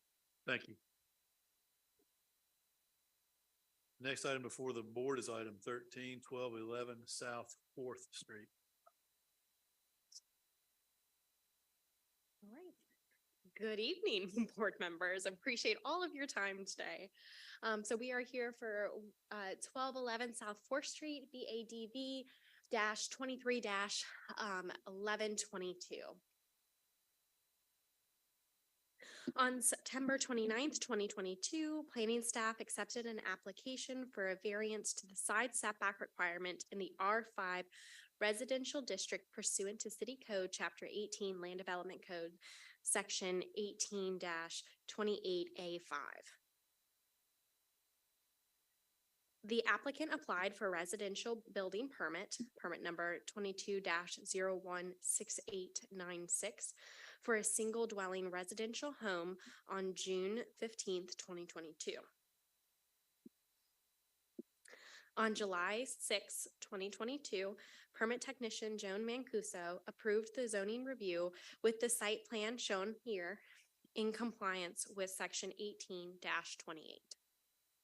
The Land Development Code, Section 18-28A5 allows properties that are located within the city's 1945 corporate limits the minimum side yard setbacks, which should be equal to 10% of the average width of the lot, or otherwise noted minimum interior side setback, whichever is less. The required setback for the property is 3.3 feet, as the lot width is 33 feet wide. The applicant obtained a survey of the foundation that was installed by their contractor and found it was built at 2.8 feet from the side property line. The applicant is requesting a variance to the Land Development Code, Section 18-28, which requires a minimum setback of 3.3 feet and has proposed a side setback for the principal structure at 2.8 feet, a variance of 0.5 feet. The applicant states that the foundation was installed within the required setback by a contractor, and to bring the site back into compliance would require the demolition of the foundation and reinstalling it with the correct setbacks. This matter was set for hearing before the Board of Adjustment on November 17th, 2022. This case is subject to the 4 findings of fact, which is shown on the projector. I ask that all of this material and presentation be added into the record. The applicant is here today and also has an attorney that would like to do a presentation, and I do believe we do have somebody here to speak as well. Thank you. Any questions for staff? Thank you. Thank you.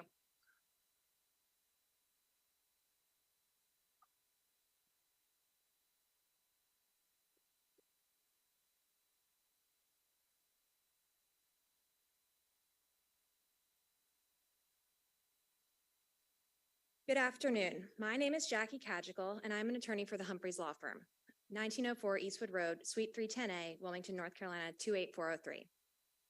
I'm here today to appear on behalf of our client, petitioner Michael Stallings.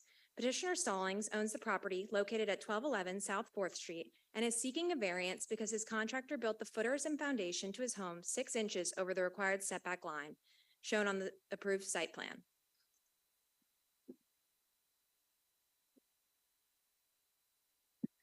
As you all well know the requirements, I will just elaborate on how they're met here. First, strict application of the ordinance would result in unnecessary hardship to the petitioner. After being notified of the alleged violation, petitioner commenced an investigation to find ways to bring the subject property into strict compliance with the ordinance.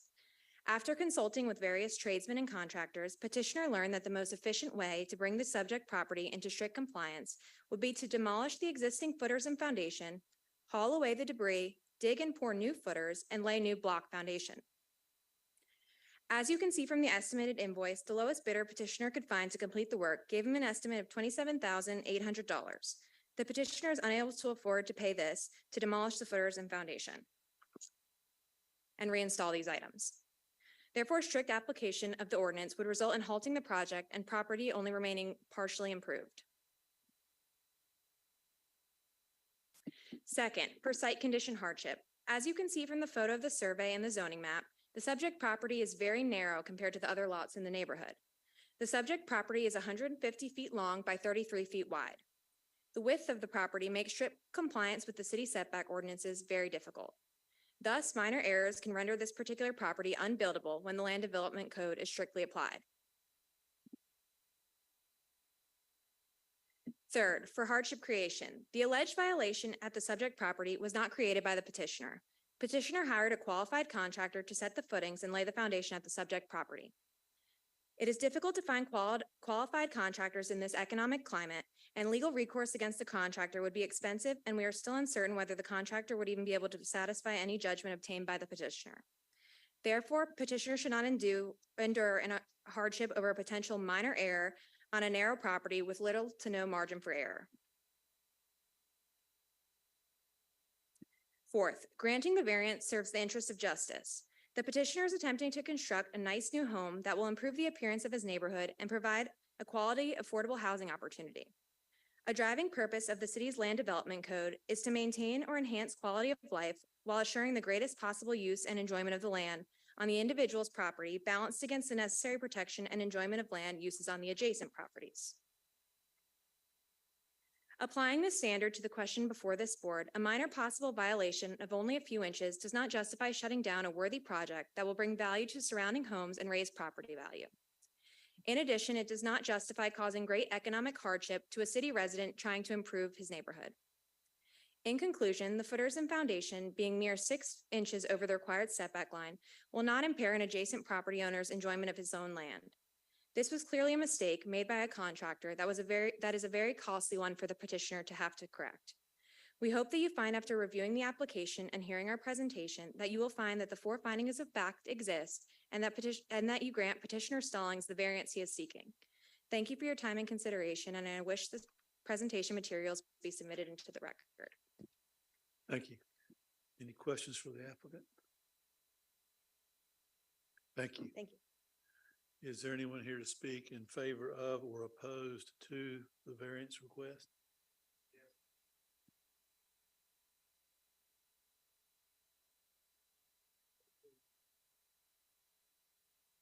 Just state your name and address and then we'll admit it into evidence. Thank you.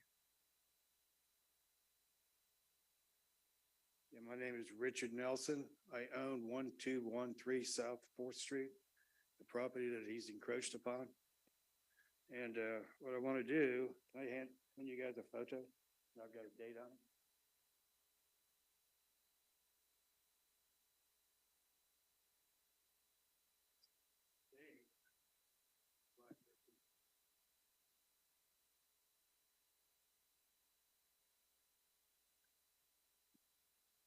The date on that one there is July 13th.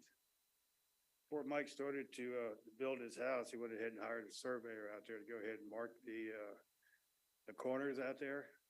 And as you can see on there, there's actually a string line running across there.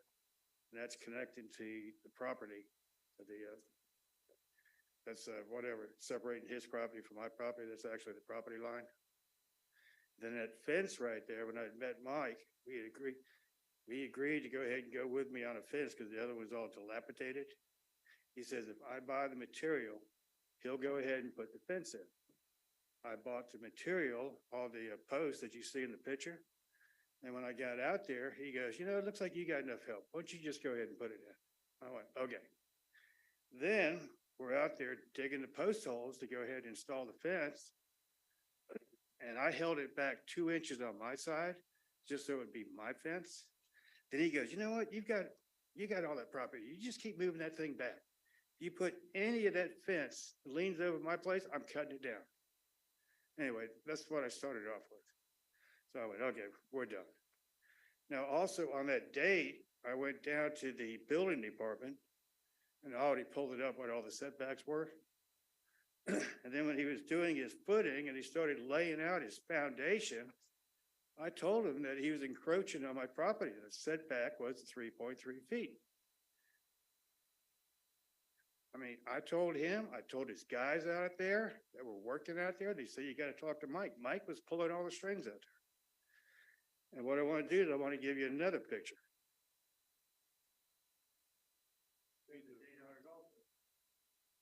This is And evidence. we're just going to recognize for the record that the speaker is presenting a photograph that's being passed around to the 4 members of the board that are remaining.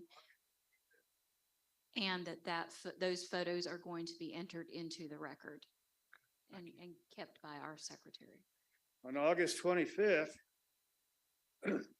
Mike went ahead, he was putting up his, before that, I talked to Mike a couple different times saying that he's encroaching. But anyway, on that date there, when I pulled up to my front porch, he comes over there, hey, look at this. I'm 3 feet away. I said, Mike, that's not the setback. I said, why don't you go down to the city and look at your darn permit and everything? And that's when he went ahead and picked up a shovel, and his guys that were over there, they went ahead and stopped him from coming over to go ahead and hit me with a shovel. I mean, the thing is ridiculous over there.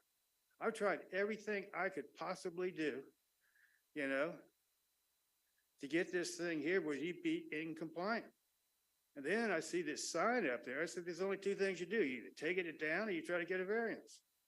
I mean, he's well aware of it. But you can look at the string line. And you can look at the string line in the other picture. I mean, that was the property line. It's been that way forever. And I brought the building permit down here that he signed for, and it's got the 3.3 in numerous places all over the darn thing. Man, I don't know what else to do. I mean, I tried everything I could do, so it wouldn't happen. And he just kept building, kept building, kept building. Don't need to say anything else? No, sir. Thank you. Anybody have any questions? Okay, thank you. Is there anyone else here that wishes to speak in favor of or opposed to the requested variance?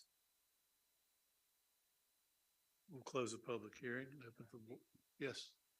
To address his Sure. situation. State your name and address, please. Michael Stallings, 1211 South 4th Street.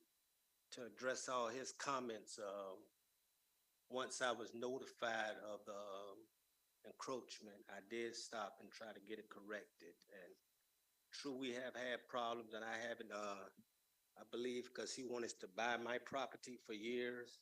He's only been there for 7 years. I don't have a problem with this man. But I believe since my family wouldn't sell it to him, and we've asked him numerous times to stay off our property because he has it trashed and just had all kinds of stuff on it. And once we started building, he had a problem from day one. And that's all I would like to say. I'm just trying to, before I started building, people were dumping trash on the lot and dumping trash behind the lot. I'm trying to build on the lot, you know, sir. He's the only neighbor that has a problem. We had another neighbor that was speaking in my reference, but I believe it took too long. So she left. And just, it's only that back corner is the only thing that's on his property. Nothing else is on his property. The front of the house isn't on his, but the back left corner encroaches on his where it was laid a little bit sideways, which is, I'm very sorry for that. And I would just like to continue my project instead of leaving a half-finished project done. It's not going to do any good to nobody.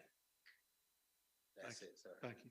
How much of that length is, how much of that length is is over the setback The on that back, corner? I think like the back 2-3 feet, the back 2-3 feet of my house is like 6 inches too close to this property, but the rest as you go up, because it's, like I said, It's it's cocked cockeyed, a little, yeah. yes, that's why it's thrown off. Just the back 2-3 feet, if that is off, sir.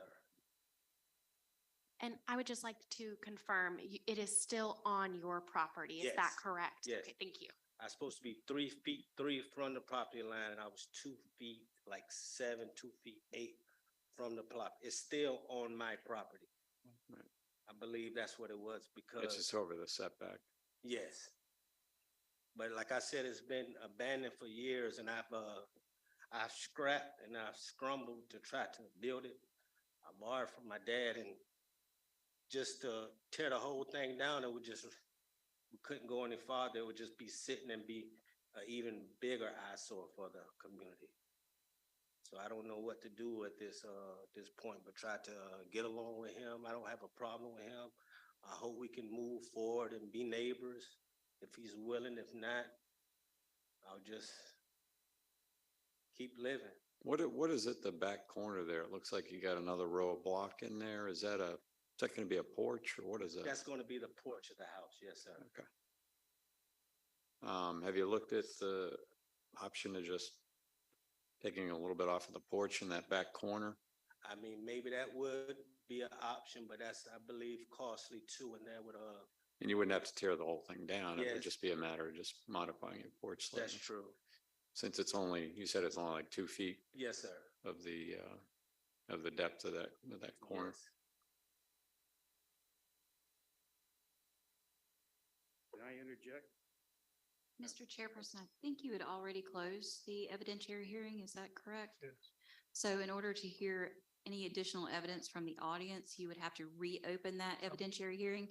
And it would also have to be relevant to the 4 findings of fact that you all are considering, not extraneous information. Oh, I mean, he is continuously running the whole length of the property line. It's all over there. The whole 60 some odd feet is That over there. shows it's not. I have a survey that's showing it's not. That's not the case.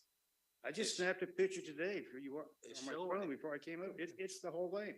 Well, did you have a survey, sir? Yes. Thank you. Take a look at the survey. The survey is also included in your packet. Thank you. Yes, it's not the whole, I mean, the front of the house is not on his property.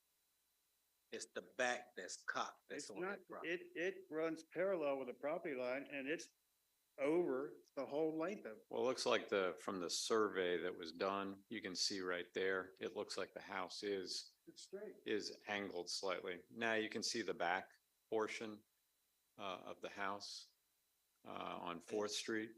It has the is- dimensions. On that second picture that I gave you, middle of the property. Yeah, I saw the picture that you Yeah, had. What I'm saying is, when he pulled the tape measure, it was up near the front of the house. That Right, was but at this 3 is feet. obvious, this is an official This is the survey. official survey here.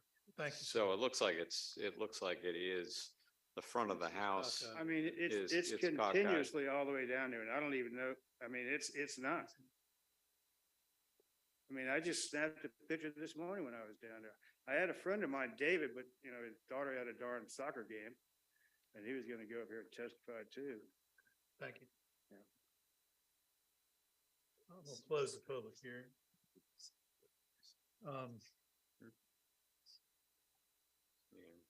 I mean, I'm looking at the official survey and it appears it's just a back, couple of feet that's off and may be able to, like Mark said, modify the porch slightly and come into compliance without too much difficulty or expense. I would still have to pour like more footers and. No, you shouldn't need to, because it's right here, Mark. This is 2.78 feet right there, right? That's the issue right there. Right, that back. The back corner, I back think. corner. Yeah, I mean, if it, obviously we don't have dimensions all the way down here, so, but it looks like the Well, foundation it is is slightly up when you get up. canted. Yeah.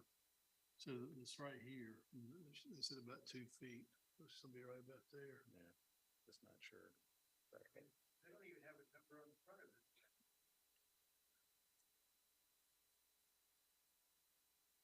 I think if you're gonna do that, then I would get some, more accurate dimensions on there to determine exactly where you need to be if you're gonna cut it back so that, there's no question as to you making sure that you're meeting the, the side setback requirement.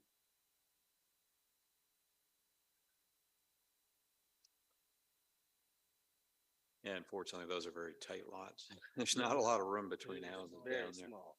So any variance is significant when you're only talking about a 3-foot side setback. Right.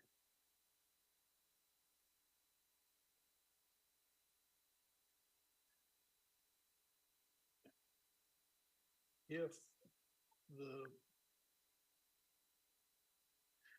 the porch is cut back that 6 inches, there's no variance. There'd be no variance, yeah. No, he could bring it into compliance. If he just took part of that porch off. Is that back corner that we're talking about? That's porch, did you say? Yes. It's the back left porch that's And that's encroaching. gonna be a porch, is that If you're right? facing the back, it's on the left side. Yes.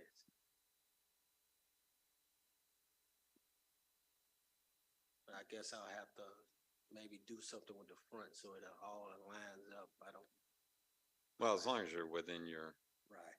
setbacks, even though it's canted, that's fine. As long as you're meeting the setbacks, the house can be angled slightly. Right. It's just that portion in the back corner there that's encroaching on the setbacks. It's such a small area that's encroaching on the setback. You may be able just to shave it back 6 inches on the porch side and be done. you know? Okay. That way you don't have to worry about demolishing and moving, because the house can sit canted like it is. That's not a problem. All right. So the encroachment is has been only the back corner, that's the Hooper Street side, and it's only for, Couple of feet. does it, It's About- about 0.5. 0.5?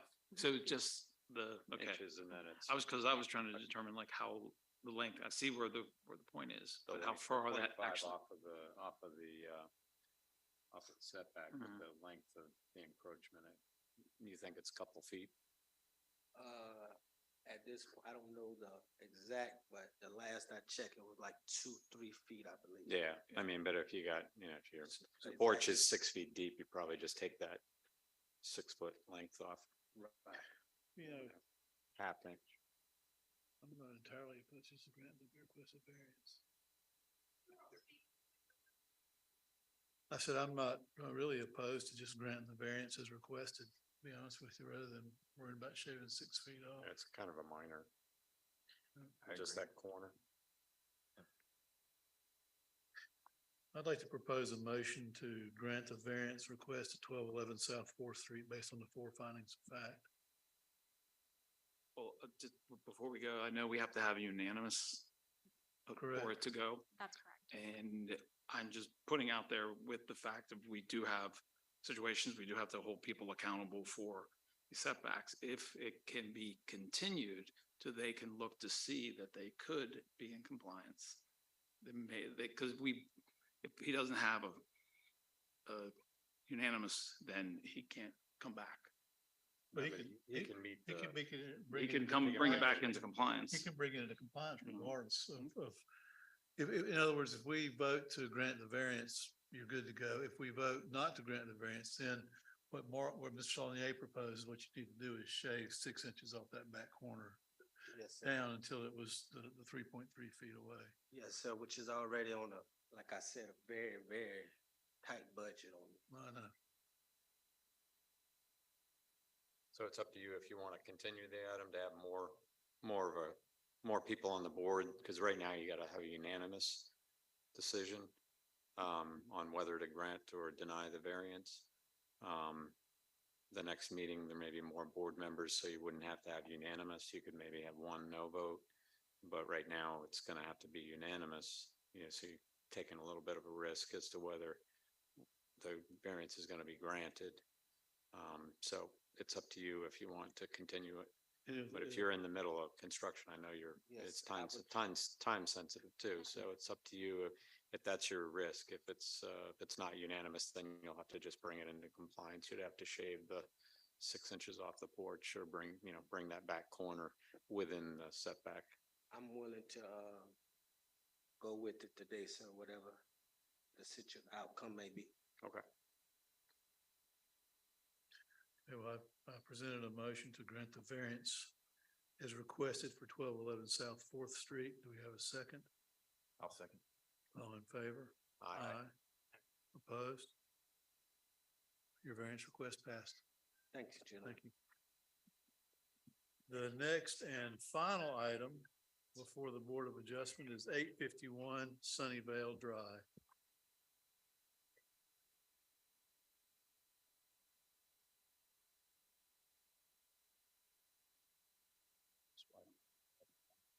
Donna?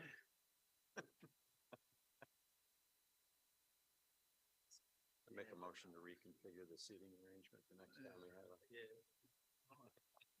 See what the max of the wall.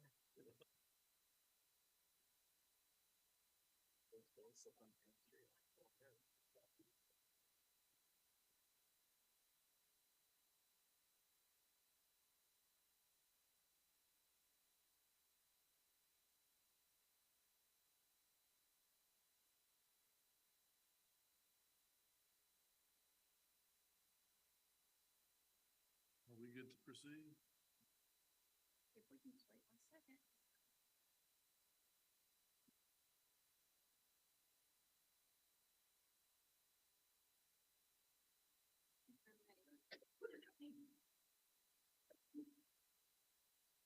Sir, those ladies have to pay attention because of the meeting. Thank you.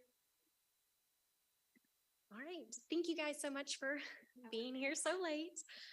This is our last case, 851 Sunnyvale Drive, BADV 24-1122. On October 5th, 2022, planning staff accepted an application for a variance to allow a chain link fence within the front setback and to eliminate the sidewalk requirement along adjacent streets and pedestrian connections to entrances in the industrial district pursuant to City Code Chapter 18 Land Development Code, Section 18-325 and 18-359.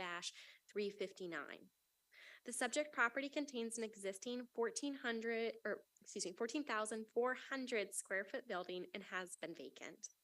The applicant has proposed to keep the existing building and expand the impervious coverage on the site from 49,774 square feet to 90,846 square feet for a construction equipment rental facility.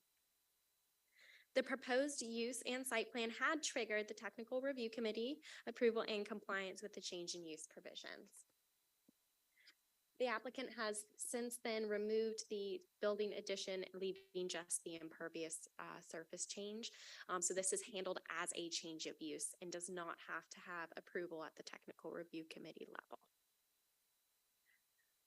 So the applicant has requested a variance to the Land Development Code, section 18-325, which prohibits chain link fencing within the front setback and has proposed a chain link fence within that front setback. The applicant states that complying with fence regulations would require relocation of the existing hooded drain inlet storm structures, which could result in potential disruptions as the stormwater management is consistent with the natural slope of the property. The applicant has also requested a variance to the Land Development Code, section 18-359, which requires a sidewalk along all adjacent streets and pedestrian connections to all entrances, and has proposed no sidewalk along River Road and no on-site pedestrian connections to that street. The applicant states that the required step back would be located in a challenging topographic region of the site and may require drainage revisions to including but not limited to a retaining wall. Additionally, the applicant states that the sidewalk would be placed on the existing easement and utilities, creating potential hardship when maintenance is required. This matter is set before the Board of Adjustment on November 17th, 2022. This is subject to the 4 findings of fact, which I have on the screen here. I ask that this presentation and all relevant material be accepted into the record. We do have the applicant here today to speak, as well as Rob Gordon, who is our engineer as well on staff. Thank you. Any questions for staff? Thank you. Thank you. You are up. All right. You It might is- want to step to the podium so you'll be, Okay. I think you need to be filmed as well. My name's George Richards, 9824 Cupella Drive in Raleigh, North Carolina, 27614. I am represent the applicant. We have this property under contract for conversion to a facility for H&E Equipment Services. They're one of the largest equipment rental companies in the country. I don't have any kind of fancy presentation or anything, and I actually had to come down here without my trusty engineer security blanket, so I feel a little bit unqualified to be standing here, but here I am. The project, if you can go back to the site plan, the aerial view that shows the site plan, that would be great. That's fine. That's fine. So when the existing building area here, we'll leave that pretty much intact. When the site was originally approved for development, there were actually 3 building pads. The existing one next door where the little squared off area is, and then another potential one over towards the corner, much smaller. Only the existing building was ever built. But when the original site work was done, they went ahead and put in all of the underground stormwater infrastructure as per the approved plans. So as the site sits today, if you look at the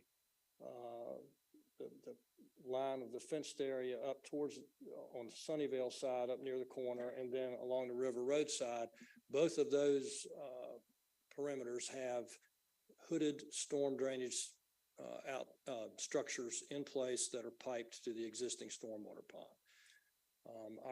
Our intention when we put the property under contract was that, of course, we could just take that previously approved area, pave it, fence it, and go on. Since their initial site plan was approved, there's been a new development ordinance that incorporates, this is my understanding anyway, that incorporates a new 35-foot setback for frontages like that for the type of fence we need to install. That would eliminate a significant area of the site for our intended use, i.e. the ability to securely park construction equipment. The equipment fleet that they would put here would be comprised of things like cherry pickers, man lifts, generators, site lighting, track hose, backhoes, that kind of thing. And so they can't very well park that outside of a secured fence area because people steal parts, they vandalize machines, and sometimes they'll get hurt trying to do stuff like that. So if we have to pull the fence 35 feet interior, that's going to take away a significant amount of the yard that we would typically use for staging and securing equipment. So we would like to go back to the kind of what's a de facto standard out there now. Most of the other, I believe all of our neighboring properties, as well as the property across the street, all have their chain link fences that run generally right along the property line. They're not pulled back that 35 feet. And then with respect to the sidewalk along River Road, I guess when we initially started looking at that, it was sort of, in our minds anyway, it was sort of like the sidewalk to nowhere. We understand that as the city grows and expands, you'll want to install sidewalks and have a connected area. We're not trying to dodge the cost of that sidewalk. We'd be fine with a fee in lieu. We just don't feel like it makes a whole lot of sense to put that little isolated section of sidewalk in there right now. It's a pretty challenging area, and I think that at some point in the future, when the city gets ready to tie all that together with sidewalks, there could well be some kind of realignment and that kind of thing. So it might make sense to do it in the context of a bigger effort over there. So what we're asking for is the ability to go ahead and install the fence, generally speaking, as the original plan depicted, so that we can follow the existing proposed curb lines of the original parking area, pave it and close it for security purposes and go on. And then as far as the sidewalks, again, happy to pay a fee in lieu instead of, if that would be something that you guys would allow. Thank you. Any questions for the applicant at this time? Thank you. Thank you, sir. And you said Mr. Gordon wished to speak, is that correct? Not sure if he wants to speak. I would just suggest opening the hearing, Okay. the evidentiary hearing. Is there anyone here to speak in favor of or opposed to the variance request? I'll close the public hearing, open it for board discussion.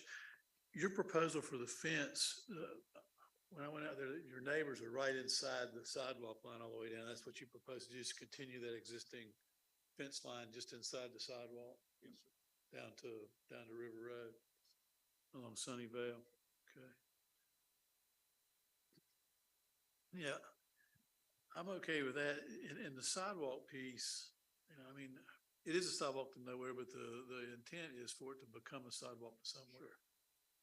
As the properties change hands and people do what you're doing, they start connecting those pieces of sidewalk along River Road. So, my opinion, for what it's worth, is I'm okay with the fence variance because it ties in directly to the neighbor up Sunnyvale Road. It would just be a continuous fence line inside the sidewalk, but I'm less inclined to grant the variance for the sidewalk. We also have an engineering statement in our packet from Rob Gordon. It says engineering acknowledges the challenges with grade, draining, and utilities mentioned in the waiver request. However, these challenges do not appear uncommon or unusual compared with other projects, in my opinion. While sidewalk installation has slight constraints that must be overcome with design, it is not clear from the waiver request what makes this particular installation unreasonable.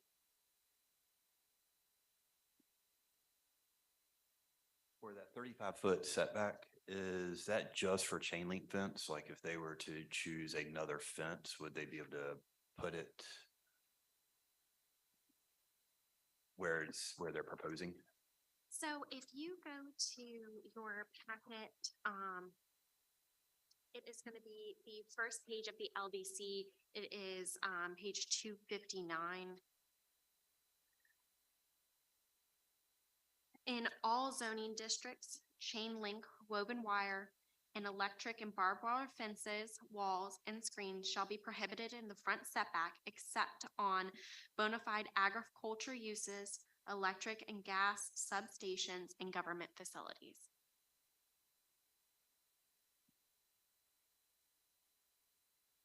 So to answer your question, other materials could be used? What other materials? No, just to answer his questions, other materials could be used for the That's correct. fencing. That is.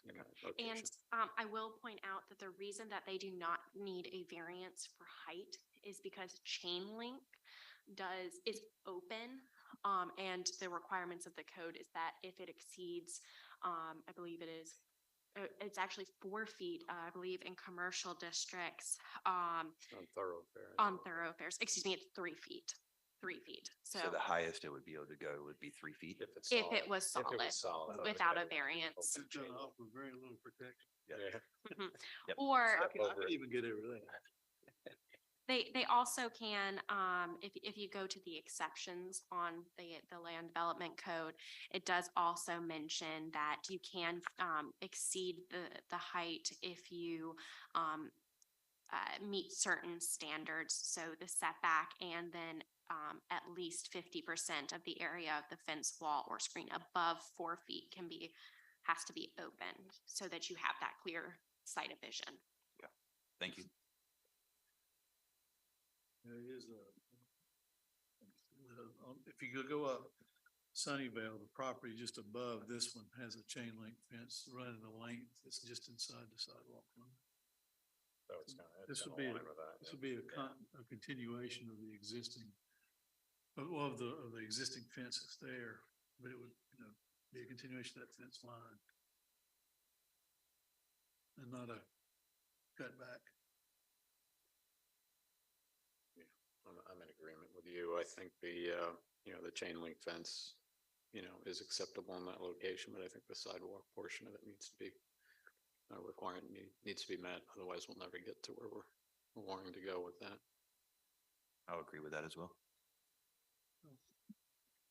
I'd like to hear my motion out, correct me if I'm wrong.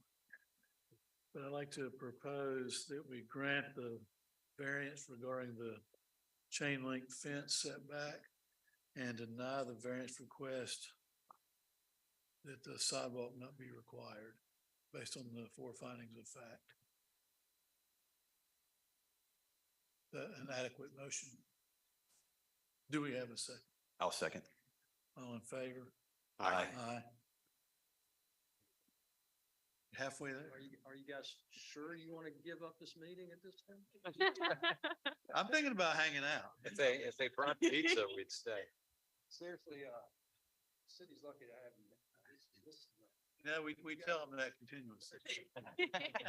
And we greatly appreciate your time tonight and yes, thank you so Thank you for much. sticking around. All right, so are you guys gonna close the meeting? If there's no further business before the Board of Adjustment, we stand adjourned so Jeff can make his reservations. Thank you, guys. Have a great night.